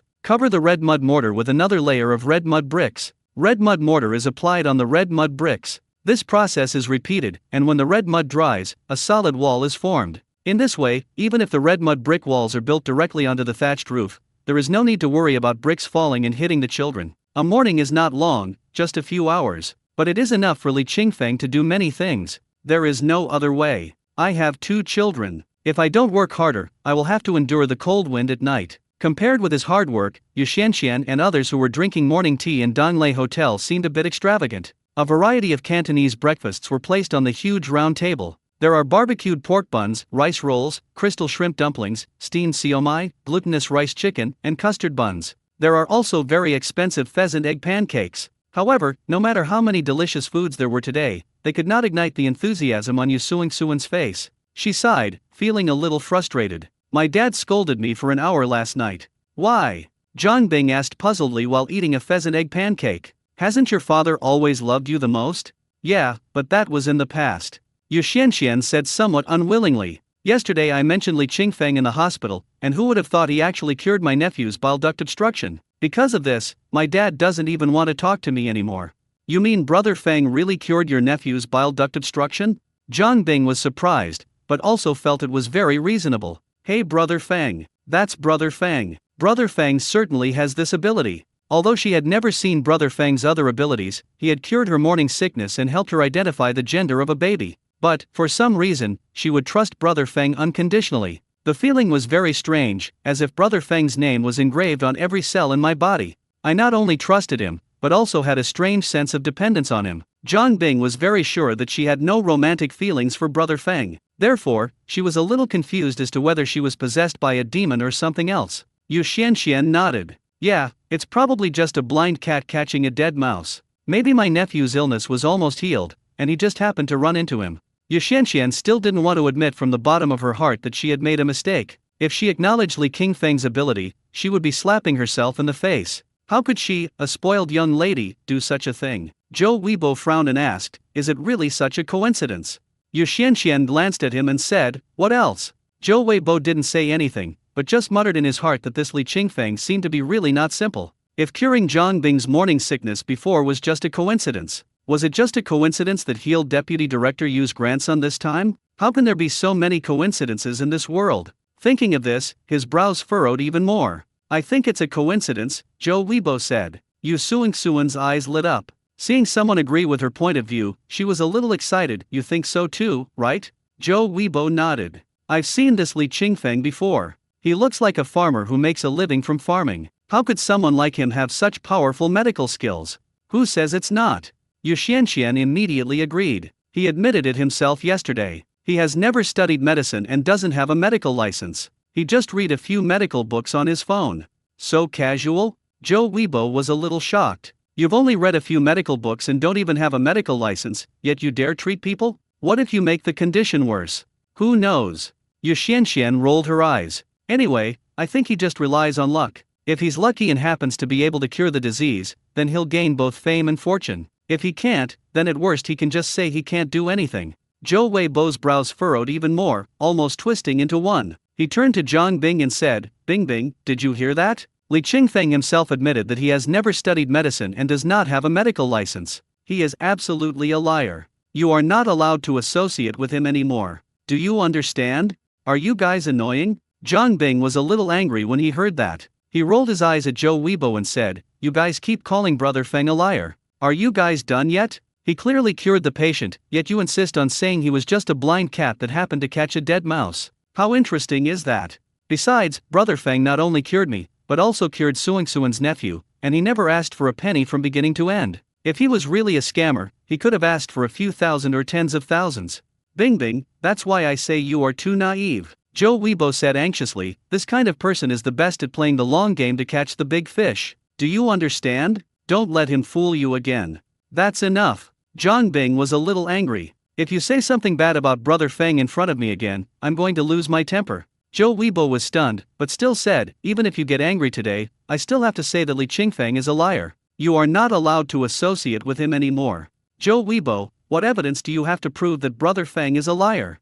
Zhang Bing was really angry. He stood up and shouted, without any evidence, you're just calling me a liar. Is this how you treat the person who saved your wife and children? Seeing Zhang Bing's agitation, Yu Xianxian quickly stood up and advised, Bing Bing, let's not talk about this anymore. You're pregnant, don't get too excited. Speak up. We must speak up today. Joe Weibo got angry and stood up, saying, let's make it clear today, otherwise you won't be betrayed in the future.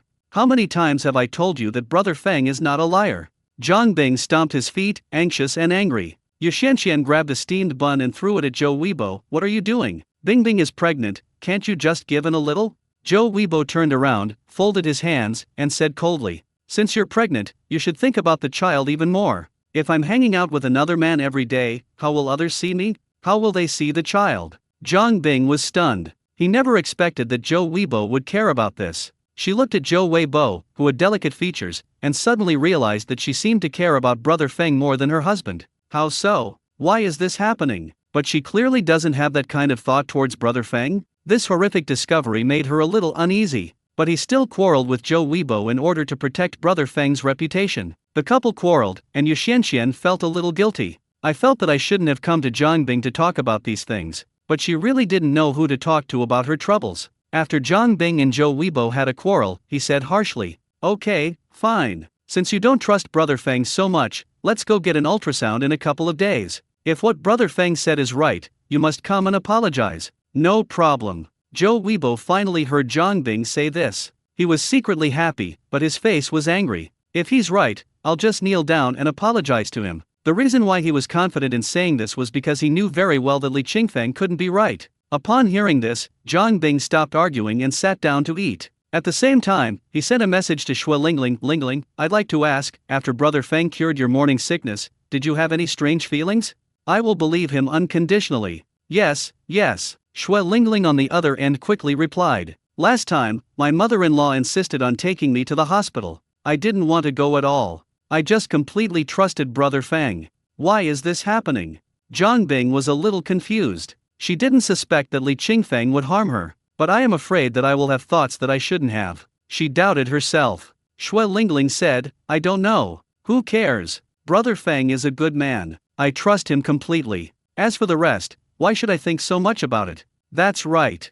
Zhang Bing breathed a sigh of relief when he saw that Shui Lingling's situation was similar to his. I thought, this is probably what a patient's complete trust in the doctor means. The reason why she completely trusted Brother Feng and regarded him as more important than her husband was because Joe Weibo had been saying bad things about Brother Feng. Shui Lingling's husband and Brother Feng seem to be good friends, so Shui Lingling doesn't have her worries. As long as we do an ultrasound in 2 days to confirm Brother Feng's diagnosis, and then let Weibo get along well with Brother Feng, everything will be solved. However, in order to further confirm her thoughts, after having breakfast, she quietly went to the pediatric inpatient department of Renmin Hospital. After finding Gao Yuning, Zhang Bing directly explained his purpose. I heard that Brother Feng saved your child, so I came here to see him. Zhang Bing has a natural desire to get close to those who have been treated by Brother Feng. Very strange. Originally, she and Shui Lingling were not very familiar with each other, but they met when they went to the maternity and child health checkup a few days ago, and then they became good friends who could talk about anything. So magical. How outrageous. Gao Yuning's mood is much better now than yesterday. She is like a completely different person. Not only are her features clear, but her complexion is also very rosy. She smiled and said, Brother Feng not only saved my child, he also saved me. As she spoke, she told Zhang Bing about the head massage Li Qingfeng gave her. Zhang Bing was horrified. The more I get to know Brother Feng, the more amazing he is. Not only did he cure the baby's bile duct obstruction, he also cured Gao Yuning, who was a little mentally disturbed. She hurriedly asked, "Do you have a feeling that after being cured by Brother Feng, you will trust him unconditionally?" "Yes." Gao Yunying nodded. "Of course. Brother Feng is the savior of my mother and me. Of course I trust him unconditionally.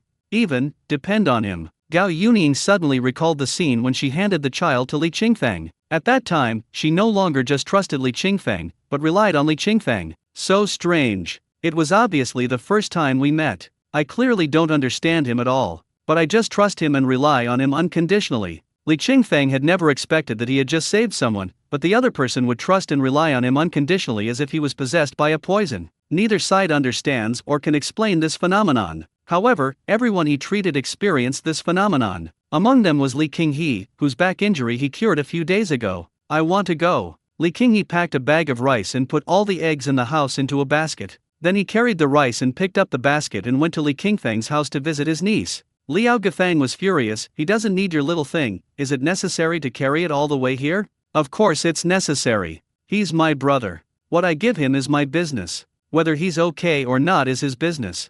This sentence left Liao Gafang speechless. Originally, after she saw that Li Qingfeng had become powerful, she also wanted to repair their relationship and get close to Li Qingfeng. But that's not the way to cling to someone. There wasn't much food at home this year. Because all the paddy fields outside have been rented out to grow taro, there are only about 2 acres of paddy fields left at home that can be used to grow rice. In addition, rice is basically only grown for one season in the village, and glutinous rice is also grown, so the amount of rice used for cooking is suddenly much less than in previous years. As for eggs, the family was reluctant to eat them. The original plan was to collect 100 of these local eggs and then sell them to Lai Quifeng's daughter at the price of 1 yuan each. But who knew that this evil Li Qinghe would actually give it all to Li Qingfeng? She was both anxious and angry, but Li Qinghe had been inexplicably possessed recently and was particularly partial to Li Qingfeng. As long as she said something bad about Li Qingfeng, Li Qinghe, who had been a coward for most of his life, would actually turn against her. Can you believe it? It's really a ghost. What kind of poison did Li Qingfeng give his brother? Although I don't understand, there is nothing I can do. You can't really divorce Li Qinghe just because he suddenly changed. Although she always talks about divorce, she can't do it when she really wants to. Although Li Qinghe was a coward and incompetent, he was kind to her and listened to her in almost everything. Although our family is not rich now, we have a car, a house, and a lovely son. Divorce is something that can only scare Li Qinghe during a quarrel. Seeing that Li Qinghe insisted on sending rice and eggs to Li Qingfeng, Liao Gafang had no choice but to drag her son, who did not go to school on weekends, and follow him to Li Qingfeng's house. "Qingfeng, I'll bring you some rice." Li Qinghe carried a large bag of rice and walked into the yard with ease. Li Qingfeng was changing the diaper for his daughter when he saw his eldest brother and his family of 3 coming. He hurriedly greeted them. "You guys find a place to sit. I'll change Tsuyu's diaper first." "Yeah." Li Qinghe did not sit down to rest after putting his things down. Instead, he helped to tend the dying fire and then filled the kettle with boiling water. Liao Gafang sat on the stone, looking at the original thatched hut which now looked like a real house, and felt very uncomfortable. Now she has no right to be jealous of Li Qingfeng. Ever since she learned that Li Qingfeng could earn several thousand yuan a day by selling stone frogs, she found that she no longer seemed to have the qualifications to envy Li Qingfeng. It's ridiculous. Now, seeing that Li Qingfeng's life was getting better and better, she found herself quite ridiculous. When Li Qingfeng said he wanted to live with them, she refused. As a result, Li Qingfeng turned around and came back to live in the old house. He lived a prosperous life and even earned several thousand yuan a day. It feels like missing out on $1 million jackpot by 1 digit. Missed the $1 million prize. Regret. It hurts again, but there is nothing I can do. Brother, stop working. Li Qingfeng came over with Ziyu in his arms and said, "Sit down and take a break." As he spoke, he took out some snacks from the large storage bucket and asked Zion to share them with his brother Hoki. Zion was very generous and stuffed all the snacks that he usually didn't want to eat into brother Hoki's arms. It was because when he first came back, brother Hoki had shared his snacks and toys with him. There is always a special innocence between children. Although you cannot give the other person something expensive, giving them your favorite snacks is the truest friendship. Li Qinghe came over and sat down after hearing this. He smoothed the flesh on Ziyu's face and asked, "Hey, Tsuyu, I haven't seen you for a few days. You seem to have lost a little weight, don't you? Come here, uncle, give you a hug, okay?" Li Qingfeng waved his hand and refused. "Don't hold her for now. Tsuyu's armpits are bleeding a little." "Oh, it's not healed yet? When you called me the other day, didn't you say it was just a little broken skin? Why is it bleeding?" Li Qinghe frowned in pain. Children that young are the most pampered. It's painful enough for her to have her skin broken, and it's bleeding too. How much more painful must that be? Li Qingfeng shook his head. Nothing, I just accidentally got it. Then, he glanced at his sister-in-law who had been silent the entire time and asked, Sister-in-law, you haven't dug up the sweet potatoes and taro yet, right? When Tsuyu feels better in a couple of days, I'll go help you dig them up. I can't go back on my word on what I said a few days ago. Hearing this, Liao Gefang smiled and said, no, I didn't dig it. Last time you told your elder brother not to work, I didn't let him do it. After saying that, he laughed awkwardly twice. In fact, she scolded Li Qingyi several times in private, asking him not to listen to Li Qingfeng's nonsense and to dig up the sweet potatoes and taro from the mountains as soon as possible to prevent them from being destroyed by wild boars. But Li Qingyi refused and insisted on listening to Li Qingfeng. If Li Qingfeng doesn't let him work, he won't do it. This made Liao Gefang so angry that she didn't let him go back to his room to sleep for several nights in a row. Li Qingyi, who was disliked for snoring when he went to sleep in his son's room, ended up sleeping on the sofa in the living room for several nights. When he heard Qingfeng talking about digging sweet potatoes, he straightened his back instantly. He didn't know why, but he now trusted Qingfeng unconditionally and relied on Qingfeng. That's good. After chatting with the two of them for a while, Li Qingfeng asked his eldest brother to help hold Ziyu. Then I asked my sister-in-law to light a fire and cook.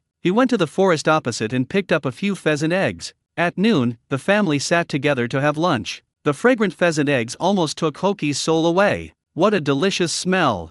Hoki cheered, I haven't eaten eggs in a long time. How could that be? Don't you have a lot of chickens at home? Li Qingfeng laughed. Is that really that exaggerated? Really, uncle? Hoki complained, my mother won't let me eat eggs. She says all the eggs at home are to be sold for money. That's not a big deal. Li Qingfeng looked at Liao Gefang, sister-in-law, how much can these eggs sell for? You can let Hoki eat well and grow well. Isn't that better than selling them for that little money? Liao Gefang's face flushed red and she laughed awkwardly twice. If it had happened before, she would have definitely scolded Li Qingfeng, saying that he knew nothing and was just talking nonsense. But now Li Qingfeng is no longer someone she can abuse at will. Not only did he almost lose a tooth once before, but Li Qingfeng can also lift a motorcycle with one hand. Faced with such a powerful brother-in-law, it is better for her to keep a low profile. Seeing that the sister-in-law just smiled and said nothing, Li Qingfeng did not say anything to her anymore. He turned around and said to Hoki, Hoki, come to your uncle's place often and play. You can eat whatever your uncle eats. Okay. Hoki agreed readily. It was Li Qingfeng's words eat whatever your uncle eats that instantly improved Li Qingyi and his wife's mood. Liao Gefang was no longer so shy and started talking about how Li Qifeng had been coming to her house to gossip about other people's affairs in the past 2 days. It's a way to show my attitude to Li Qingfeng. Li Qingfeng said, sister-in-law, Li Qifeng's family are not good people. You should have less contact with them in the future. Thinking of the last time Li Qifeng sowed discord at his eldest brother's house, Li Qingfeng couldn't help but say angrily, this Li Qifeng always knows how to stir up trouble. When you and my eldest brother quarrel, 9 out of 10 times it's her who instigates it. Yes, yes, yes. Li Qingyi immediately nodded his head like a rattle. That's right. Last time, she used the fact that you invited village chief Tang Seng and his friends to dinner to sow discord among us, and that got your sister-in-law to beat me up. Liao Gefang chuckled twice and stepped hard on Li Qingyi's instep. Li Qingyi felt pain. Ouch, why did you step on me? I'm telling the truth. Liao Gefang was so angry that she almost rolled her eyes. What's going on with this Li Qingyi? How come he has become a different person now? He no longer obeys her like before, but is now open-hearted to Li Qingfeng? Let him continue to sleep on the sofa tonight. After lunch, Li Qingfeng talked about the mountains. The meaning is very clear. He wants to take over the orange grove, the fir grove and the connected tea forest. These 3 plots of land are connected together, extending from the foot of the mountain to the mountainside, and are named Nanshuakong. Nanshuakong is a place name. The word Chong is a dialect word, similar to the meaning of valley. This Nanshuakong is sandwiched between 2 mountains, with raging mountain streams, and is not a good mountain area. Except for the fir forest, neither the orange grove nor the tea grove is very good. Li Qingfeng asked for these 3 pieces of land, and Li Qingyi had no problem with it at all. After weighing the pros and cons, Liao Gefang also agreed. This surprised Li Qingfeng very much. I never expected that the two of them would agree so easily. I originally thought that the two of them would make a fuss like before, but unexpectedly, not only did they not make a fuss, but they agreed readily. Especially Li Qingyi, he seemed to have not thought about it and agreed without hesitation. Strangeness? What's going on with Li Qingyi? Even if he sees that I am capable and wants to have a good relationship with me, he won't change so quickly. His transformation was like changing his face, it happened without any warning. Very strange. Very confused. Li Qingfeng had no idea what was going on, but he was happy to see that they agreed. To be on the safe side, he called his fourth uncle and the village chief Tang Yuxin and asked them to come as witnesses. Under the witness of the two, Li Qingfeng and Li Qinghe and his wife signed the agreement. After the three of them signed their names and pressed their fingerprints, the dozens of acres of mountain land in Nanshuakong belonged to Li Qingfeng. I accomplished two big things today. One thing is to build and stabilize the walls of the thatched house. The second thing was to obtain the right to use Nanshuakong. Nanshuakong was originally an industry under the name of Li Fuqiang. Although the land was not his, he had the right to use it. Therefore, as long as Li Qinghe and his wife agree, the right of use can always be held by Li Qingfeng. Li Qingfeng was in a good mood because he had accomplished two important things today. In the afternoon, we dug some yams near the foot of the mountain, caught a pheasant and a few stone frogs, and the whole family celebrated. Li Fuan is responsible for taking care of Tsuyu. Hoki took Zion to play. Li Qinghe and his wife were responsible for preparing dinner.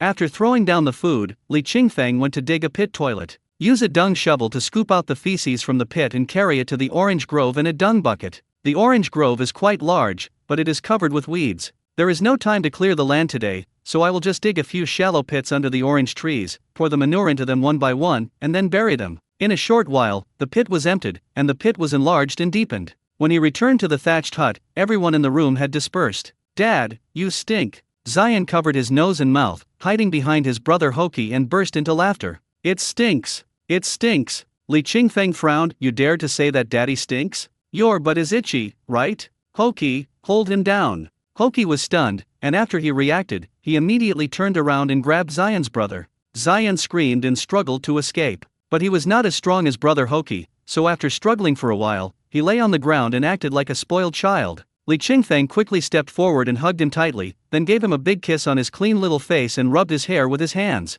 Zion was angry and anxious, and started screaming. Tsuyu, who was sitting in Li Fuan's arms, watched this joyful scene and couldn't stop laughing. Li Fuan scolded, "Qingfeng, you are already so old, and you still mess with the child like this." Li Qingfeng said, "This kid actually said I smell bad. How can you say that about your own father? No matter how bad your father is, he's still your father. Don't say that about your father again. Do you understand?" Zion struggled with all his might. I know, let me down now." Only then did Li Qingfeng put the child down. As a result, as soon as Zion landed, he immediately ran away in a proud manner. As he ran, he shouted, "Daddy stinks, Daddy stinks." Li Qingfeng put his hands on his hips and said, "Li Zion, if you say that again, I'll pick you up again and throw you into the toilet. Believe it or not. Come on, come on." Zion laughed and stretched out his hand. "Come and catch me." Li Qingfeng would not be fooled by this kid and turned around to go take a bath by the stream. Dinner was yam and pheasant soup, dry pot stone frog, and egg pancakes.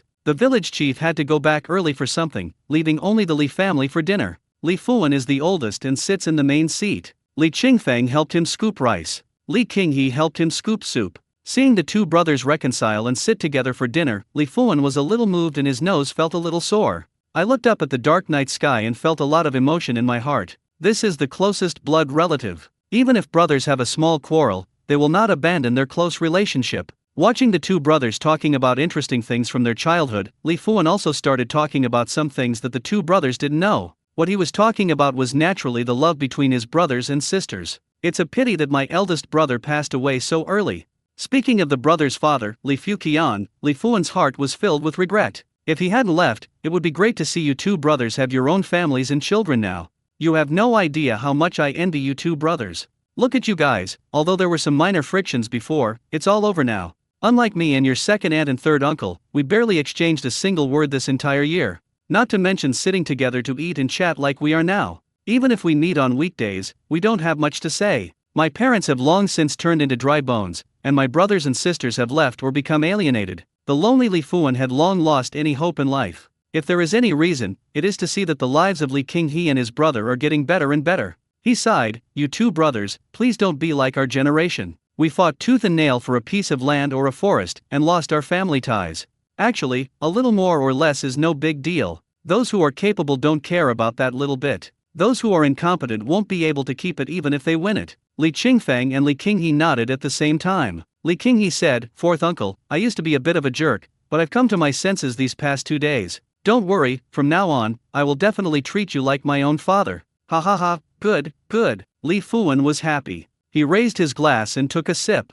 After dinner, Li Qinghe and his wife helped clean up before taking Hoki back. Li Fuan also followed. The originally bustling thatched hut suddenly became much quieter. Li Qingfeng quickly boiled water for the children to take a bath. Now the four walls of the thatched house are built directly under the roof, so the cold wind cannot blow in, and it is not so cold to take a bath in the house. It was just that the little rascal Zion was a bit mischievous. He actually splashed water in the bathtub, making the hut full of water. Li Qingfeng beat him up severely. But the problem is that Zion's golden finger means he can withstand a beating, that is, immune to all physical damage. No matter how Li Qingfeng hit him, he didn't feel any pain and wouldn't get hurt. It's so infuriating. After giving my son a bath, I gave my daughter a bath. After another day of careful care, Suyu's wound had clearly scabbed over. Children's metabolism is so amazing. If it were an adult, the wound would probably take a week or so to heal, but for him, it only took a day or two. I'm still at home taking care of the kids tonight. First, train Ziyu's turning over skill.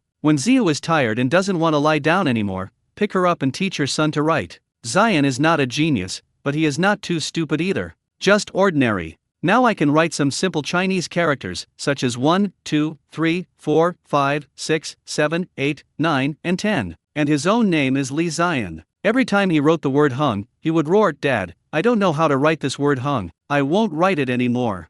Don't yell. Li Qingfeng, sitting aside, consoled him. If you don't know how to write, just write slowly and see how Dad writes. Pick up the pen and write stroke by stroke in the blank space. As he wrote, he recited the strokes: first write a left stroke, then a right stroke, then a vertical stroke, then another left stroke. The wind is slow tonight. Just like my dad is very warm tonight. The brother and sister sat, one in their father's arms and the other sitting next to their father. The light is dim, but the heart is bright. As long as Dad is here, there will be no darkness in this world. As long as my father is around, I can have a fresh and hot breakfast every day, even if I live in such a remote mountain area with harsh conditions. Zion's breakfast consists of freshly ground soy milk and pheasant egg and kudzu root pancakes. Very ordinary breakfast, nothing new. Zion said that he was a little tired of eating these things every day. Suyu's breakfast is a bit fresh. Today, her father specially prepared freshly ground rice porridge for her. The rice paste is not ordinary rice paste, but rice paste mixed with yam paste.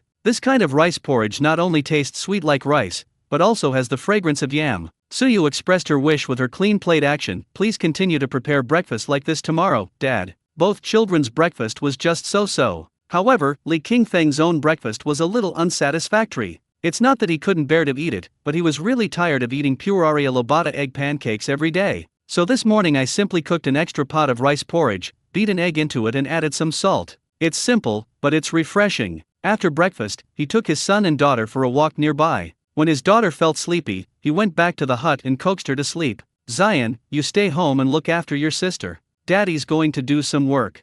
Li Qingfeng plans to use today's time to clear some weeds in the orange grove. Dad, where are you going to work? Zion thought his father was going into the mountains to dig bamboo shoots, so he wanted to go with him. Li Qingfeng pointed to the mountain at the end of the yard, which was 4 or 5 meters higher than the yard, and said, Zion, look, Dad is working over there. Zion looked in the direction his father pointed and vaguely saw a few orange trees. Then I want to go too. Li Qingfeng thought about it and nodded. Okay then. If you go with Dad, you have to help him with the work, okay? Sure. Zion was overjoyed and immediately ran towards the wasteland. Li Qingfeng tucked the corner of his daughter's quilt, closed the door, picked up the tools, and hurried over. The orange grove is on a higher level than the yard. To get to the orange grove, one had to walk across a huge stone slab with several shallow pits knocked into it. The boulder is very large, covering an area of about 30 to 40 square meters. From the end of the yard, it slopes down and coexists with the mountain, extending right to the end of the orange grove. This huge stone slab is the only way to get to the orange grove. In order to prevent slipping, our ancestors dug several shallow pits less than 5 centimeters deep on the huge stone slabs, which were barely big enough to fit half a foot to steady the body. This road is fine for adults to walk on, but for someone with short legs like Zion, he has to use his hands and feet together. Zion originally wanted to imitate his father and walk into the orange grove, step by step,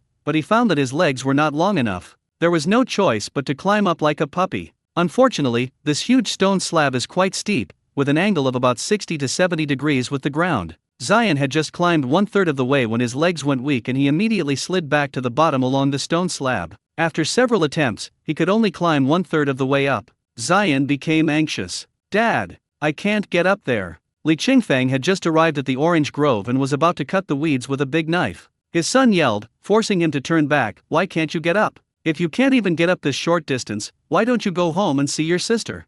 No, Zion said angrily, I want to go up, you come down and hold me. Do your best. Li Qingfeng said this and ignored his son. He turned around and prepared to go back to the orange grove. Ah, Dad.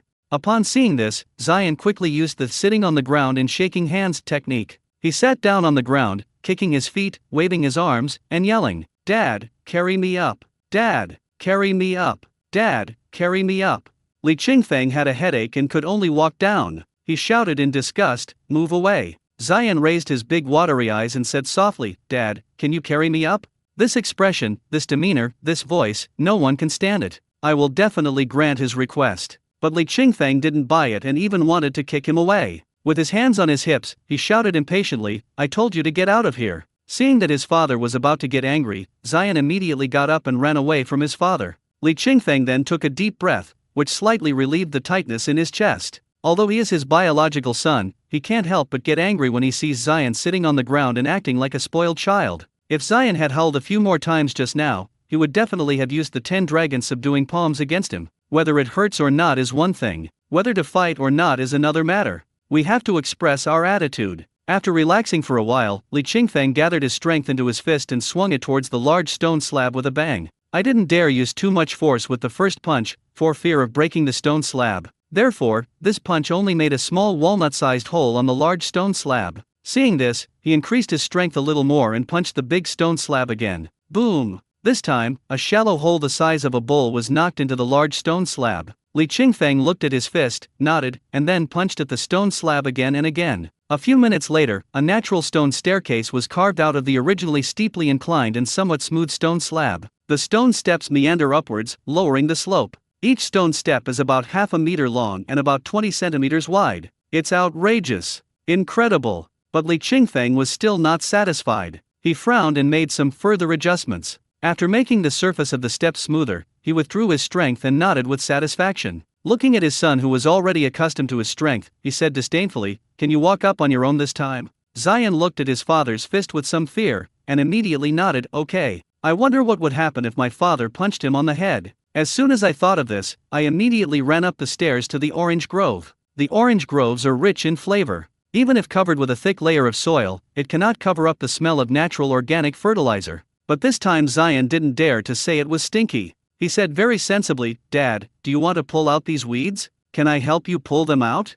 The old father nodded with satisfaction, yes. You can pull it out if you want, but be careful not to hurt your hands. On second thought, I felt that what I said was unnecessary. Zion can repair himself and cannot be hurt. So he stopped paying attention to his son and looked at the orange grove carefully. The orange grove is not flat, but divided into several small plots. The one at the foot of the mountain is the largest, about 1 acre in size. Then follow the stream up, and the plots of land get smaller the higher you go. There are about 10 UN in total. These 10 pieces are not distributed only on one side of the stream, but on both sides. The first 4 blocks are on the left side of the stream, and the rest are on the right side of the stream. Although this seems inconvenient for managing the orange grove, it is actually very convenient for watering the crops in the field. If you grow vegetables or other things in the fields, you don't have to worry about drought. Dad, what is this? Zion grabbed a handful of grass and ran over happily. Li Qingfeng took a look and frowned, saying, It's just weeds. No, this, look at it. Zion raised the weeds in his hand and pinched the roots of the weeds. Dad, look, does this look like candy? Li Qingfeng said disdainfully, You'll know if you try one. Zion didn't fall for his trick. He tore something off the grass roots, held it up in front of his father, and shouted, Dad, look at what this is. Li Qingfeng then reluctantly focused his gaze on his son's palm. Frowning, his eyes lit up. He was surprised and said, Cordyceps. Zion, where did you find it? As he said this, he immediately picked up a small object the size of chopsticks, about 4 or 5 centimeters long, from his son's hand. I saw that this little thing was white and fat, with threads on its body, and looked a bit like a snail. There! Zion pointed to the wasteland behind him. Dad, there are still a lot more. Li Qingfeng followed his son's finger and looked towards a large open wasteland in the orange grove. There were orange trees planted on the wasteland, but they died and their trunks were cut down and burned. That piece of land became a real wasteland. He walked over quickly and took a look, his eyes widened. I saw that the land was covered with wild grass of many kinds. The largest number of them is the Cordyceps sinensis picked by Zion. That is nectar. Manna is a perennial herb. Most plants that do not die with the arrival of autumn and winter are perennial plants. Some are sophomores. As a strong wild grass that runs through the north and south, nectarine not only has a nice name but also tastes delicious. The white tuber at its root, which is the white tuber shaped like a stone snail in Zion's palm just now, tastes delicious. However, few people locally eat this thing. It was only after Li Qingfeng had eaten it in a high-end restaurant in the city that he realized that the thing was actually a wild grass that could be found everywhere in the mountains. There are too many wild vegetables locally. Vegetables like the mangosteen have too much mud and sand on their roots, making them difficult to handle. They are also too small and generally find it difficult to end up on people's tables. Mountain people work every day, but they have limited physical strength and time, so they prefer larger or easily available wild vegetables such as bamboo shoots, yam, and bracken. Although this nectar seed is everywhere, it is basically used as a medicinal ingredient, and few locals eat it directly. Over time, very few young people know that the nectar seeds are edible. Li Qingfeng was a little excited. He stepped forward and grabbed several closely growing nectarines with his big hands. He pulled them up gently. I saw that the roots of the nectarines were covered with mud and sand, and the plump rhizomes were pure white and translucent in the sunlight. There are some yellow soil on the skin, which makes it look delicate and cute. After being delighted, he quickly went to pick more nectar seeds. Seeing his father pulling out the weeds like crazy, Zion was not willing to be outdone. He quickly grabbed a big one and leaned back with all his might. As his body leaned further and further, the nectar was pulled out of the ground with a bang, splashing a cloud of flying sand. The price he paid was that Zion fell on his butt and rolled over. He rolled around in the weeds, and large amounts of grass seeds stuck to his body. The most arrogant grass seeds among them are the seeds of Biden's pilasa. Just messed up his hair. Li Qingfeng looked back at him and cursed him. It was obvious that he looked like a hedgehog with grass seeds on his head, and he couldn't help laughing again. Then he scolded his son while helping him deal with the grass seeds on his head. By the time Ziyu's crying sounded at home, Li Qingfeng had already cleared the weeds in the first orange grove. The land, which originally looked somewhat desolate and gloomy due to the weeds and orange trees, became not only much brighter but also very tidy after being repaired. I saw a few orange trees swaying like willows in the warm sun, with green leaves tinged with yellow and few achenes. There was no trace of weeds on the ground anymore, only exposed fresh mud and some small stones. Li Qingfeng picked up the bundles of nectar and hurried back home. Zion chased back while shouting, "Dad, wait for me." Suyu woke up slowly and cried twice. Seeing that no one came to hold her, she opened her mouth and cried loudly. The tears were like two tangible rays of sunlight, crystal clear, winding down. Come on, Dad is coming." Li Qingfeng pushed open the half-closed bamboo door, shook off the water droplets on his palm, quickly picked up his daughter, and said repeatedly, "Daddy is here, isn't he? He's here all of a sudden, don't cry, don't cry. Dad, I want some water." Zion shouted outside. Li Qingfeng came out holding his daughter and scooped a bowl of cool boiled water from the aluminum pot for his son. Although this boy didn't do much work, he was quite attentive and kept following behind to help pick up the broken nectarines. Considering that he was so sensible, Li Qingfeng did not scold him and let him do his own thing. After he drank the water, he took the initiative to ask him, "Zion, what do you want to eat for lunch?" Zion swallowed the last mouthful of water and thought for a moment, "Well, I want to eat something delicious." "I know you want to eat something delicious, so you have to tell me." Delicious." Li Qingfeng was speechless. "Do you want to eat the egg pancake?" "No." "Would you like some egg noodles?" "No." "Would you like some scrambled eggs?" "No." "So what do you want to eat?" Li Qingfeng's anger, which had been suppressed for a long time, suddenly flared up again. I've never seen such a picky child. When I asked him what he wanted to eat, he didn't say anything. Even when I tried to pick for him, he refused to eat anything. I'm very angry. Zion also feels wronged. I eat eggs every day and I'm almost turning into salted egg Superman. So, he said a little aggrievedly, "Whatever, it's all right." Oh shit. Li Qingfeng couldn't help it and clenched his fists. The only remaining sanity told him not to hit Zion. So, he gathered his anger in his hands and punched the stream beside him. Wow! The stream suddenly stopped flowing, and a column of water shot straight into the blue sky. Fish, did I provoke you? The water column dissipated and fell back to the ground. Zion was surprised. Wow, so many fish. Having said that, he ran quickly towards the stream without paying any attention to his father's angry look. Li Qingfeng looked over and saw a lot of small fish jumping around in the stream. He was also surprised and happy, and quickly picked up his daughter to take a closer look.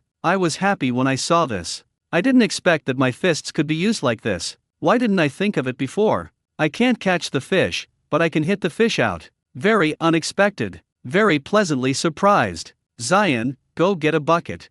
Upon hearing this, Zion quickly turned around and went back to get the bucket. After getting the bucket, I started catching fish myself. The fish is not big, about the size of a finger. Therefore, Zion still has a certain chance of winning against these small fish. At least, out of 10 fish, 1 or 2 were caught and put into the bucket by him personally. A few of the ones that were more agile were caught by Li Qingfang. After a while, the father and son caught about 2 kilograms of small fish. Not much, but enough for a meal. When he got home, Zion started clamoring for fish. But the custom in rural areas is to eat lightly at noon and eat a larger meal in the evening. There is usually not much free time to spend on eating at noon. I don't have time to cook, and even if I do, I just eat it whole without savoring it slowly. Because daytime is a good time to do farm work. Only at night, when I have free time and don't have to do farm work, will I slow down, cook a delicious meal and savor it carefully. So, Zion clamored to eat fish, and Li Qingfeng tried to reason with him. Said I wouldn't have time to cook until evening. He talked a lot.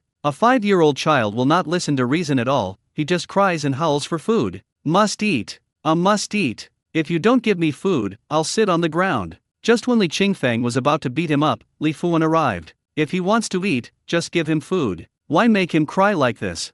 As he spoke, he walked forward distressfully, pulled Zion over and asked, Zion, tell fourth grandpa if you want to eat fish. Zion rubbed his wet eyes and cried, I want to eat fish, but dad won't let me eat it. Woo, he won't let me eat it. If daddy doesn't cook for you, fourth grandpa will cook for you. Don't cry. Having said that, Li Fuan was too lazy to look at Li Qingfeng and started cooking some small fish for Zion. This little fish tastes best when fried in a dry pan. First wash the pot and dry it, pour some oil into it, then put the small fish mixed with salt and ginger into the pot one by one. This kind of fish is not big to begin with, and it is a small fish from the mountain stream. It is very clean and there is no need to open its stomach and remove the intestines. You can just swallow it in one gulp. After putting the small fish in, fry it slowly over low heat. After a while, the air will be filled with a strong fish aroma. Although this small fish is not big, it has a strong and authentic flavor. The real fish fragrance seemed to seal the soul of the entire mountain stream within it. Light sweetness, light fragrance. Scalded by hot oil and enhanced with salt, it is simply captivating. Zion's saliva was already flowing uncontrollably from the corners of his mouth. I swallowed and my stomach immediately growled in protest. Dad, it smells so good. Zion ran to his father's side, took his father's hand, and said coquettishly, Dad, I'm hungry. Didn't you say daddy stinks yesterday? Li Qingfeng shook off his hand. I won't talk anymore. Zion yelled, Dad, I'm hungry. Eat when you're hungry. Zion, don't worry. Li Fuan soothed him, wait until fourth grandpa finishes frying the fish. I'll use this oil to fry the rice for you. It will be even more fragrant. As he spoke, he frowned and said, well, it seems not to work. It's too hot. I'll make you some soup later. It tastes best when mixed with rice. Zion couldn't wait any longer, so he immediately went to get his silicone bowl and stood there waiting eagerly. Seeing this, Li Fuan had no choice but to pour all the remaining fish into the frying pan. After frying the fish, add some water to the remaining oil in the pan and bring it to a boil to make a pot of fish soup. Fish soup mixed with rice, eaten with hot fish, is so delicious. Zion's mouth was full of oil as he ate bowl after bowl. Seeing him eating so happily, Li Fuan was also happy. But when he turned around and saw Tsuyu in Li Qingfeng's arms, he slapped his thigh and said, Oops, I forgot to save some for Tsuyu. Tsuyu looked at her brother who was eating heartily, and couldn't help but smack her lips, making crisp sounds. Saliva was dripping down, making the whole place wet. Li Qingfeng looked down and laughed, haha, this little guy wants to eat too. Go get some more fish. Li Fuan ordered, after lunch, go get some of these small wild fish. No need. Li Qingfeng frowned, I still have to go to the fields to work in the afternoon. Then let me ask you, how old is Ziyu? Li Fuan looked at him with disdain. Li Qingfeng had no choice but to answer truthfully, 7 months. Then let me ask you again, has Tsuyu ever eaten meat? Li Qingfeng shook his head. Li Fuan's eyes were filled with disgust. How can you be a father? Your little girl is already 7 months old, and you haven't given her any meat. Look how much you've starved Tsuyu. She's become so skinny. Li Qingfeng was speechless. How did I lose weight? I've already lost 20 kilograms. Don't nag me. Go get some fish this afternoon and make some fish soup for Tsuyu. After eating the fish soup, she'll be as lively and clean as a little fish. There is a custom in the local rural areas. The baby's first meat dish must be fish. The first meat dish most families give to their babies is carp soup, because carp is easy to get. But the best fish soup should be ono fish soup. Li Qingfeng thought about it and agreed. After lunch, I asked my fourth uncle to look after Ziyu and help pick and wash the nectarines. He took Zion to the creek to fish. He specifically chooses sections of the river where there are no people nearby to fish. After making sure that there was no one around, he punched into the stream. The stream suddenly dried up and the water column shot up into the sky. Another bunch of small fish and shrimps scattered on the ground along with the water splashes. Zion was overjoyed to see the fish and shrimps everywhere. He laughed heartily while picking up fish and shrimps. His cheerful laughter almost echoed throughout the mountains and fields. When there were 4 or 5 pounds of small fish in the bucket, Li Qingfeng took Zion home. Looking at the fish in the bucket, Li Fuan was stunned. Why are there so many? I saw them fishing and they only caught a few fish a day. How did you catch so many fish in just an hour? It's incredible. Li Qingfeng coughed twice and lied, oh, I used medicine. I put the medicine in the water, and the little fish won't move. This explanation makes sense. Li Fuan nodded, I thought so. It turned out to be medicinal fish. There are so many fish, you can't finish them in one day. I will fry them for you later, and you can keep them and eat them slowly. Li Qingfeng was amused, why keep such a small amount of fish and eat it slowly? When Hoki gets out of school, I will call my eldest brother and ask them to come over to eat fish with us in the evening.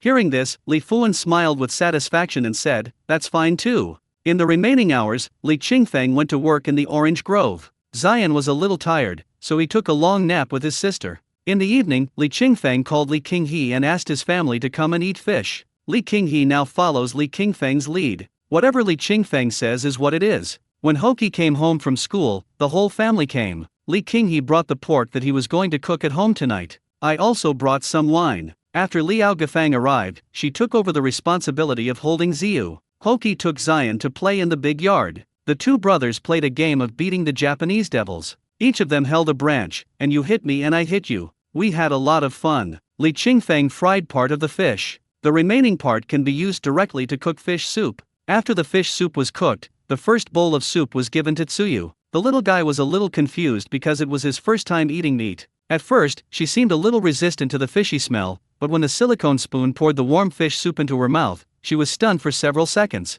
This taste.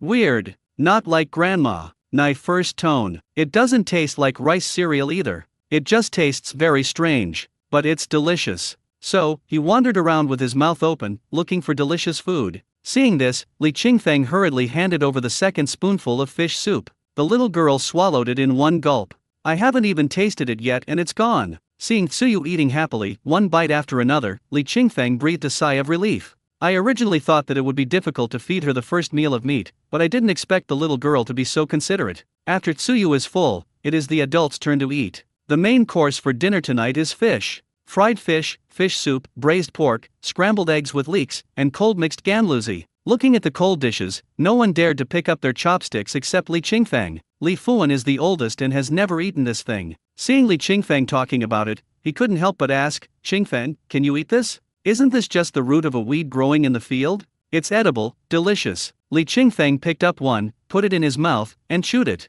It's crispy and delicious, you guys try it. A few people looked at each other, and finally they mustered up the courage to eat it. As a result, once you try it, you can't stop. This stuff is really delicious. Qingfeng, what's the name of this dish? How do you make it? Li Fuan ate several of them in succession and exclaimed in amazement, I've lived for decades, and only now do I know this thing is actually edible. Haha, this is called earthworm grass in the pharmacy, also known as nectar seeds. It's the root of the wild grass that can be found everywhere in our fields. Li Qingfeng stuffed a few more into his mouth and explained. Pull this thing back out, wash it clean, and marinate it with plenty of salt. Once the moisture is extracted, pour out the water and add some chili powder or something to adjust the flavor. It's delicious, it tastes better than pickled radish. Li Qinghe also ate a lot. Liao Gafang rolled her eyes at him. Didn't you say you were getting a sore throat? Why did you eat chili peppers? A little bit doesn't matter. Li Qinghe chuckled twice. Liao Gafang stepped on the back of his foot and glared at him again. He then put away his chopsticks and said with an embarrassed smile, Qingfeng, you said before that you would help me dig sweet potatoes and taro. When are you free? What's wrong? Li Qingfeng was puzzled. Taro and sweet potatoes won't go bad in the ground, so why are you in such a hurry to dig them up? No, Qingfeng, you don't know, this wild boar always goes down the mountain. Dig it up sooner and you'll feel at ease. Li Qinghe was a little embarrassed. It seems a bit unreasonable that I don't do it myself when I have healthy hands and feet, but rely on Qingfeng. Upon hearing this, Li Qingfeng said, okay, let's go dig tomorrow. Come early and we'll go together. Okay, then we'll come early tomorrow morning. Li Qinghe looked at his wife happily. Liao Gafang was also delighted when she heard this, and immediately picked up a piece of braised pork and put it in Zion and Hoki's bowls. Eat more meat and grow taller. The two brothers seemed to be competing with each other to see who could eat faster. As soon as the braised pork was put into the bowl, they immediately stuffed it into their mouths. He swallowed the rice in big mouthfuls, looking extremely ferocious while eating. In the end, Zion won. Not only did he win in speed, but he also far surpassed Li Hoki in quantity. Hoki rubbed his stomach, tilted his head and grinned, saying, "Oh, I can't do it anymore, I can't do it anymore." Then she left the table with her big belly, like a pregnant woman. The next morning, Li Qinghe and Liao Gafang arrived early as expected. It was just daybreak when the two of them arrived at the thatched hut. Li Qingfeng is grinding soy milk at this moment. Seeing the two of them coming, he invited them to have breakfast together. The couple had already had breakfast at home, but after seeing the breakfast at Li Qingfeng's house, they couldn't help but have another meal. Damn, why is this guy's living standard so high? Breakfast was hand-ground soy milk and egg kudzu vine pancakes. There are also sweet potatoes and taro. So rich.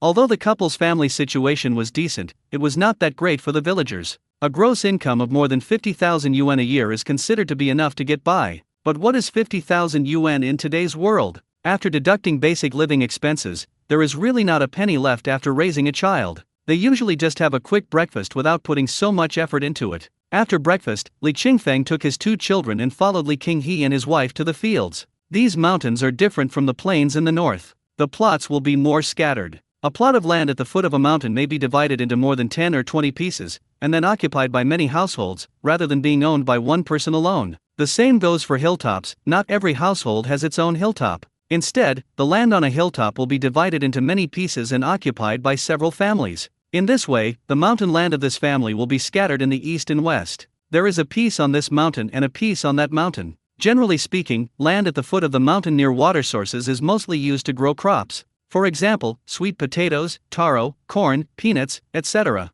The land on the mountain is used to plant fir trees, pine trees, tea trees, fruit trees, and the like. After arriving at the sweet potato field, Li Qingfeng took a look first. "Brother, these are the two plots of land, right? The others don't seem to belong to us." Yes, these two pieces."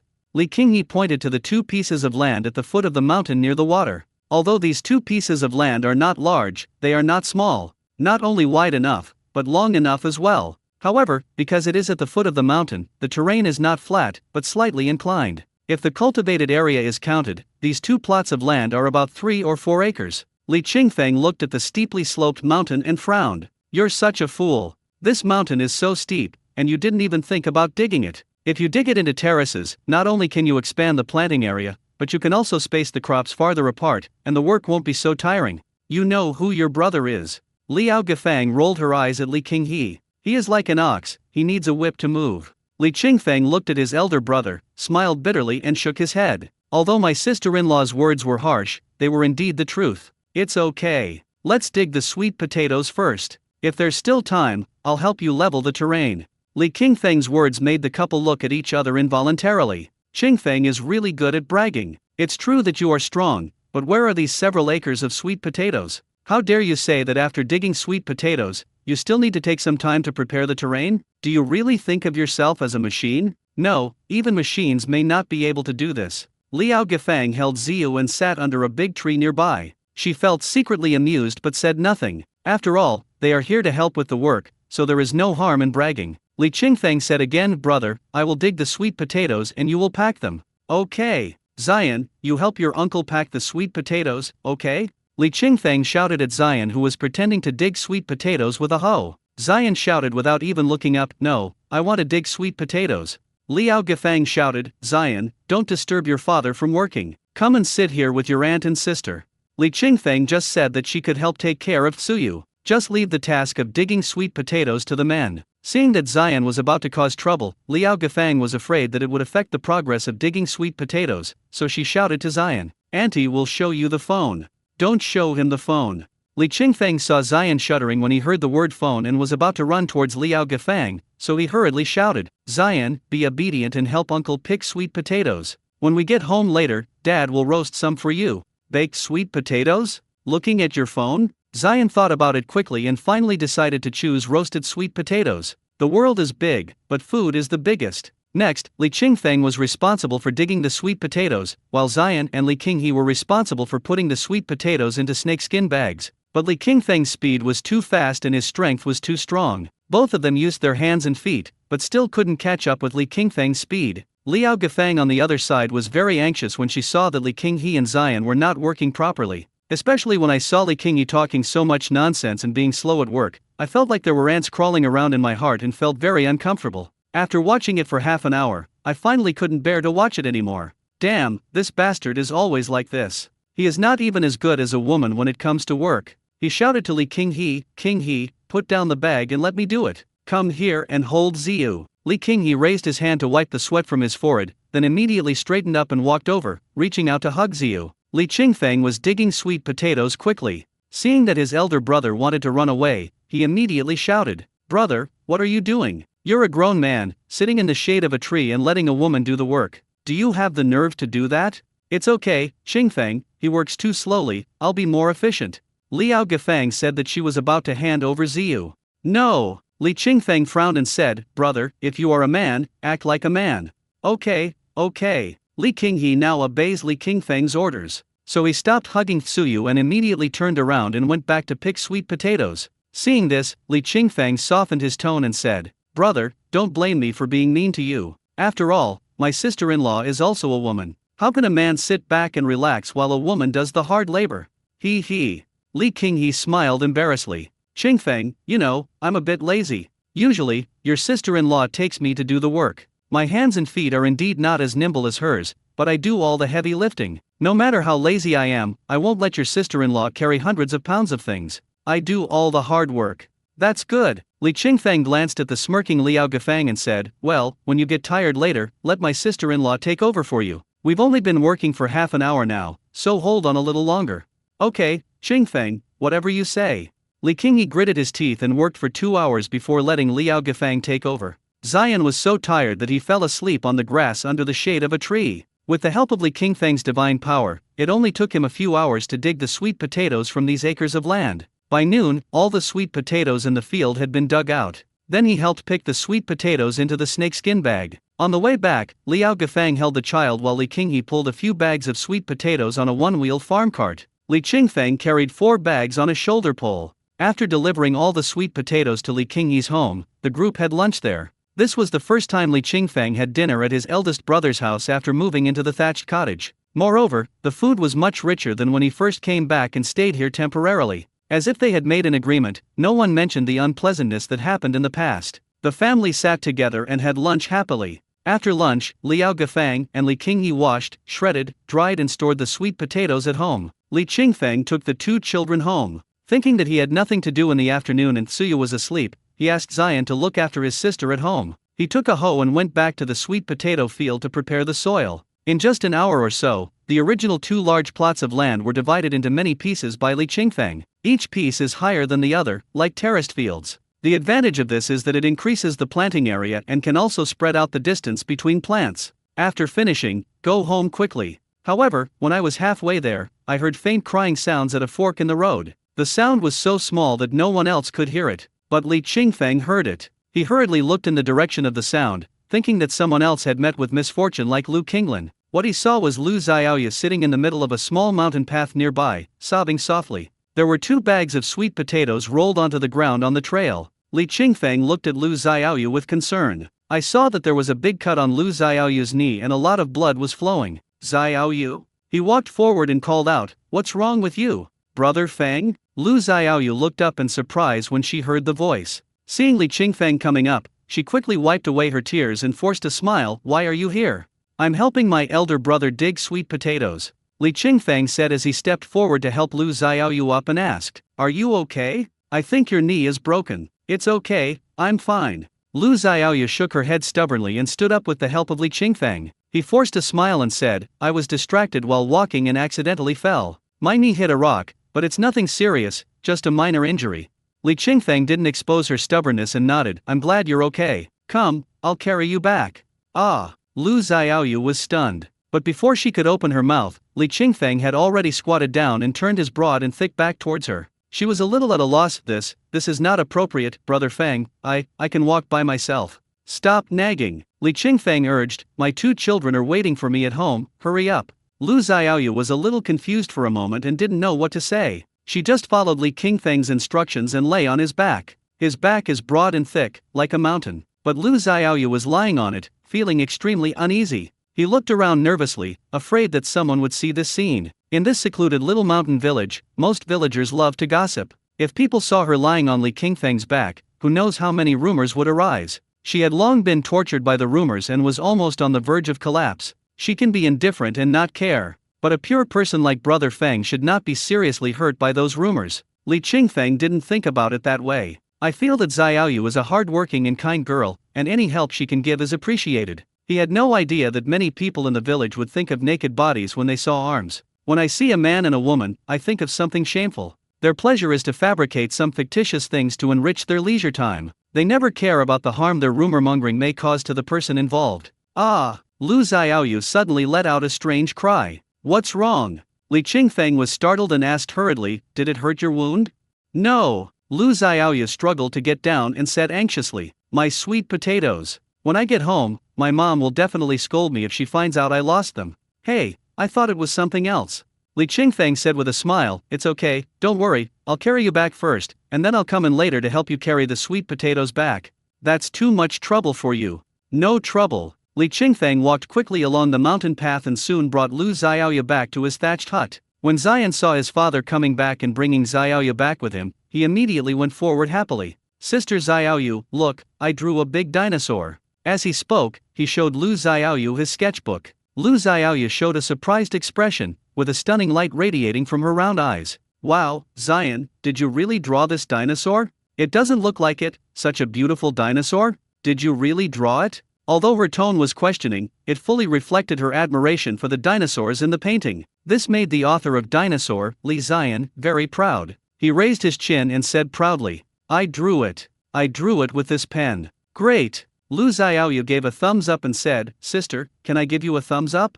Good. After receiving some praise, the little guy ran back to the bed and continued painting. Li Qingfeng brought some band-aids, washed Xiaoyu's wound first, and then used several band-aids to seal the wound on her knee. Xiaoyu, you rest here for a while. I'll bring the sweet potatoes back for you. Li Qingfeng gave some instructions and returned to the mountain. After returning to the mountains, he took the sweet potato farming tools and returned home. When I got home, I saw Tsuyu had already woken up. At this moment, he was laughing in Lu Xiaoyu's arms. Lu Xiaoyu hugged her and limped around in the yard, occasionally lifting her up high, which made Xiu smile. Seeing this, Li Qingfeng hurried forward and hugged his daughter. Your knee wound is so big, why are you still carrying her around? Isn't it better for her to sit down? She doesn't want to, she just wants to walk around to be happy. Lu Xiaoyu pinched Xiaoyu's little face. Tsuyu was very considerate and immediately started laughing again. Li Qingfeng also laughed and said, this little girl is even more spoiled than her brother. As he spoke, he thought of something and asked, oh, by the way, Xiaoyu, how is your dad? I've already had the surgery and will be able to go home tomorrow. Lu Xiaoyu looked at the sky and said, Brother Feng, thank you for what you did today. I'll go back first. Seeing Lu Xiaoyu trying to pick up 2 bags of sweet potatoes despite her injuries, Li Qingfeng hurriedly stopped her. Don't move, put them down first. Ah! Lu Xiaoyu turned back in a daze. Put it down first. I'll help you take the sweet potatoes back. Then you can help me look after the child. Having said that, he stuffed Xiu back into Xiaoyu's arms. Lu Xiaoyu was a little flustered, but before she could say anything, Li Qingfeng picked up the sweet potatoes and left. When I arrived at Lu Xiaoyu's house, I heard several people talking as soon as I entered the door. Lu Xiaoyu's sister, Lu Xiaohua, was sitting in the yard, looking at the flowers and trees in the yard with disdain, and said, why did you allow her to grow these things? They're not edible, and they take up space. What good is that? If it were me, I'd chop them all up and throw them away. I'm too bothered to even use these rubbish as firewood. Although Lu Xiaohua and Lu Xiaoyu are half-sisters, they look very different. There is almost nothing wrong with Lu Xiaoyu's appearance. There are almost no flaws in Lu Xiaohua's appearance. He has a round face, a flat nose, and a face full of acne scars.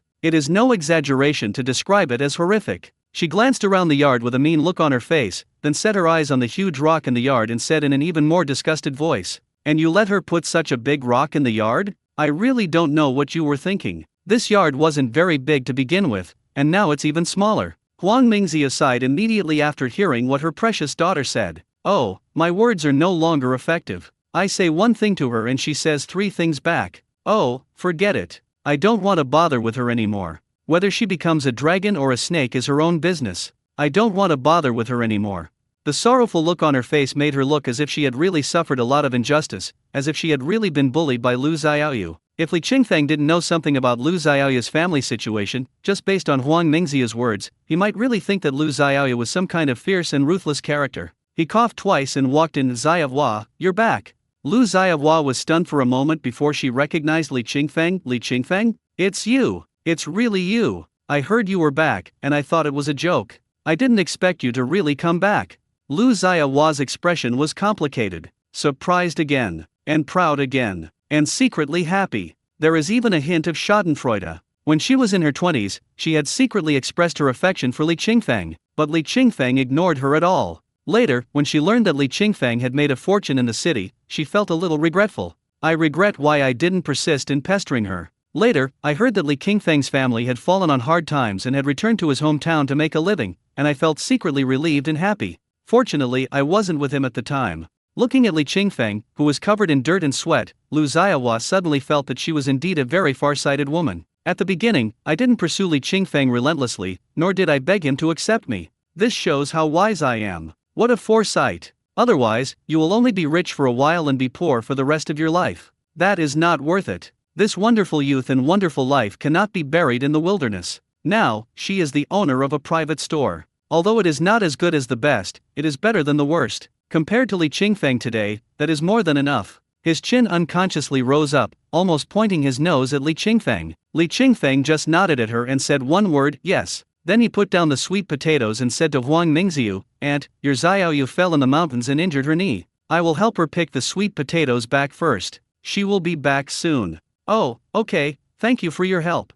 Huang Mingxiu walked forward, opened the snakeskin bag and looked inside. I couldn't help but grumble, we've only dug this little bit in half a day. It's really useless. Li Qingfeng walked to the door and heard this. He couldn't help but sigh and shook his head. It is said that there are no perfect parents in the world. Is this really true? He was suspicious and confused. When he returned to the hut, he saw that Lu Xiaoyu had already helped him light the fire and was now cleaning. Xiaoyu, I've discovered that you really can't rest for even a moment. Li Qingfeng stepped forward, took the broom, and looked at Lu Xiaoyu seriously. Xiaoyu, listen to my advice. Sometimes people have to be a little selfish, understand? Lu Xiaoyu nodded, not quite understanding. Brother Feng, I understand. I'll go back first.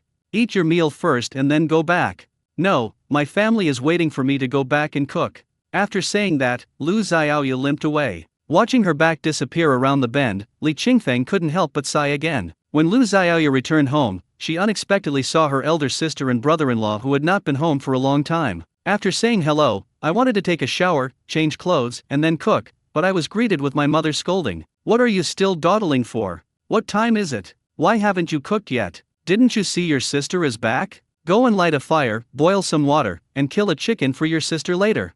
Upon hearing this, Lu Xiaoyu could only endure the pain from her wound and go to boil water and cook. Then feed the chickens. Kill the chicken at the same time. After a few by the way, her sister and others were already sitting at the table eating, and she finally had time to take a shower. When she came out of the shower, there were only leftovers on the table. Just at this time, Lu Qinglan called Huang Mingxia's cell phone and asked her why she didn't deliver food today. Huang Mingxia said that he had forgotten, then turned around and told Lu Xiaoyu to quickly deliver food to her father. Lu Xiaoyu said nothing, and silently packed up the remaining leftovers and sent them to her father. Disappointment is the bargaining chip to change your destiny. Death is the ticket fragment for rebirth from the ashes. As long as you accumulate a certain amount, you can change your destiny. Reborn from the ashes. Li Qingfeng's disappointment is disappointment in himself. He found himself a little stupid. My daughter is already 7 months old, but she still hasn't learned to roll over. His teaching method must be wrong, that's why Tsuyu can't learn. So, I patiently searched the internet for tutorials on how to roll over a baby. As a result, there were a lot of tutorials online, but none of them worked. Of course, it's also possible that it's not that the tutorial is ineffective, but that Tsuyu is just too lazy. Every time Li Qingfeng put her down on her stomach, waiting with great anticipation for her to turn over by herself, she would just lie there, motionless. If it moves, it must be putting its thumb in its mouth and eating it with relish. It is impossible to turn over. Even if the saliva soaks the entire little palm, it doesn't matter. Just continue sucking your fingers and ignore everything else. Li Qingfeng felt anxious and angry when he saw her like this. He simply threatened, "Li Ziyu, are you going to turn over or not? If you don't turn over, I won't look at you anymore." How could Suyu understand all this? She thought her father was trying to make her laugh on purpose. Then he started sucking his thumb and grinning. So infuriating. Li Qingfeng turned and left. "Just go, who cares? Keep eating your fingers." Li Qingfeng had no choice but to go back to the bedside and encourage, or threaten, his daughter to turn over again and again. The little girl ate her hand for a while, but couldn't taste anything, so she burst into tears. It's tiring to lie down for too long. Seeing her crying, Li Qingfeng remained indifferent and continued to encourage her. "What's the point of crying? Turn over on your own. Come on, baby, turn over on your own. It would be strange if you could understand it. Cry, keep crying." Seeing his sister crying but his father refused to pick her up, Zion got anxious. "Dad, the baby is crying. Pick her up. Leave her alone." Li Qingfeng said mercilessly, "Let her turn over by herself. I'll hold her when she's back." Upon hearing this, Zion looked at his sister who was crying breathlessly, and without saying a word, he immediately stepped forward and turned his sister over. This scene scared Li Qingfeng. Fearing that Zion might accidentally hurt his daughter, he hurried forward and picked up his daughter. Well, tonight's somersault practice ended in failure again. There's no rush to turn things around. Although Li Qingfeng was anxious, there was nothing he could do. You can only practice turning over at night. You still have to do some regular work during the day. Deng Jiike called him early in the morning and asked him to send out more food such as stone frogs. Therefore, after breakfast, Li Qingfeng took the children into the mountains to dig winter bamboo shoots and yams. At night, he carried his daughter on his back and went into the mountains to catch stone frogs. Zion was sent to his fourth uncle's house. In this way, Li Qingfeng doesn't have to worry about Suyu crying after waking up. Moreover, once Suyu sleeps on his back, she can sleep much longer than when she sleeps in bed. In this way, he can not only catch stone frogs with peace of mind, but also extend the time of catching stone frogs. "We went into the mountains at 9 o'clock and didn't come back until 3 o'clock in the morning." Suyu was very happy that night. When she first entered the mountain, she jumped on her father's back. "I was very excited and smiled happily almost the entire time. It was almost 11 o'clock before I fell into a sweet sleep. I slept until about 3 in the morning." Li Qingfeng took her home to feed her after she woke up. Logically speaking, after catching stone frogs for a full 6 hours without distraction, the number of stone frogs caught should be far more than before. But Li Qingfeng discovered that the number of stone frogs in the mountains surrounding the village had sharply decreased due to his crazy hunting. Now all that remains in the mountain stream are basically some small stone frogs. It would be a pity to catch these little stone frogs, so Li Qingfeng didn't catch any. So the number of stone frogs caught tonight is probably about the same as before. The next morning, Li Qingfeng drove with his 2 children to deliver goods to Donglei Hotel. A cart full of mountain products, including winter bamboo shoots, yams, and stone frogs. The person from the purchasing department weighed the stone frog and was shocked, 30 kilograms. Ah, only 30 kilograms? Li Qingfeng was a little disappointed. If it was before, after being in the mountains for so long, he must have weighed at least 40 kilograms. It's normal to eat a pound of stone frog in an hour. But unexpectedly, I caught 30 kilograms. It can be seen that the stone frogs in the mountains have been almost caught. Li Qingfeng shook his head helplessly. Seeing this, the people in the purchasing department were at a loss whether to laugh or cry. "Brother, this is so much, do you still think it's not enough?" "Yeah," Li Qingfeng said with a wry smile. "I originally estimated that I could catch at least 40 kilograms, but I didn't expect to catch only 30 kilograms. 40 kilograms. Be good." The young employee was a little shocked, but then he thought that Li Qingfeng was bragging. "Catch 40 kilograms of stone frogs in one night? Your bragging is getting more and more exaggerated." Just then, Zhou Vitao, director of the purchasing department, came over. Seeing that Li Qingfeng not only sent a lot of stone frogs today, but also 200 to 300 kilograms of winter bamboo shoots and yams, my heart twitched. The hand holding the list couldn't help but tremble. Damn, a pound of winter bamboo shoots and yam gets a 2 yuan kickback, so that's 400 or 500 yuan. Add to that the kickback from the 30 kilograms of stone frogs, and 2,000 yuan slipped away from his palm so easily. So infuriating. When he first took this position, Zhang Bing had said that when purchasing things, quality should be the priority, and one should not give priority to people just because they are relatives or friends. But what about now? Now she does it herself. After taking a look at Li Qingfeng, he couldn't help but feel angry. But because he was Zhang Bing's friend, he didn't say anything and greeted him with pretended enthusiasm. Li Qingfeng received the money, more than 10,000 yuan. When I was about to take the child home, I happened to meet Zhang Bing and her husband Zhou Weibao coming down from upstairs. When Zhang Bing saw Li Qingfeng, a smile suddenly appeared on his gloomy face. "Brother Feng? Miss Zhang. Li Qingfeng took a few steps forward with the two children and frowned. I think you look a little off. Ah, I'm fine. Zhang Bing raised his hand and touched his face, smiling. Maybe it's because I didn't sleep well last night. Oh? What happened? Li Qingfeng carefully examined Zhang Bing's face. Seeing that her complexion was a little pale and her lips were also pale, he asked, have you lost your appetite recently? No. Zhang Bing shook his head. I've been eating a lot lately. What's wrong? Hearing this, Li Qingfeng shook his head and thought that he might have guessed wrong. He saw that Zhang Bing's face was pale, his lips were pale, and he looked a little short of energy, so he thought that Zhang Bing's appetite had decreased again. But when he heard Zhang Bing's denial, he didn't say much. Nothing. I see you don't look very well. That's because we had a fight. Zhou Weibo, standing nearby, said, my husband and I have had many arguments, both big and small, in the past few days.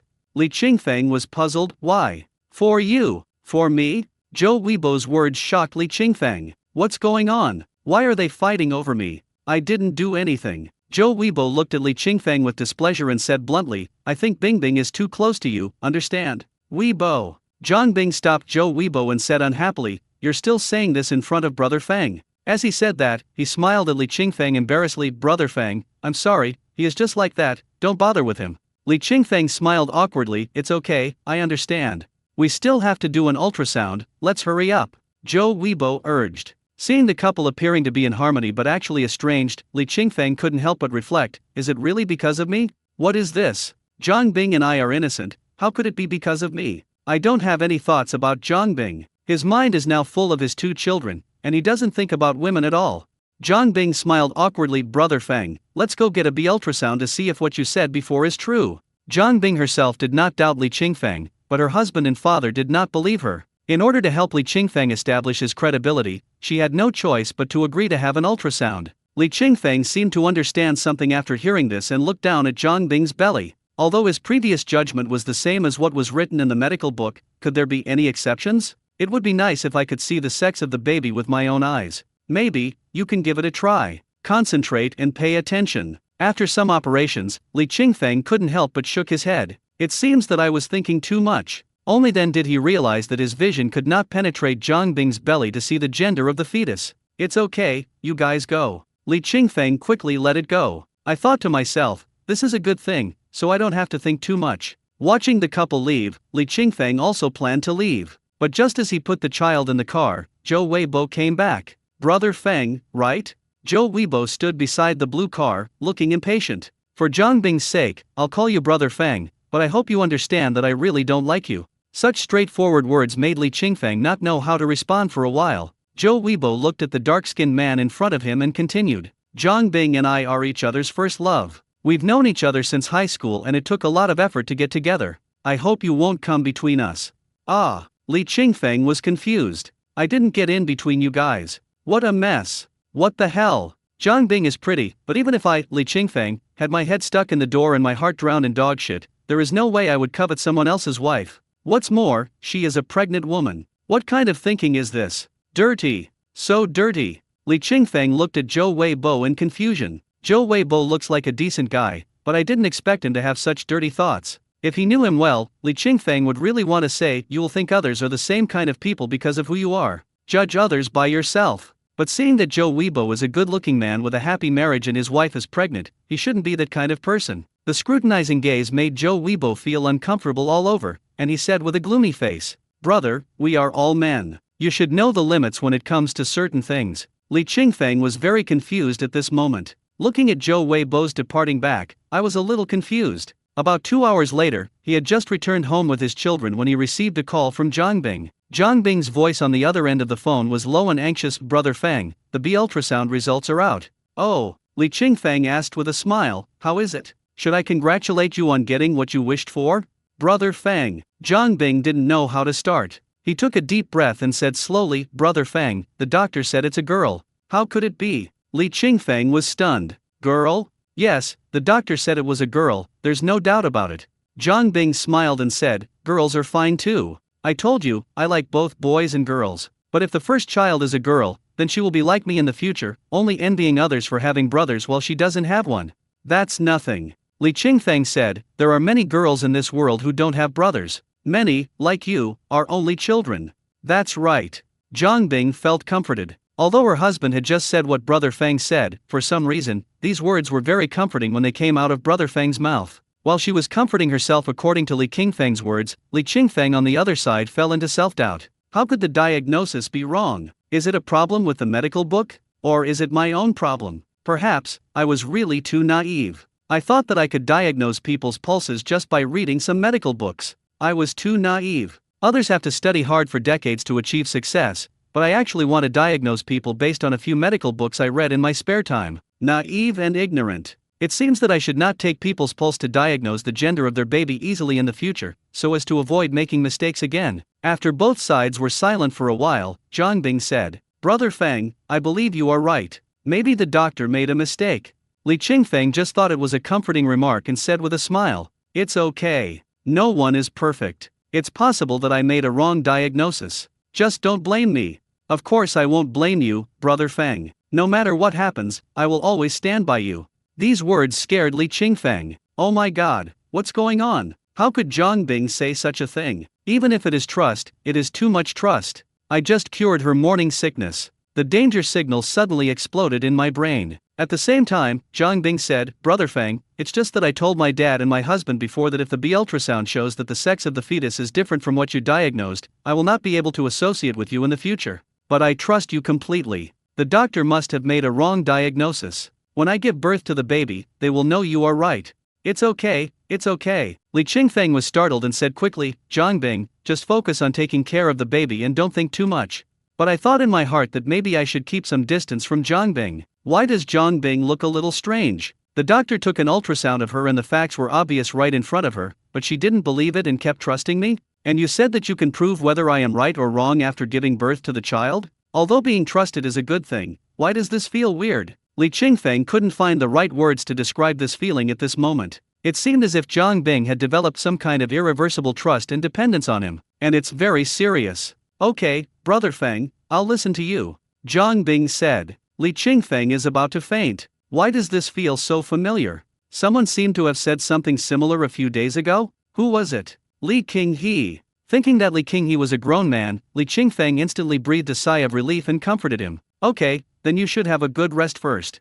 At this time, Zhou Weibo was giving orders in the kitchen. The reason why he chose to hold this emergency meeting in the kitchen was because he knew that the old man Deng Jike was very close to Li Qingfeng. Although he hasn't reached Zhang Bing's level, I heard that he loves Li Qingfeng's son very much. For this purpose, he specially called people from the kitchen and the purchasing department over. "From now on, our restaurant is not allowed to purchase anything from Li Qingfeng, understand?" As soon as these words were spoken, almost everyone looked at each other, not knowing what had happened. Only Zhou Vitao responded loudly with a look of joy, "Understood." As soon as he spoke, the others in the purchasing department could only nod and say, "Understood." Deng Jike didn't understand. "Weibo, what's going on? Why are you not allowed to buy Li Qingfeng's things? The things he sent, whether it was stone frogs or other things, were all of high quality. Why did you make this decision suddenly?" "Chef Deng, this is a decision made by our management. Don't ask too much. Just understand and accept it." After Zhou Weibo finished speaking, he turned around and left without giving Deng Jike a chance to ask any further questions. Xiaohong happened to come to the kitchen to look for something. After seeing this scene, she hurried back to report to Zhang Bing. Zhang Bing immediately found Zhou Weibo and asked him why he made such a decision without his consent. Zhou Weibo asked her angrily why she cared so much about Li Qingfeng. The couple had another quarrel over this. Now that Zhang Bing is pregnant, the right to speak has long fallen into Zhou Weibo's hands. Moreover, many people in the hotel are Zhou Weibo's relatives, so it would not be easy for Zhang Bing to withdraw Zhou Weibo's decision even if he wanted to. So, he could only call Li Qingfeng again to apologize. After hearing the whole story, Li Qingfeng felt that it was nothing. In this way, not only can Zhou Weibo's misunderstanding of himself be eliminated, but most importantly, it can also give the stone frogs in the village a chance to recuperate. This stone frog is not endless. It is not easy to catch dozens of kilograms every day and survive until now. Li Qingfeng comforted her, "Miss Zhang, don't think too much. Take care of yourself first and don't worry about these things. I've caught too many stone frogs recently, and now the number of stone frogs in the village has dropped sharply. If you don't buy them, it will give the stone frogs a chance to recover." "Brother Feng, I'm really sorry." Zhang Bing kept apologizing. Just as I was about to say something else, a figure suddenly appeared beside me and snatched the phone from my hand. Zhou Weibo glanced at the name on the phone and hung up immediately. Then he looked at Zhang Bing with an unhappy face. Bing Bing, we agreed that as long as it is proven that Li Qingfeng is a liar, you are not allowed to have any contact with him in the future. Why did you still call him? I've told you many times that Brother Feng is not a liar. Zhang Bing was a little angry and yelled at Zhou Weibo with all his strength. Zhou Weibo sneered, not a liar? Then tell me, why is his diagnosis wrong? Zhang Bing was speechless. After a while, he said, anyway, I believe in Brother Feng. When I give birth to the child, you will understand that Brother Feng is not a liar. Okay, then wait until the baby is born to prove that Li Qingfeng is right, then you can contact him. Zhou Weibo took the phone and slammed the door and left. Zhang Bing drooped his brows in grievance and felt like crying. For some reason, she always felt that she and Zhou Weibo seemed to be getting further and further apart. This is not because of Li Qingfeng. She had this feeling before Li Qingfeng appeared. On the surface, Zhou Weibo seemed to still dote on her, but he often avoided her gaze, and the original purity was long gone. They originally thought that as long as they had this child, the couple would be able to return to the way things were before, but they didn't expect that things would uncontrollably reach this point. Zhang Bing cried, lying on the table and crying loudly. Xiaohong, who was standing by, was extremely anxious and kept trying to comfort her, but because she was young and had little experience, she was of little use in comforting her. Zhang Bing suddenly looked up and asked her, Xiaohong, do you think Zhou Weibo has changed a lot? Ah, Xiaohong is not even an adult yet, how can she judge people? She scratched her head blankly, not knowing what to say. After Li Qingfeng was hung up on, he didn't think too much about it. Just before the call was hung up, Zhang Bing's surprised cry was heard. The name being called was Zhou Weibo's. Zhou Weibo must have been very angry when he saw Zhang Bing talking to him on the phone, so he snatched the phone away and hung up. Oh, what is going on? Li Qingfeng sighed, but didn't worry for too long. I made lunch and fed my daughter some rice porridge. After his daughter fell asleep, he took his son to work in the orange grove. Now the large stone slab in front of the orange grove has been carved into steps, so Zion no longer needs to use his hands and feet to climb up. The two little feet ran up the mountain and soon arrived at the orange grove. Li Qingfeng followed behind, shouting at him to slow down and not fall. As a result, Zion, who had run all the way without falling, was tripped by a broken fence gate as soon as he arrived at the orange grove, and fell flat on his face. Wu. Zion started crying out of habit, sitting on the ground and yelling, Dad, I fell down. Li Qingfeng was a little amused and said, can't you get up after falling down? Wow, I'm so dirty. Zion raised his two little hands, his face full of grievance. Li Qingfeng took a closer look and his scalp suddenly felt numb. Zion just happened to fall into a mud pit. It rained a little this morning, not heavily, but it still formed small puddles in the orange grove. Li Qingfeng stepped forward and pulled him up, scolding him, where is it dirty? What's the big deal about a little bit? Just go over there and wash it. Wow, where? Zion looked in the direction his father pointed, but didn't see any place to wash his hands. Li Qingfeng glanced at the stream beside the orange grove, only to see that it had long been covered by dense vines and shrubs. He could only personally hold Zion's hand and go to the stream. First, use a punch to clear away the plants that are in the way, so that the stream can be seen. Then he picked up Zion and went to wash his hands. The stream is not flat, but winds along the mountain terrain with ups and downs. The riverbed of the stream is filled with a lot of sand and stones of various sizes. In the past, villagers basically dredged the sand for building houses from the village stream. Later, when my financial situation improved, I bought sand from the sand field. But in fact, the quality of the sand in those sand fields is very poor, half sand and half soil, and there is no house built without cracks. Li Qingfeng took his son to wash their hands in the stream, and then began to clear the weeds in the second orange grove. These weeds are similar to those in the first orange grove, and are mostly nectarines. It feels like a pity to just pick and throw away so many nectar seeds. So, just pick the nectar seeds first. Pull out these nectarines and tie them into bundles, and then cut the remaining weeds with one punch, quickly and easily. When his daughter woke up from her nap, Li Qingfeng had prepared about 20 to 30 kilograms of nectarines. I picked and cleaned these nectarines and planned to use them to make pickles. So many delicious foods can't be wasted. However, he had never tried to make pickles with ganluzi, and his previous cold mixed ganluzi dishes were all learned and sold online. Before making pickles from the nectarines, you must do some research first. After browsing through the methods of making ganluzi pickles, the most reliable one should be to soak the ganluzi directly in soy sauce. Because there is a similar pickle locally called light sour sauce and colorful peppers. Colorful peppers are an introduced species, but many people grow them locally. Because this thing has a high production volume and looks pretty good. The most important point is that the locals have discovered that soaking the colorful peppers directly in soy sauce can actually keep the colorful peppers crisp and not go bad for many years. It's magical. If you pickle other peppers with thin skin and less flesh, it will be difficult to achieve this effect. But colorful peppers are fine. In addition to colorful peppers, locals also like to soak garlic in light soy sauce, which tastes great too. Li Qingfeng plans to try soaking ganluzi in light soy sauce. Not only is the safety factor high, but the method is also simple. Just wash the nectarines clean, dry them, pour them into a water-free and oil-free jar, add light soy sauce, and seal for storage. After 15 days, you can get delicious ganluzi pickles. So, Li Qingfeng, who no longer had the job of catching stone frogs at night, started tinkering with pickles again. After cleaning dozens of kilograms of nectarines, find a place to dry them. But after searching the entire hut, he couldn't find a suitable container. This nectar cannot be placed directly in a basin. It must be placed in a container such as a winnowing basket or a bamboo basket to drain the water. There was no other way but to stay up late to go across the stream to cut some bamboos and then work all night to weave the bamboo flats. Zion was no longer surprised to see his father walking in the night without any pressure. When my father came back from cutting bamboo, I asked, "Dad, what are you doing?" The little body propped itself up from the bed, a look of curiosity on its face. "Stop talking nonsense and go to bed." Li Qingfeng interrupted his curiosity. Zion quickly lay back down and closed his mouth, but kept his eyes open and didn't sleep. While Li Qingfeng was chopping the bamboo with his sharp sword, Zion sat up again. "Dad, when do you go to bed? What are you doing?" "Li Zion, didn't I tell you to sleep?" Li Qingfeng couldn't help but yell, "If you don't sleep, you won't grow taller, understand?" Zion pouted and lay back down. "Dad, I think I peed my pants." Li Qingfeng. Children are strange and may not wet their pants for a long time. But one day you may pee your pants for no apparent reason just because you drank a little too much water or stepped into a puddle.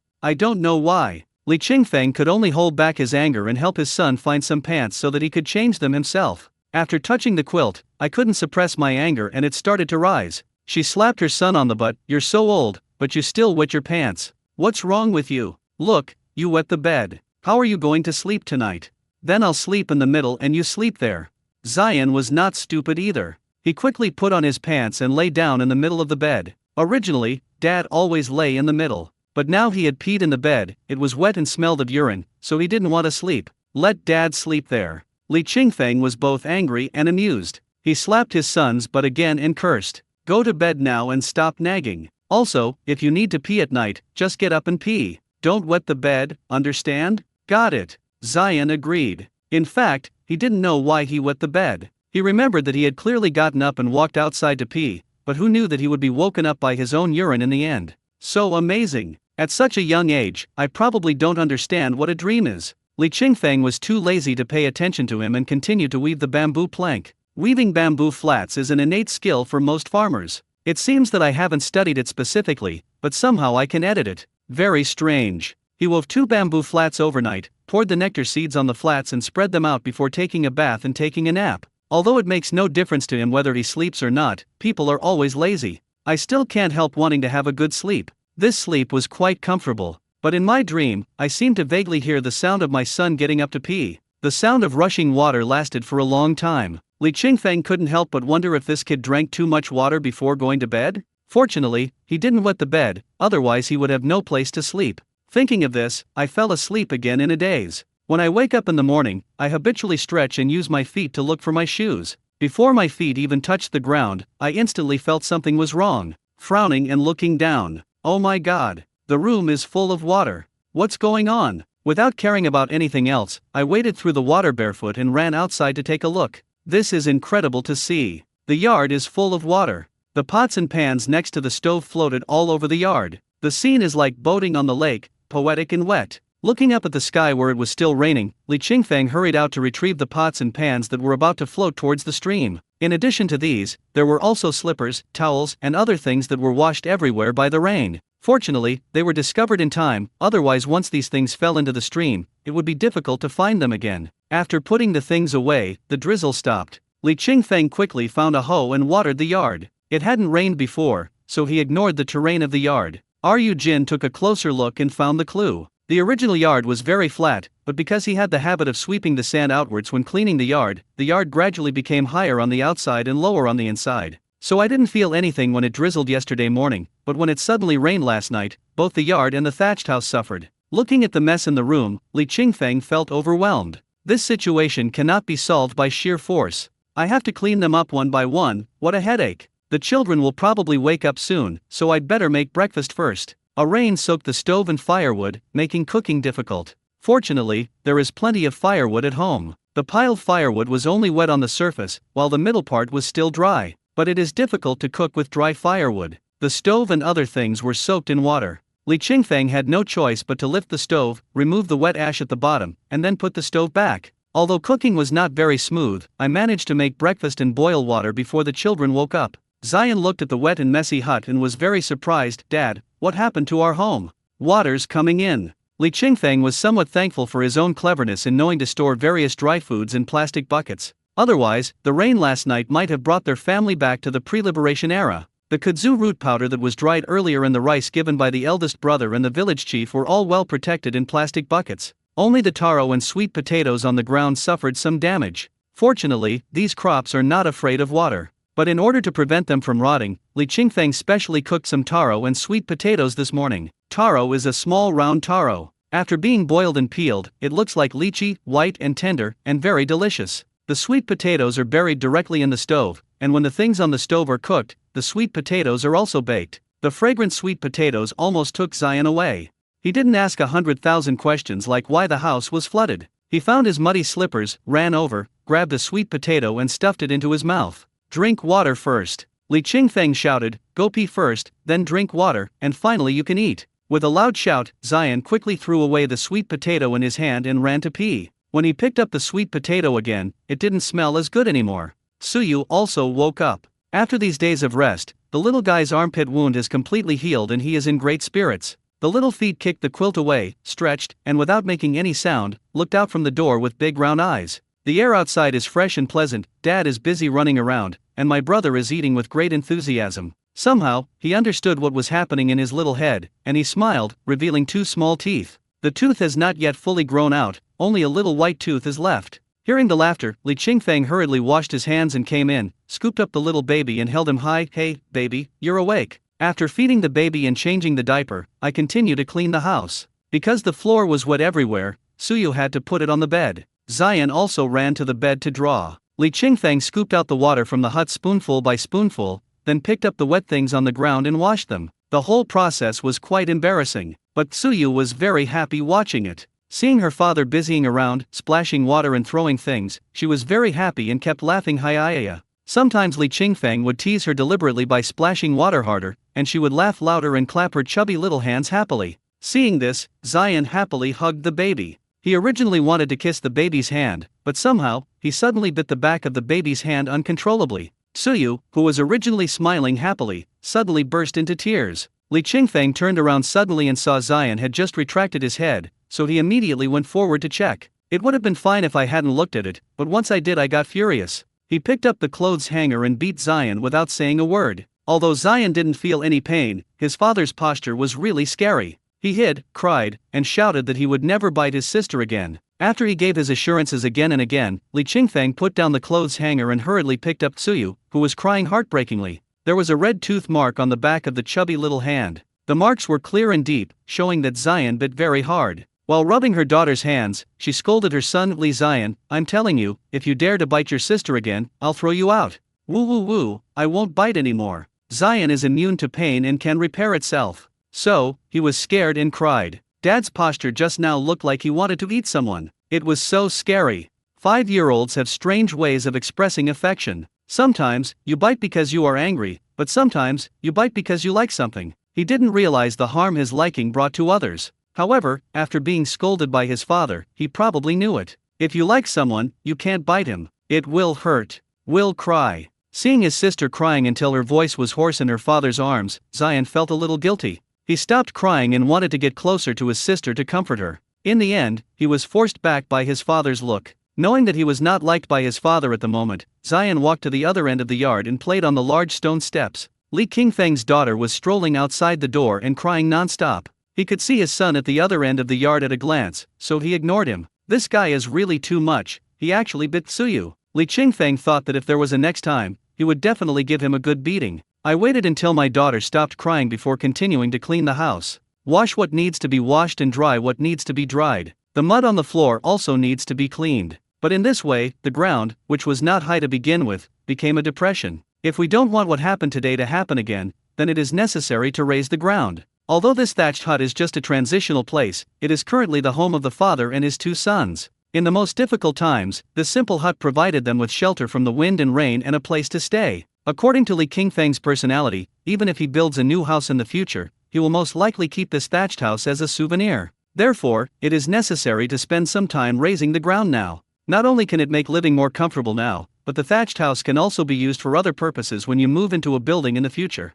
Raising the ground requires a lot of dry soil. Li Qingfeng dug some soil from the foot of the mountain nearby and poured it into the thatched hut. In order to prevent the soil from being soaked into silt by rain in the future, it is necessary to pound the soil hard. The best way is to use the soil as a binder and lay flat stones on the ground. In this way, the stones are like floor tiles, and the soil is like cement. The ground made by such mixing is definitely harder and more solid than the ground made of pure mud. After having this idea, Li Qingfeng immediately turned around and went to pick up stones from the nearby stream. There are many stones of different sizes in the stream. Li Qingfeng picked up the trash for a while, and just as he had picked up a sack, he suddenly heard a scream from the other end of the yard. Ah! Xian's voice. Li Qingfeng was startled and immediately flashed to the large stone slab. As soon as I stood still, I saw my son being chased and bitten by a swarm of hornets. The dark peak seemed like a dark cloud hanging over Xian's head. Xian ran with his head in his hands, screaming as he ran. Dad! Save me! Woo woo woo! Save me!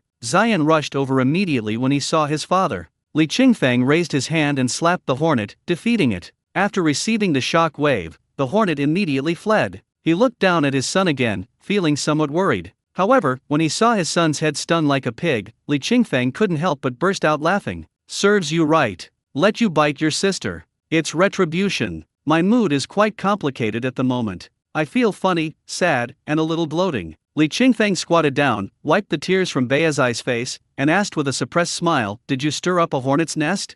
"Ooh, I didn't." Xian felt wronged. He shook his swollen and aching head, and denied it with his almost unconscious mouth. "I was just playing there, I wasn't doing anything, and they came and bit me." "Woo woo woo. It's so unfair. If you stir up a hornet's nest and get bitten, at least you die a heroic death. But I didn't do anything, but I was stung by a wasp for no reason. Isn't this an unexpected disaster? Does it hurt?" Li Qingfeng rubbed his face and asked. Xian nodded. "Ouch, it hurts." "It hurts?" Li Qingfeng frowned. "I thought, isn't Xian immune to pain and able to heal himself? Why does it hurt?" Looking at the swelling that was receding at a speed visible to the naked eye, Li Qingfeng was a little confused. When the swelling on Xian's face and head completely disappeared, revealing the sting in his flesh, he suddenly realized what had happened. Wasps are poisonous. Xian is immune to the pain of physical damage, but not to the pain of spell damage. The venom of a hornet is equivalent to spell damage. Thinking of this, Li Qingfeng was a little amused. No matter how much I beat my son, he won't feel any pain. As a result, when the hornet came, he was helpless.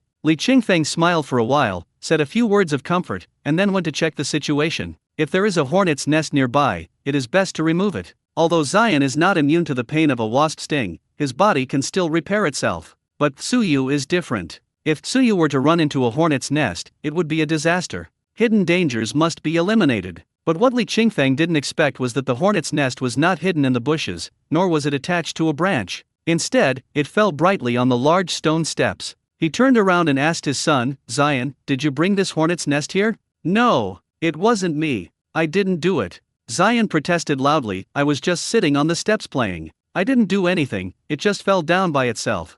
"Fall down by yourself? How could it fall down by itself?" Li Qingfeng was puzzled, but he didn't think much about it. He quickly dealt with the hornet's nest and went back to continue fishing for stones. Xian suffered a loss outside, so he went back home and painted obediently. My sister was sleeping soundly in the quilt, her little face rosy and tears hanging on her eyelashes. He just bit the baby. Then the wasp stung him. Only after experiencing the pain firsthand did I understand why babies cry. Pain. It really hurts. From now on, you really can't bite the baby anymore. Li Qingfeng picked up a lot of stones from the stream. The largest of these stones is no bigger than a watermelon, while the smallest is only the size of a fist. It would be best to mix these stones with yellow mud and spread them on the ground. He picked up 2 sacks of stones and prepared to go back. But he was not careful, his foot slipped, and he suddenly fell forward, almost fell into the water. Fortunately, he reacted in time and used his own strength to dodge to the side, thus avoiding the tragedy of becoming a drowned chicken. What is so slippery? A little confused. I looked down at the place where I slipped just now. I saw a yellow stone buried in the sand in the riverbed. Can't tell the size, but it's probably the size of a watermelon. In that case, let's pick them up and use them to lay the floor. So, I just casually grabbed a stone and scooped it up. The water in the riverbed suddenly stopped flowing and the sand sank. Li Qingfeng looked elsewhere and didn't care. When he turned around and looked at the stone in his hand, he was stunned. How the hell is this so big? Not the size of a watermelon? The stone in his hand was about the size of a 10 jin quilt folded up, and weighed about 300 to 400 jin. Oh shit. I just wanted to pick up a small stone to pave the floor of my hut. How did it turn out to be such a big thing? There's no other way. It's already been taken out and the sand has sunk, so I might as well take it back. After putting the big stone back into the yard, Li Qingfeng discovered that this big guy was actually yellow wax stone. More than a decade ago, playing with stones was very popular in this area, most of which were yellow wax stone and yellow dragon jade. Therefore, more than 10 or 20 years ago, many people went to the wild to dig stones. Anything that can be sold for a few cents will be stolen. Therefore, yellow wax stone is rarely seen in the wild today. Not to mention Huanglong jade. In the early years, Huanglong jade was highly sought after, and many people from other places came to the local area to look for stones. Among them, Huanglong jade is the first choice. Therefore, some local people now say that Huanglong jade has become extinct locally. After people went crazy panning for stones, some people became rich overnight, while others became destitute. At that time, many people dreamed of getting rich overnight. He doesn't do any work and just goes to the wild to look for stones every day. As a result, few good stones were found, and the original business was abandoned. Of course, there are also some people who really found good stones and made a fortune from them, but most of the time it's just mediocrity. After a wave, people return to their original state. Do what you should do. Li Qingfeng looked at the yellow wax stone carefully. This yellow wax stone is just an ordinary yellow wax stone, and it has not become jade.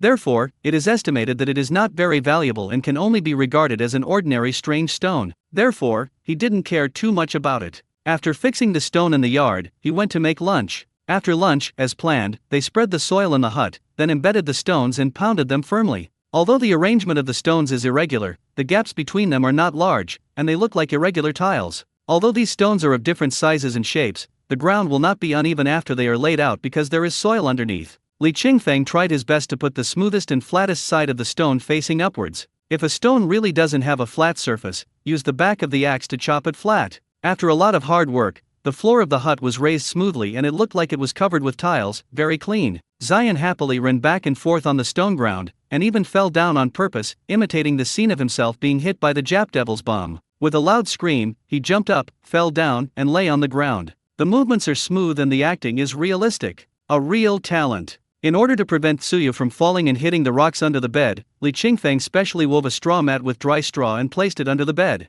The little guy was very well behaved today. He took a nap at noon, woke up, drank milk, and then sat obediently on the bed to play with toys. This is how the work of laying the floor for the hut can proceed so smoothly. However, what Li Qingfeng didn't know was that while he was busy working, something strange happened in the mountain. On the hillside opposite the hut, a pair of swollen eyes were staring at the hut. It was hiding in the dense bushes, its body hidden by branches and leaves, revealing only a pair of eyes that were abnormally swollen from being stung by wasps. Although it rained last night, a lot of things got wet. But the rain stopped in the morning and the sun came out. As a result, the ganluz it prepared yesterday has become a little wilted after drying in the sun, which is a good time to make pickles. Li Qingfeng sent a message to Tang Xing, asking him to bring him a few bottles of light soy sauce. Tang Xing parked his car in front of a small store and looked at the store timidly through the car window. Inside the store, a slim woman wearing an apron was checking out a customer. The woman was about 1.6 meters tall and had long, curly black hair. She has almond-shaped eyes, a high nose bridge, and a small mouth that looks like a ripe cherry, so red that it is eye-catching and charming.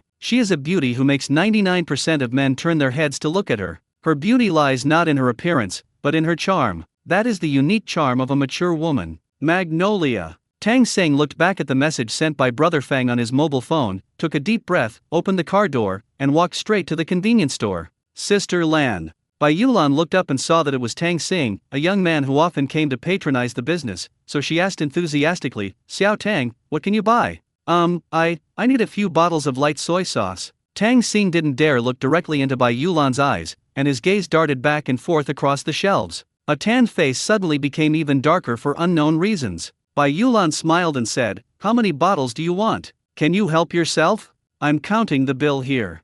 Oh, okay. Tang Xing nodded vigorously and quickly walked towards the shelf where the light soy sauce was placed. But when he got to the back of the shelf, he didn't reach out to take the light soy sauce. Instead, he shyly looked at Bai Yulan. Bai Yulan was a widow in her early 30s, a few years older than him. But even so, it couldn't stop the men on the street from coveting her beauty. 9 out of 10 people who come to her for business are men. Tang Xing is one of them. But he was more self-aware and knew that he was nothing, so every time he came he just bought things and didn't dare to tell dirty jokes to make Bai Yulan happy like other men did. Xiao Tang, have you found the light soy sauce? Bai Yulan turned around and asked after seeing the guests off. Oh, I found it.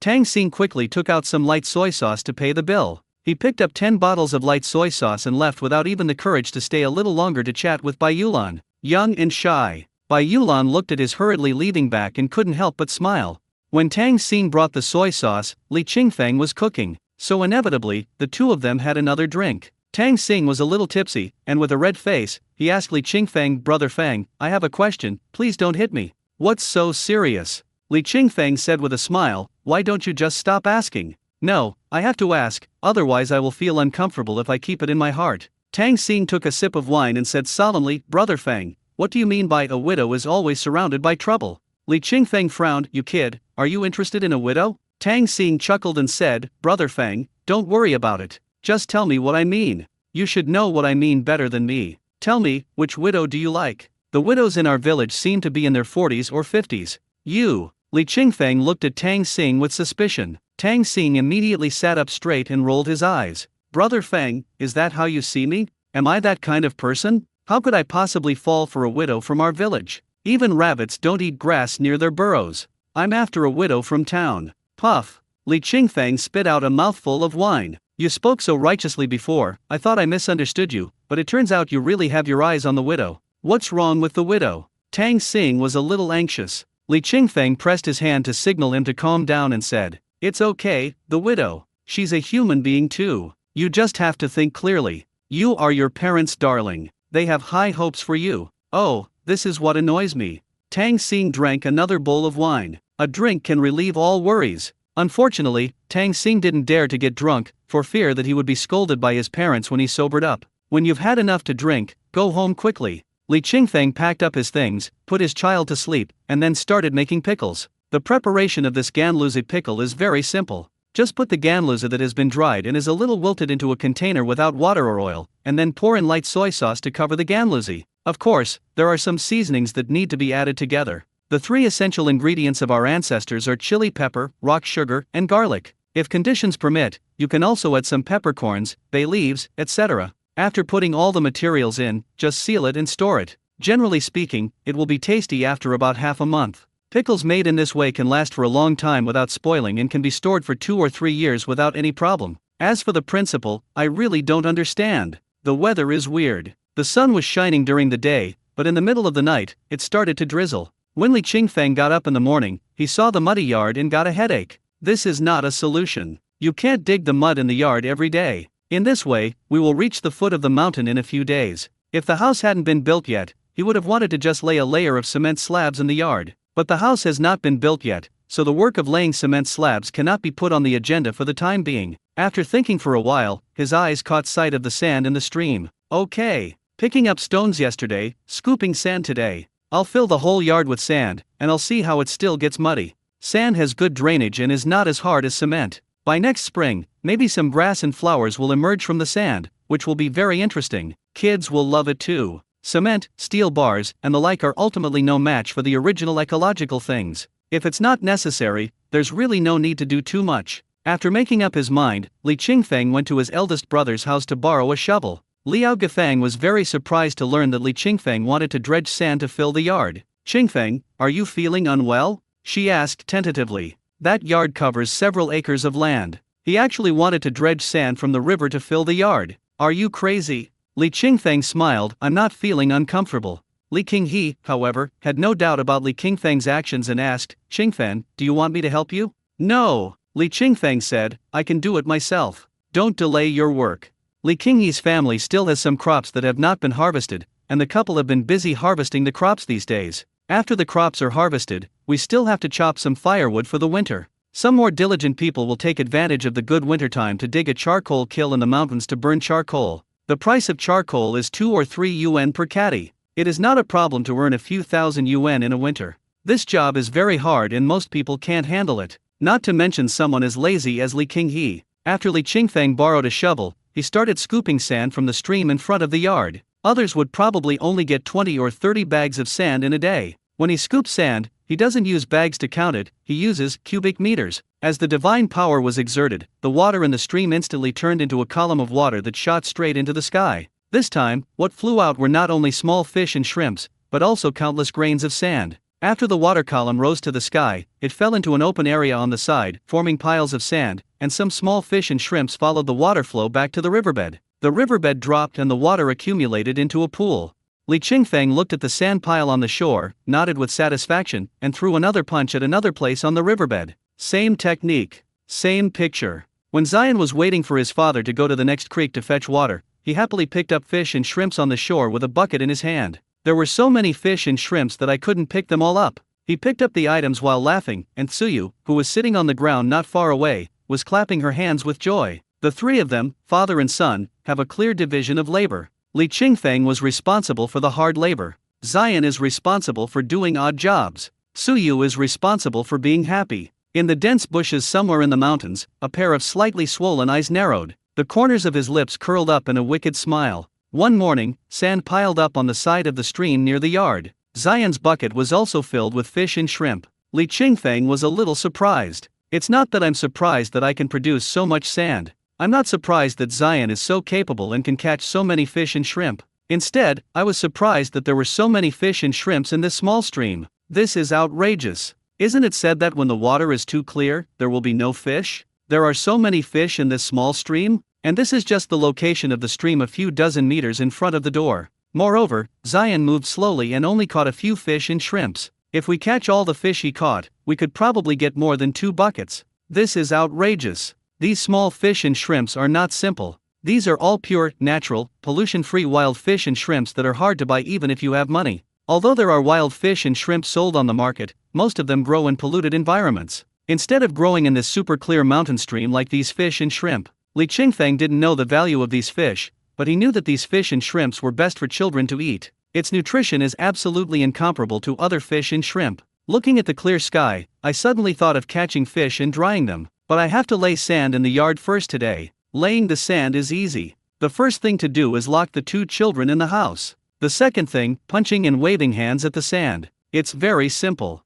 Very easy. There's no technical skill involved, just enough strength. Under his invincible fist, the sand flew all over the sky like falling hail, scattering all over the yard with a crackling sound. If some places are not smooth enough, use a shovel to smooth them out. Super easy. Anyone can do it. However, Li Qingfeng overlooked a very important thing. It was he who hid his 2 children, saving Zion and Zio from unnecessary disaster. But he didn't hide the things next to the stove. So the pots, pans, and other things were washed by the rain for no reason. Today I was inexplicably hit by the sand rain again. When the dust settled, the pots and pans were full of sand. Li Qingfeng miscalculated. In the evening, I fried river shrimps for my son and made fish soup for my daughter. After rinsing the river shrimp, mix them evenly with light soy sauce, minced ginger and cooking wine and then fry them in a pan. Fry until the shrimps turn red all over, then take them out. Each one is crispy and delicious. For fish soup, you need to process the small fish first to avoid Tsuyu being picky.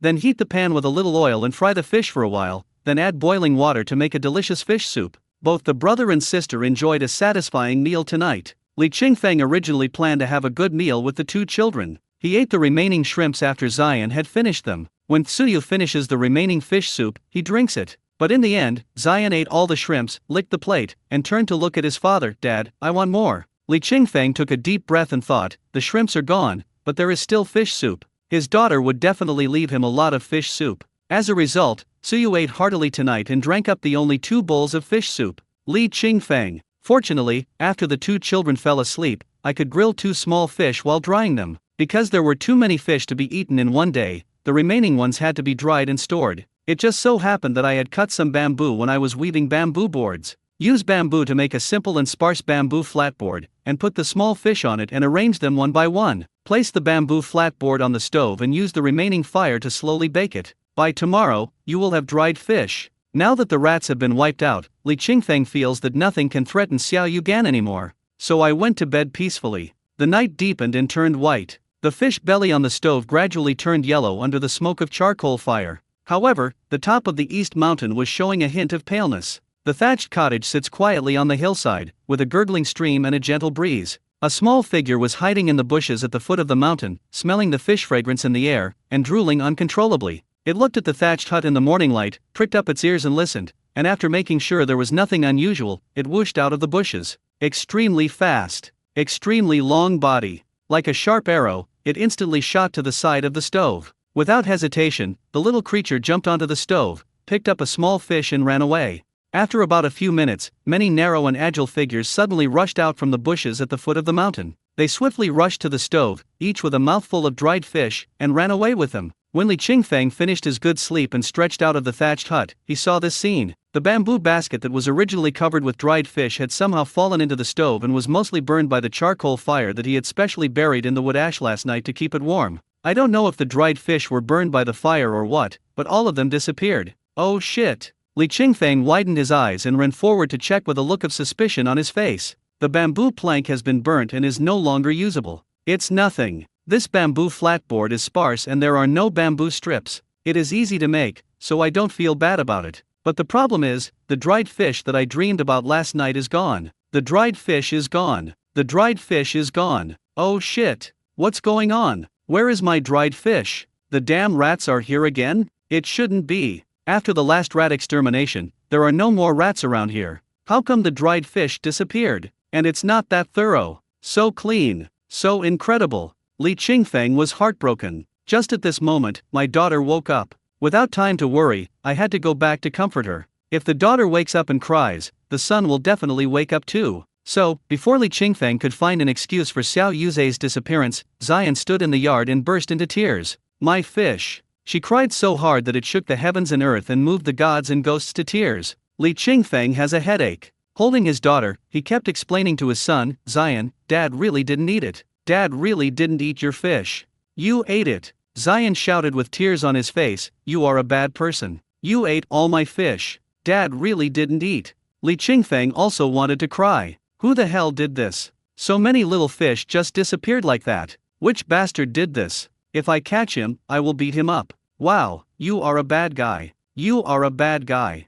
Zion cried and howled. In the end, he even sat down in the sandy yard, rubbing his eyes, kicking his legs, and shouting. In short, I can say one thing, you are a bad person, you ate all my fish. No matter how Li Qingfeng explained or assured him, he just didn't believe it. There was no other way. Li Qingfeng had to compromise and said, okay, stop crying, okay? Daddy was wrong. Daddy shouldn't have eaten all your fish. Daddy apologizes to you, okay? Upon hearing this, Zion cried even harder. I spent most of the day catching the fish yesterday, and last night I only ate some small shrimps, and didn't get any fish. When I woke up, my dad had eaten it all. Dad is so bad. It's really as sad as it can be. It's as sad as it can be. Li Qingfeng rubbed his temples and raised his voice a little. Okay, stop crying. Daddy will go catch more fish for you later, okay? With a roar, Zion stopped crying instantly. He looked at his father with his big wet eyes and sobbed. You'll help me catch more fish later, right? Li Qingfeng nodded, yes, after we have a full meal, Dad will go fishing.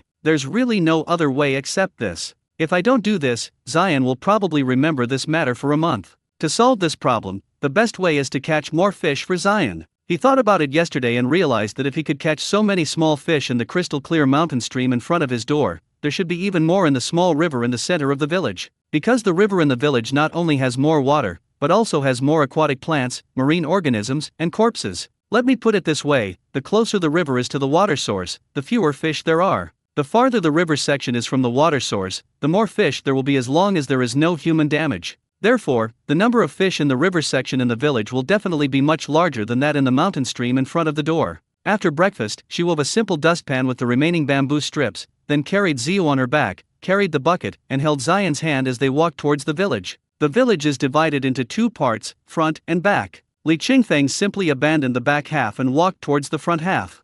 Because the back half is full of old houses and not many people live there. As a result, there may not be as many fish in the river. When they arrived at the river channel where small houses were lined up at the entrance of the village, Li Qingfeng asked Zion to stand on the shore and watch. He carried his daughter on his back and went down to the river. The river is not deep, and it is autumn and winter now, so the water level is only a dozen centimeters most of the time. Li Qingfeng was already very tall, and even in the deepest river pool, the water level barely reached his knees. However, this is the river in the village after all, which gathers streams and mountain streams from all directions, so the riverbed is quite large. The width is about 5 or 6 meters. Li Qingfeng came to the middle of the riverbed carrying a bucket and a dustpan, looked around, and felt conflicted again. It's not easy to use magical powers here. Wouldn't it be scary if you could punch the riverbed so that the water stopped flowing and a column of water shot up into the sky? After thinking about it, I decided to try using water as a conductor, treating the force as electricity, and then transmitting it through the water and hitting the fish directly. That's a great idea. Li Qingfeng tried it. Failed. The reason is that water can indeed conduct his force, but water flows downwards, and if the force is not well controlled, it can easily be dispersed by the water. Of course, he tried pushing down again. However, this caused the water to accelerate its force and quickly disperse around the river. I'm speechless. There are no fish either. After this initial attempt failed, Li Qingfeng made some adjustments, adjusting the strength and direction. Finally, he succeeded in sending the force against the current into the cracks in the rocks in the pool. Boom! There was a muffled sound in the cracks of the stone, barely audible. It was as if a torpedo was equipped with a silencer. After a muffled sound, a large water bag emerged from the water surface, and countless small white bubbles surged up from the bottom of the water. At the same time, countless small fish with their stomachs turned up also rushed up. Seeing this, Li Qingfeng quickly used a dustpan to catch the fish. This dustpan is used to catch fish but not water, so it is very convenient to use. Zion stood on the shore and was very happy to see his father catching fish happily. They clapped their hands and jumped, cheering, "So many fish, so many fish." Li Qingfeng asked with a smile, "Are you happy?" "Happy." Zion cheered, "Dad, can we grill fish tonight?" Grilled fish. Li Qingfeng was stunned. Did he see me eating grilled fish secretly last night? It's not that he was reluctant to give it to the child, but mainly because he thought his son had already fallen asleep. He smiled and said, "If you want to eat it, Dad will bake it for you. Let's eat grilled fish. Let's eat grilled fish." The little guy jumped up and down with joy. The children's joyful voices soon attracted the attention of the villagers. A woman in her 50s walked out of a nearby cement building. The old lady came to Zion with her hands behind her back and a big gold chain on her head. Standing on the river bank, looking down at the father and daughter in the river, he teased, "Qingfeng, you're quite leisurely. You even thought of catching some fish." It was a nice sentence, but with her expression and tone, it felt a bit awkward. Li Qingfeng chuckled as a response and didn't say anything else. Seeing this, the woman did not give up and said to Zion, "Zion, your father is really capable. He buys wild game for you to eat. Does your family not need to buy vegetables every day and just eat these things?"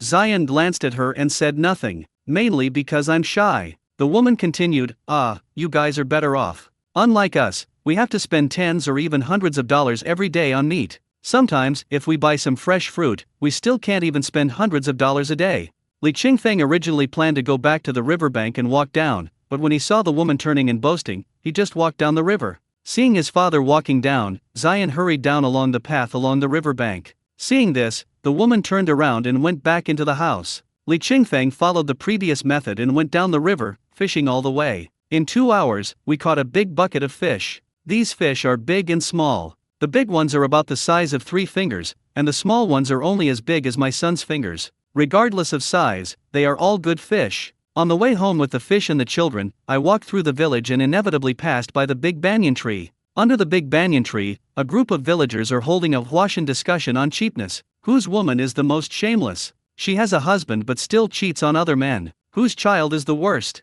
He not only steals chickens but also touches dogs. And the man in so-and-so's family is the most conscienceless. He leaves his beautiful wife at home and goes out to hang out with other women. There are countless examples like this. Boring people often love to gossip about others. Seeing Li Qingfeng, his father and his 2 sons approaching from a distance, everyone unconsciously shut their mouths and stared at them. Those gazes were like X-rays, as if they wanted to scan the father and his 2 sons from head to toe, inside and out, so as to find some clues that can be used to gossip about. Some people were waiting expectantly for the father and his 2 sons to greet each other, so that they could take the opportunity to ask Li Qingfeng about his recent business. Some people are always interested in other people's wallets. Unfortunately, the father and his 2 sons just walked past without looking at them or saying hello to them. It was as if he didn't see them at all. So angry. So infuriating. I think we are the highest level intelligence organization and the strongest public relations department of Lushui village. There is no one in the village who is not afraid of them. Even a figure like the village chief would have to greet them politely when he saw them sitting here. But this Li Qingfeng actually dared to ignore their existence. So annoying. So infuriating. The woman wearing the big gold chain said, "Oh, is Li Qingfeng mute? He saw so many of us here, but he didn't even say hello." "Yeah, that's so rude," someone else echoed. "We're elders after all, and he just walked past without saying a word. How uncultured." As soon as this was mentioned, everyone immediately started to denounce it with righteous indignation. Seeing this, the woman wearing the big gold chain immediately expressed her unhappiness. "You don't know, he was fishing in the river just now. I went over to greet him, but he didn't even answer me. Who told you to say hello to someone so rudely? If it were me, I wouldn't even look at him. I saw he had caught quite a few fish, so I went over to take a look." The woman rolled her eyes and said with disdain, who knew he was so uneducated, "Haha, he was born by a father but not raised by a mother. His mother died early, and his father also passed away a few years ago. With such a family, how polite do you expect him to be?" Everyone started talking at once, condemning Li Qingfeng for being rude. But suddenly someone said something very discordant. "He seems to have caught a bucket of fish." As soon as these words were spoken, the scene fell into complete silence. "It's so heartbreaking. This damn thing actually caught a big bucket of fish in a short time. It's only 10 o'clock in the morning. A big bucket of fish. That bucket is not small. There are at least 50 kilograms of fish in that bucket. The cheapest price for a pound of wild small fish is 30 yuan. Those 50 kilograms of fish. My heart aches so much." The old men and women who had been denouncing Li Qingfeng for being rude just a moment ago all felt difficulty breathing and felt dizzy. "It seems like my blood pressure has risen inexplicably. Damn bastard. So infuriating. How could such an impolite thing be so lucky? Is God fucking blind? Just catch stone frogs and sell them for a few $1,000s a day. If we go fishing now, we can catch dozens of kilograms a day." No, they caught dozens of kilograms in just a few hours. Oh shit. Where is my heart pill? After Li Qingfeng brought the fish home, he put his daughter down first to feed her milk powder and change her diaper. Then he put his daughter on the sand covered with snakeskin bags and let her sit and play. Zion played with sand. Now there is plenty of sand in the yard, so he can have a lot of fun playing. In particular, there is a sand dune in the yard, which was specially prepared by his father for him. He can use the sand from the dune to build all kinds of things. After Li Qingfeng settled the two children, he processed the fish he had caught this morning. These fish are much larger than yesterday's fish and need to be gutted, otherwise they will taste bitter. Moreover, in order to prevent accidents from happening again, he specially strung the fish together with thin bamboo strips and hung them upside down on a bamboo pole. There is a wooden fork at both ends of the bamboo pole. The wood is more than 2 meters high. The length of the fish string hanging down is about half a meter. This should be a safe distance. After all the fish were skewered and hung up, it was already time for lunch. After lunch, Li Qingfeng continued to go fishing in the river. After 2 hours, the bucket was full of fish again. When he walked under the banyan tree again carrying the fish, the old men and women were jealous but helpless. "I'm so angry. It's so painful that I have no ability and can only watch others return with a full load. But there's nothing you can do about it. Who told you to be incompetent and not work hard? Gas. So angry." Li Qingfeng followed the same method he used in the morning and skewered the fish to dry in the sun. When night falls, move the fish skewers to the side of the stove. The heat of the cooking fire roasted the fish skewers, and the rich aroma emanated not only from the pot, but also from the fish skewers. The marinated small shrimps are fried in the pan. A large fish was roasting on bamboo sticks in the stove. Zion squatted beside him, drooling. "Dad, can we eat now?" He asked this question at least 20 or 30 times in just 5 minutes. Li Qingfeng frowned. "I told you to wait a while. It won't be cooked that quickly. Wait until Daddy fries all the shrimps before you can eat them." Zion looked at the fish on the charcoal fire and asked, "Can I eat the fish first?" Li Qingfeng couldn't help it any longer. "If you keep nagging, I'll eat all the fish." Zion immediately jumped up and said, "No, I won't nag anymore." Li Qingfeng pointed at the thatched cottage and said, "Then you go in and look after my sister first. I'll call you when she's done cooking." Zion had no choice but to walk into the hut reluctantly. In the room, Suyu was lying on the bed, not sleeping. She raised her 2 little feet high and muttered something to herself. That is a language unique to babies, which most people cannot understand. However, Zion discovered a very strange phenomenon. When my sister was mumbling to herself, there seemed to be some voices around her echoing her. The sound was very far away. Very weak. It sounded like the wind and also like the cry of a wild beast. My sister whimpered twice, and that voice also whimpered twice. My sister stopped whimpering, and that sound was no longer whimpering. It's just very strange. Zion didn't take it seriously. After all, a 5-year-old child knows nothing and understands nothing. I just ran to the bed immediately, lay down next to my sister, hugged her, and sought a sense of security. About 10 minutes later, Dad called us to eat. He immediately stood up and ran out. In the light of the fire, there was a plate of fried Red River shrimps on the stone table. There was also a plate of grilled wild fish and wild fish soup. There is nothing good about it. It feels so boring to eat these every day. Li Qingfang asked him, "Is it delicious?" "Tasty. Then let's go fishing again tomorrow and catch more, okay?" "Good." Li Qingfeng smiled and thought, why not just go fishing for a few days? If we catch these fish and make them into dried fish, we can eat them for a long time. Moreover, if there is an opportunity to sell these dried fish, authentic wild dried fish like this can be sold for about 200 yuan per kilogram. Of course, this kind of luxury goods are out of stock locally. Unless you can break into the local wealthy circle, you can be in demand. Otherwise, how many ordinary people with an annual income of tens of thousands of yuan or a monthly income of a few thousand yuan would be willing to eat these things? Therefore, it is not easy to sell fresh small fish. The price of small fish is 30 yuan per catty, and the price of small river shrimp is 50 yuan per catty. It would probably be easy to sell a few kilograms a day, but it would not be easy to sell dozens or even hundreds of kilograms like he does. Of course, the stock of fish and shrimp in this small river is limited, and it is impossible to catch so many small fish and shrimp every day. In that case, why not just catch all the fish and shrimp that can be caught at once? Do whatever you need to do next. Of course, Li Qingfeng held back when he caught these fish and shrimps and did not kill them all. The next morning, according to the agreement made last night, Li Qingfeng carried Ziyu on his back and went fishing holding his son's hand. However, he had just been fishing in the creek for a while and had caught half a bucket when someone hit him with a stone. A stone the size of a mahjong tile hit Li Qingfeng's head squarely with a bang. With a buzzing sound, his head shook. Li Qingfeng straightened up suddenly and let the fish slip away.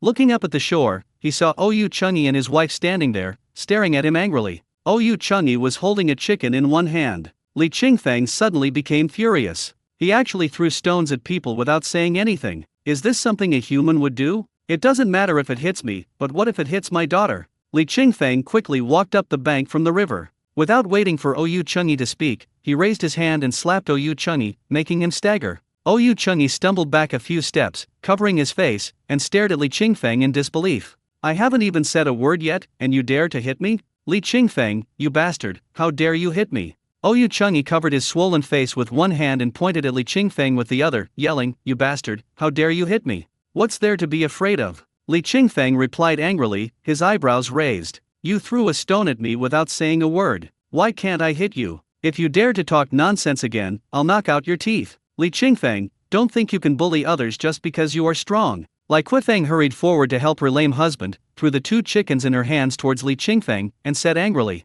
look at what you've done. You drugged the fish and killed my chickens. Tell me, how are you going to compensate me? Compensation? Li Qingfeng laughed. What evidence do you have to prove that I poisoned your chickens to death? You are the only one in this village who can treat fish with medicine. Who else could it be besides you? Oyu Chengyi shook off Lai Quifeng's arm, limped forward a few steps, pointed at the chicken on the ground and said, Li Qingfeng, the facts are right in front of us. Don't try to deny it. I'm telling you, if you don't pay me today, we'll call the police. That's right, I'm telling you, don't think we're afraid of you just because you're strong. Others may be afraid of you, but we're not. Lai Quifeng put her hands on her hips, looking very imposing. Her upturned chin and pointed nostrils revealed her powerful background. However, when she opened her mouth, revealing a few teeth that were so white with obvious artificial marks that there was no trace of real color, her powerful background was ultimately discounted. The couple's shouting soon attracted the villagers who sat under the banyan tree all day long, gossiping and doing nothing. These people couldn't help but feel a little gloating when they saw the 2 most unpopular teams in the village fighting each other. Li Qingfeng makes so much money every day that he has made these idle people jealous. Oyu Chengyi and his wife have never been likable. Therefore, they neither spoke for Oyu Chengyi and his wife nor for Li Qingfeng, just watching the 2 teams exchange fire with joy. Seeing Oyu Chengyi and his wife being unreasonable, Li Qingfeng said sternly, shut up. I said it has nothing to do with me, so it has nothing to do with me. Stop whining. You said it's okay, so it's okay? This time, Oyu Chengyi and his wife finally caught Li Qingfeng's handle and refused to let him go. Last time, I instigated that idiot Lu Qinglan to go and make trouble for Li Qingfeng, but not only did that idiot Lu Qinglan fail to accomplish his goal, he also broke his own leg. What a fucking waste. Today, the couple finally seized this great opportunity and came to cause trouble for Li Qingfeng by taking the chickens that were poisoned to death at home. It feels like an old man getting married. He is so proud that even a steel bar cannot tie up his belt. Today I must avenge my previous shame. Li Qingfeng must pay the price today. I must rebuild my prestige in the village today. Today is a big day. Oyu Chang'e and his wife are now full of confidence. After all, there are witnesses and evidence, and there is no way that idiot Li Qingfeng can escape responsibility. So what if I'm strong? Does being strong mean you can ignore the law? After some self-cultivation, the couple subconsciously raised their nostrils again. I'm telling you, you poisoned my chickens today, and this matter won't be resolved so easily. Oyu Chang'e said arrogantly, either you pay me 5,000 yuan, or you kneel down and kowtow to my chicken and apologize. When Li Qingfeng heard this, he laughed out of anger. This is obviously asking for money. But unfortunately, the other person's chicken is really dead. If you don't want to pay compensation, you can only prove that it was not killed by poison. He looked at Oyu Chang'e and his wife with amusement and asked, if I can prove that I wasn't the one who poisoned your chickens, will you just leave? If you can prove that it wasn't you who killed him with the poison, I will kneel down and kowtow to you to apologize. Oyu Chang'e was full of confidence. 2 days ago, I overheard Li Fuan say that Li Qingfeng was using medicine to treat fish, and he had used medicine on quite a few fish. He had evil thoughts at that time, but he had no chance. Yesterday, when he heard that Li Qingfeng had caught a lot of fish in the river again, he finally couldn't help it. After confirming that Li Qingfeng was fishing in the river again today, he immediately fed medicine to the chickens in his home. What he fed him was the same poison he had used to feed the fish in the river. Originally, I just wanted to poison 2 chickens as a token of my appreciation, but because I wasn't paying attention, I ended up killing all 20 or so chickens in my house. Just let him die from the poison. I can ask Li Qingfeng for compensation. So the couple caught 2 chickens and started trouble with Li Qingfeng. Now, when they heard Li Qingfeng say that he wanted to prove his innocence, they were not panicked at all. Because what is certain is that Li Qingfeng is indeed a medicinal fish.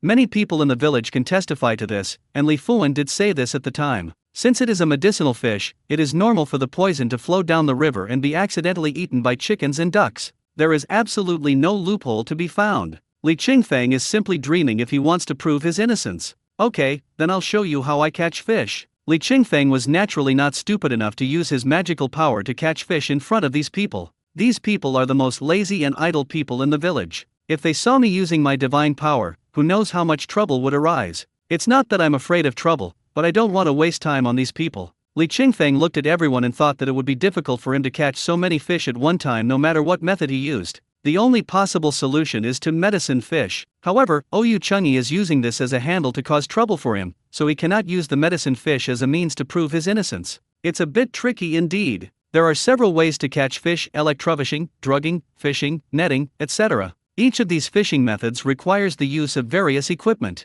Electric fishing requires an electric fish machine. Fishing requires fishing gear. You need a fishing net to catch fish. The only relatively simple one is the medicinal fish. To treat fish, you just need to add poison, and the harvest is great. Li Qingfeng looked around and frowned. Catching fish with bare hands has now become an undocumented crime. It's so frustrating. Looking at the smug expressions of Oyu Chang'e and Lai Quifeng, Li Qingfeng felt a little annoyed. Especially when the onlookers looked at the 3 of them with a gloating expression, Li Qingfeng really wanted to punch them. Let the river flow stop and let the water column rush into the sky. These troublemakers who are always looking for trouble and can't stand seeing others doing better than them are drenched like drowned rats. However, he was not stupid enough to show off his strength in front of these people. If this were to happen, the consequences would be absolutely disastrous. Because these people are the ones who can't stand seeing others do better than them. If they saw that Li Qingfeng could stop the flow of the river and send the water column soaring into the sky with one punch, they would definitely incite emotions everywhere and make everyone treat Li Qingfeng and his family as monsters.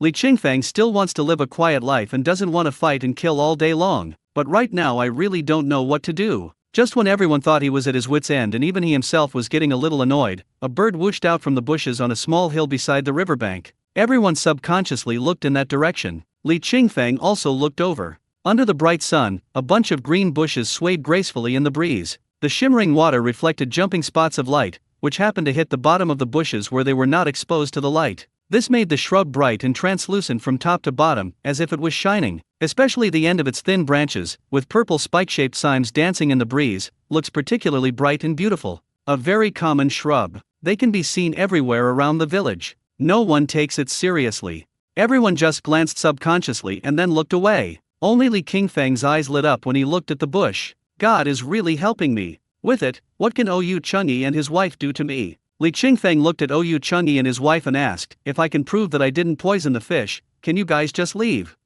Even if you're telling the truth today, you must have used poison. Otherwise, how could you have caught so many fish in such a short time? Li Qifeng snorted, her face full of contempt. Li Qingfeng smiled and nodded. "Okay, fine, then you just wait here, I'll show you how I catch fish." After saying that, he walked towards the bushes. Everyone stood on the shore, following Li Qingfeng all the way to the bushes where a bird had just flown out. Seeing Li Qingfeng breaking the branches of the shrub, everyone was very puzzled. What is he doing? Didn't he say he wanted to prove himself? Why did he break that branch? Who knows? Maybe they knew they couldn't prove it, so they just didn't try to prove it. What's the use of breaking branches? Haha, could it be for fighting? Why not just use your fists in a fight? Why use that limp branch? That bush was no ordinary bush. The branches of the shrub are very soft, a bit like wolfberry leaves. The only difference is that wolfberry leaves have sharp thorns, while the shrub does not. Therefore, if you really want to use it as a weapon, the branches of the shrub are not as good as the branches of the wolfberry leaves. Li Qingfeng quickly broke off a bundle of branches and returned to the river. Looking at the branch in his hand, he was full of confidence. "Watch it carefully, don't blink." As he said this, he went straight to the riverbed carrying the bundle of branches. He first smashed the branch in his hand into pieces with a stone, and then threw it upstream. The smashed branches and leaves fell into the water, and a pile of foam instantly emerged. As the foam flowed down, many fish suddenly emerged from the originally silent water surface. Moreover, all these fish float on the water and can be caught by anyone. Li Qingfeng nimbly grabbed the dustpan and quickly caught the fish. After a while, he scooped up half a dustpan. Everyone was surprised. The memories in my mind slowly revived, and I suddenly remembered that the branch Li Qingfeng used was actually Buttelaise. The name drunkard comes from the compendium of Materia Medica, which says that when its flowers and leaves are crushed and thrown into water, the fish will float on the water surface after eating them, as if they are drunk, and can be caught, so it is called drunkard. This is the trick left over from their childhood. Unexpectedly, it is now used by Li Qingfeng to catch fish. Most people in rural areas have this skill. It is fishing with Buttaria japonica. However, with the development of the times and the advancement of technology, many people have gradually forgotten about Buttlejaw. It was not until this time that they realized what was going on when they saw Li Qingfeng catch so many fish at once using the Buttaria japonica. Li Qingfeng returned to the shore, poured the fish into the bucket, and glanced at Oyu Chunyi and his wife. Anything else to say? Oyu Chunyi and his wife's faces turned pale and blue, and they wished they could go forward and tear the damn Buttlejaw into pieces. Of course, they wanted to tear Li Qingfeng to pieces, but they both knew that they were no match for Li Qingfeng. But it doesn't matter, the main feature of these two is their thick skin. Seeing that Li Qingfeng used Buttlejaw to prove his innocence, the couple still refused to give in. He kept insisting that his chickens were killed by Li Qingfeng. What a joke! If Li Qingfeng's guilt isn't proven today, wouldn't all the chickens in the house have died in vain? The couple cried and howled. But Li Qingfeng was unmoved. "You can cry and howl as you please, what does it have to do with me? Whenever I frown, it is a sign of lack of confidence." Seeing that Li Qingfeng was not affected, Oyu Chunyi rolled his eyes and thought, the chickens at home might be dead. But it doesn't matter. Since I killed the chickens at home but failed to get Li Qingfeng, I will do it myself. As long as Li Qingfeng can't bear it anymore and hits someone first, he must compensate me. Thinking of this, Oyu Chunyi immediately gritted his teeth and pointed at Li Qingfeng and cursed. "You bastard, you poisoned my chickens and you're trying to deny it, right? Believe it or not, I'll kill you." Li Qingfeng glared at Oyu Chunyi. Oyu Chunyi shuddered all over and stopped talking. Somehow, I felt a chill in my heart and subconsciously wanted to take back my words. But how can you take back what you have said? Before he could open his mouth, he saw a slap coming at him with lightning speed. There's no time to dodge. Bang! A crisp sound. Oyu Chunyi flew out. With a bang, he fell into the river. There was a splash of water. "Your mouth is so dirty, let the river wash it clean." Li Qingfeng stood on the river bank, disdainful to look at Oyu Chunyi who had fallen into the water. Instead, he planned to pick up his things and leave with his child. But unexpectedly, Li Qifeng suddenly pounced on him. She wanted to kill that bastard Li Qingfeng to avenge her husband. Li Qingfeng dodged flexibly and kicked Li Qifeng into the river to accompany Oyu Chunyi. Oyu Chunyi had just stood up and was about to go ashore when he suddenly felt dark above his head and saw a figure falling down and hitting him. Ah! Thump! Accompanied by strange screams and the sound of water, the couple fell into the river at the same time, looking very miserable. "Li Qingfeng, if you have the guts, don't leave." When Oyu Chunyi saw Li Qingfeng was about to leave, he immediately struggled to his feet and roared, "You coward, if you have the guts, don't leave." Li Qingfeng stopped, turned around and sneered, "Haha, if you don't leave, what else do you want? Don't be so arrogant, I'm calling the police right now." Oyu Chunyi took out his cell phone and called the police without saying a word. Seeing him call the police, Li Qingfeng did not stop him. Instead, he took out his cell phone and looked at it. It was still early and it was not yet lunchtime. So, I found a place to sit down and didn't go anywhere. About 20 minutes later, 2 police cars rumbled in. Several police officers got out of the car. The security captain had just taken office. After learning about the situation, he took out his cell phone and walked aside to make a call. "Captain, the one causing trouble is Li Qingfeng, the same man who broke Pan Wyman's leg last time." Li Qingfeng, Hu Zongzin frowned on the other end of the phone. "What's going on?" "He was the one who started the fight. It's a bit troublesome. He beat a couple from his village into the river. Now, the couple is soaking in the river, saying they won't come out unless we give them a fair trial." The captain looked helplessly at the couple in the river. Oyu Changyi and Lai Quifeng had sneezed several times in succession. Although the sun is shining brightly today, the temperature is not very low, about 20 degrees. However, the river water is very cold after autumn. After soaking for so long, both of them felt their feet were numb. After listening to the report, Hu Zongzin sighed and said, "Well, since it was Li Qingfeng who started it, you don't have to consider my face. Just handle the matter impartially." Hu Zongzin is an upright person. He always does things based on facts and supports what is right rather than what is personal. Although he had some interactions with Li Qingfeng and sympathized with Li Qingfeng, this could not be a reason for him to side with Li Qingfeng. "Okay." The captain breathed a sigh of relief. With Director Hu's words, things will be much easier. Let it be what it is. So, after taking some notes, the captain said to Li Qingfeng, "Let's put it this way. The death of their chicken has nothing to do with you. But you did hit someone first. According to them, if you pay 2,000 yuan in compensation, they will be willing to reconcile. If you agree, then this will be done. If you don't agree, we can only punish you. Although your offense isn't serious, we'll still impose a public order penalty on you. That means detention for up to 5 days or a fine of up to 500 yuan. Furthermore, they can still prosecute you at this point. Do you understand? It means it's very troublesome. We settled and nothing happened after I paid the money. If they don't pay the money or reach a settlement, they will not only face public security punishment,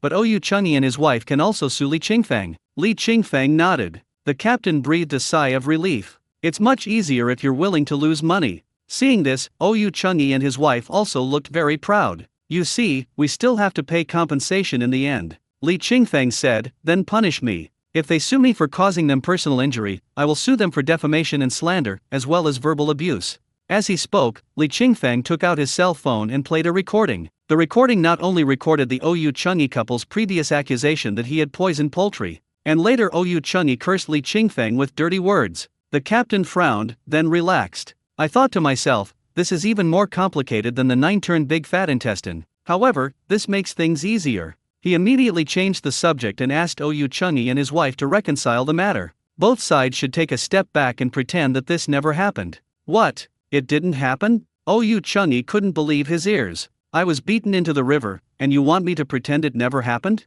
I even poisoned my own chickens, and you want me to pretend it never happened? Oh shit. Then what have I become? Stealing a chicken but losing the rice? But the problem is, this is no longer a matter of a handful of rice. It's a question of 20 chickens." Oyu Changyi felt so heartbroken when he thought of the chickens he had poisoned to death. If the chickens died on their own, you could just kill them and eat them as if nothing had happened. But those chickens were poisoned to death by him. "I can't eat the chicken when I think there is poison in its stomach." Oyu Changyi regretted it so much. Lai Quifeng could no longer bear it, and she put her hands on her hips and started cursing at Li Qingfeng again. Just as Li Qingfeng was about to ignore the couple and leave, a red Honda came speeding towards him, rolling up a cloud of dust. He braked suddenly and stopped steadily next to the police car. 1111. The 4 consecutive numbers on the blue license plate seemed to indicate that the owner's identity is extraordinary. The car door opened, and the first person to get out was a graceful woman. The woman was wearing a mini skirt, flesh-colored stockings, and sky-high leather boots. She wore a tight-fitting sweater on her upper body. As the saying goes, fresh milk should be kept warm and ham should be refrigerated. The woman's dress just confirmed this. In addition to her avant-garde and fashionable outfit, she also wears heavy makeup. It looks good, but it doesn't quite match the fresh and refined environment around it. Some people in rural areas also wear makeup. After all, loving beauty is a girl's nature. But the makeup on this woman's face is really no different from that of a Peking opera singer, which is a bit scary. As soon as the woman got out of the car, she ran to Oyu Changyi and his wife and called out in a delicate voice, "Dad, Mom, are you okay? Daughter, you're finally back." When Lai Quifeng saw her daughter, she cried out in grievance, "If you don't come back, we'll be bullied to death." "Who dares to bully you?" Before Ou Mujin could say anything, the man who got off the car after her came over with a few other men who rolled up their sleeves to reveal their arm tattoos. The leading man rubbed his nose and snorted coldly, "Uncle and aunt, don't worry, I'm here today, no one dares to bully you." He was afraid that he had some misunderstanding about the words uncle and aunt. He looked to be in his 40s, and looked rather anxious, with dark skin and a full beard. He also has inverted triangle eyes, rosacea, and sausage-shaped lips. It looks so scary. His calling them uncle and aunt made Ou Chungi and his wife shudder. Ou Mujin introduced, "Dad, Mom, this is my friend, Yang Tianxiao, brother Xiao. Uncle and aunt, you can just call me Xiao Yang." Yang Tianxiao said very politely. Then, he turned his head suddenly and looked at Li Qingfeng. "You are the one who bullied your uncle and aunt, right?" Just now, Ou Chungi and his wife took a video for Ou Mujin, and he saw Li Qingfeng in the video. Now that he saw the real person, he couldn't help but frown.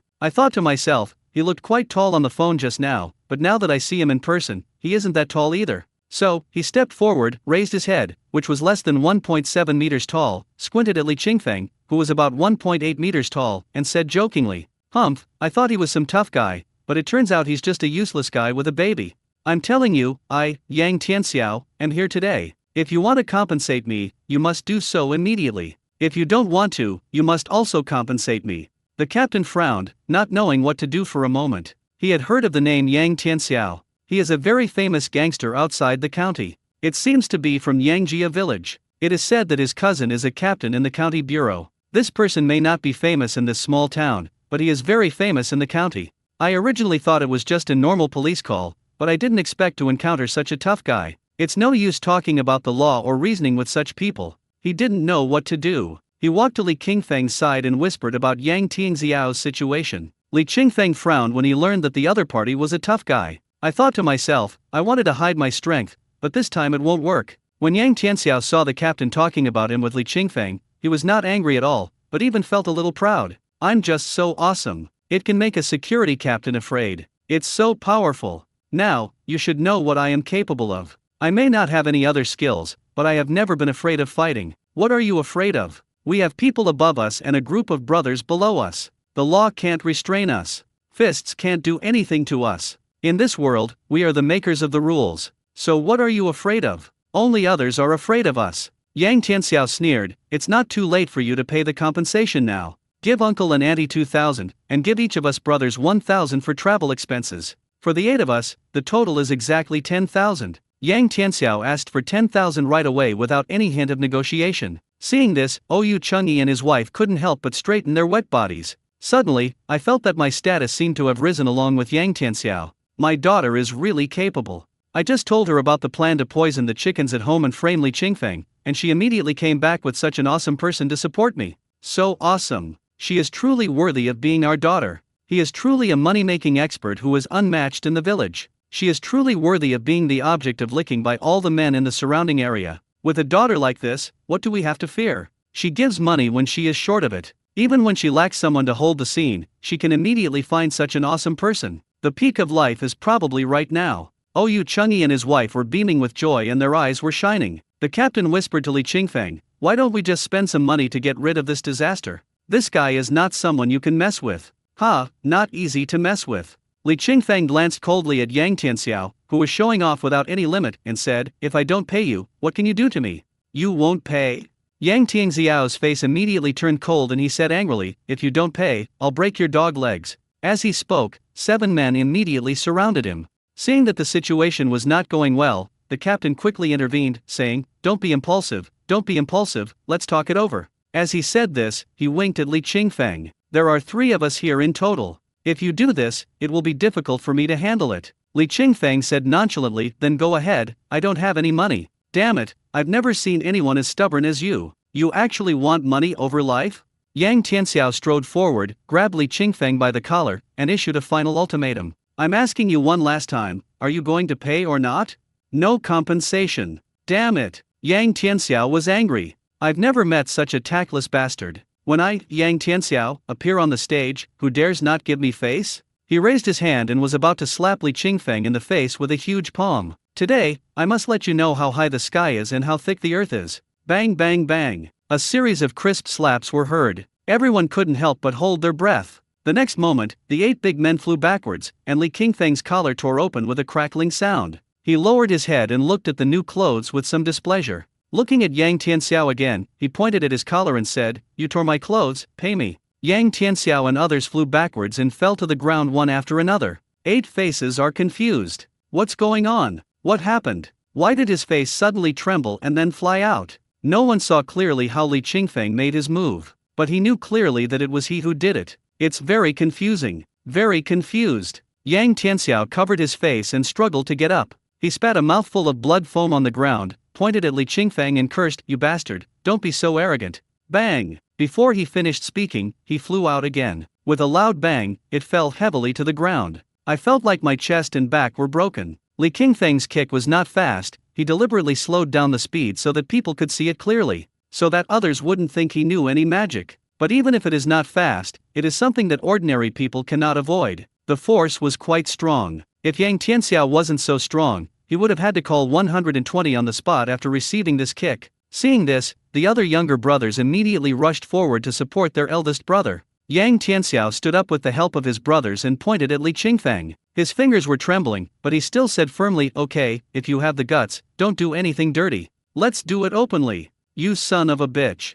Bang! Li Qingfeng appeared and slapped Yang Tianxiao in the face. Yang Tianxiao flew backwards again and fell to the ground with a bang, feeling that his buttocks were cracked. Woo woo woo. He covered his face, feeling extremely aggrieved. "I told you not to do anything dirty, but this bastard always does it without waiting for me to react. I can't even use all my skills. It's so unfair." A man in his 40s was looking at Li Qingfeng with resentment on his face. Seeing their big brother being knocked down one after another, several younger brothers became collectively furious. Without waiting for their eldest brother's orders, they all rushed towards Li Qingfeng. Li Qingfeng raised his hand and delivered the dragon subduing 10 palms. "Come on, a slap. Come on, a slap. It's so easy. There is no technical difficulty. No fancy moves either. Just give them a slap in the face." The 7 little brothers flew backwards, their teeth falling all over the ground. 8 people fell to the ground neatly in a row. Li Qingfeng took a few steps forward and pointed at his clothes, "Pay me compensation." When Yang Tianxiao and others saw Li Qingfeng coming forward, they all retreated frantically as if they saw a devil. Finally, they retreated to the river, with nowhere to go. Oyu Mujin was furious when she saw the godfather she brought with her was beaten like this. Without caring about anything else, he attacked Li Qingfeng from behind. He swung the bag and hit Li Qingfeng hard on the back. On Li Qingfeng's back is a baby less than a year old. Even if this blow didn't hit Li Qingfeng, it would still seriously injure the baby on his back. The whistling sound of the wind made Li Qingfeng frown. He dodged it suddenly and punched the attacker. A slap can even knock a grown man away. The fist is an unrivaled sneak attack powerhouse. There was only a scream of "ah," and Oyu Mujin flew backwards and fell into the crowd with a bang. The flower's face turned pale. A few lazy guys were holding up their cell phones and taking pictures of Li Qingfeng, but now they all moved their cameras over and aimed them at Oyu Mujin. Wow, this kind of spring scenery must be worth hundreds of dollars. Oyu Mujin covered the explosive silicone, squeezed it, and went crazy. "Ah, Brother Xiao, my silicone is broken, weeabyewu." "What? Is the silicone broken?" Upon hearing this, Yang Tianxiao suddenly felt full of strength. He stood up and immediately touched Oyu Mujin's silicone. Oyu Chengyi and his wife immediately helped their daughter up and drove away the crowd who were recording the video. Yang Tianxiao touched it, and damn, it really broke. "Oh shit. You actually broke my favorite thing. I can tolerate being slapped in the face. Spanking can be tolerated. I just can't stand breaking the silicone." But this time he was not stupid enough to point at Li Qingfeng and curse him with all kinds of dirty words. He just said with a sinister look on his face, "Don't be so complacent, kid. I'm calling the police right now. Stand right here and don't leave. Wait until my cousin comes and you'll be in trouble." The captain standing by was stunned. "What are you guys playing? Do you treat us like air?" However, Li Qingfeng had the advantage in front, so he did not go out to stop the situation from developing. Now that I heard that Yang Tianxiao was going to call someone, it seemed that I couldn't go out to stop him. It's not a big deal anyway, let him call someone. Even if someone from the county police station comes, they have to act based on the facts. They had video footage from beginning to end. Li Qingfeng's behavior can only be considered as self-defense. Li Qingfeng doesn't care. After watching Yang Tianxiao finish the call, he took out his cell phone and looked at it. "Oops, lunchtime is almost here. I also made an appointment to have dinner together. I originally wanted to catch more fish, but I didn't expect to be disturbed by these bastards. While Yang Tianxiao's friends haven't arrived yet, he might as well catch some more fish." So, Li Qingfeng walked into the river in full view of everyone. Because there were too many people watching and it was difficult to use his magic skills, he used the drunken fish herbal fish. Although the effect is not as good, it is not a waste of time anyway.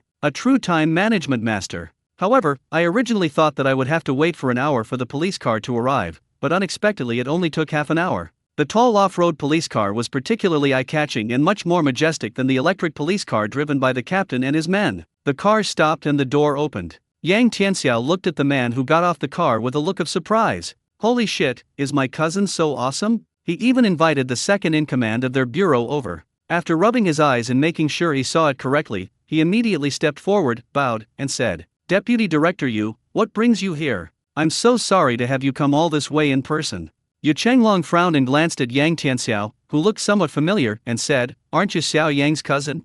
Yes, you are so approachable that you still remember a small person like me." Yang Tianxiao was feeling very proud at this moment. When he glanced at Li Qingfeng in the river, he regained that look of contempt for the world. The same is true for Oyu Chunyi and others. I originally thought that after being counterattacked by Li Qingfeng, I could only swallow this loss in silence, but I didn't expect that my daughter was so powerful. Not only could he invite figures like Yang Tianxiao, but he could even invite the second-in-command of the county bureau. Following the introductions of several thugs, the couple straightened their backs and glanced arrogantly at the villagers next to them. Sure enough, the same person has different fates. They are all from the same village. These people have suffered all their lives and ended up with nothing. As for us, we not only have everything, but we also have such awesome connections. Ha ha ha, so cool. Our daughter makes us so proud. Humph, how could I not remember?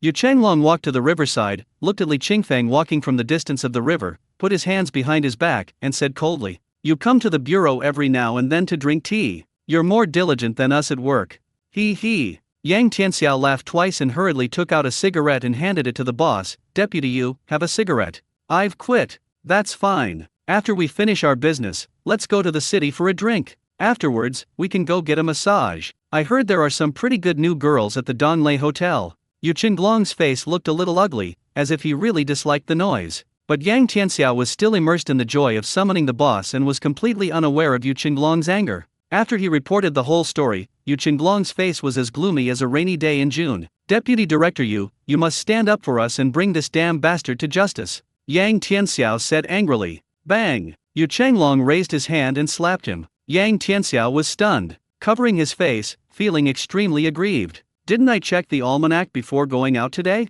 Why do you all like to slap me so much?" "Deputy Yu." The little expression is a little resentful. Yu Chenglong was furious and raised his hand to slap him again. Bang! Yang Tianxiao didn't dare to dodge and took the slap head-on. With tears in her eyes, she looked up at Yu Chenglong like a young wife. After Yu Chenglong slapped him twice in a row, his anger finally subsided. He said in a deep voice, "I gave these 2 slaps on Xiao Yang's behalf. If it weren't for Xiao Yang's face, I wouldn't give you these 2 slaps. Do you know why?" Yang Tianxiao was confused. "You hit me and you still consider my cousin's face? If you don't give my cousin face, won't you shoot me?" He covered his face and shook his head in grievance. Yu Chenglong pointed at Li Qingfeng, who had already approached, and said coldly, "Wait for him to come over and apologize to him." Ha! Yang Tianxiao was completely confused. "Deputy Director Yu, are you mistaken? I'm the victim. He almost beat me to death, and you still want me to apologize to him?" Pa! Yu Chenglong slapped him again. Yang Tianxiao burst into tears. "Damn it, I've been around for so long and I've never suffered such humiliation." However, facing a character like Yu Chenglong, he could only endure it. At this time, Li Qingfeng had already walked up. He smiled at Yu Chenglong and said, "Director Yu, I didn't expect you to arrive so soon."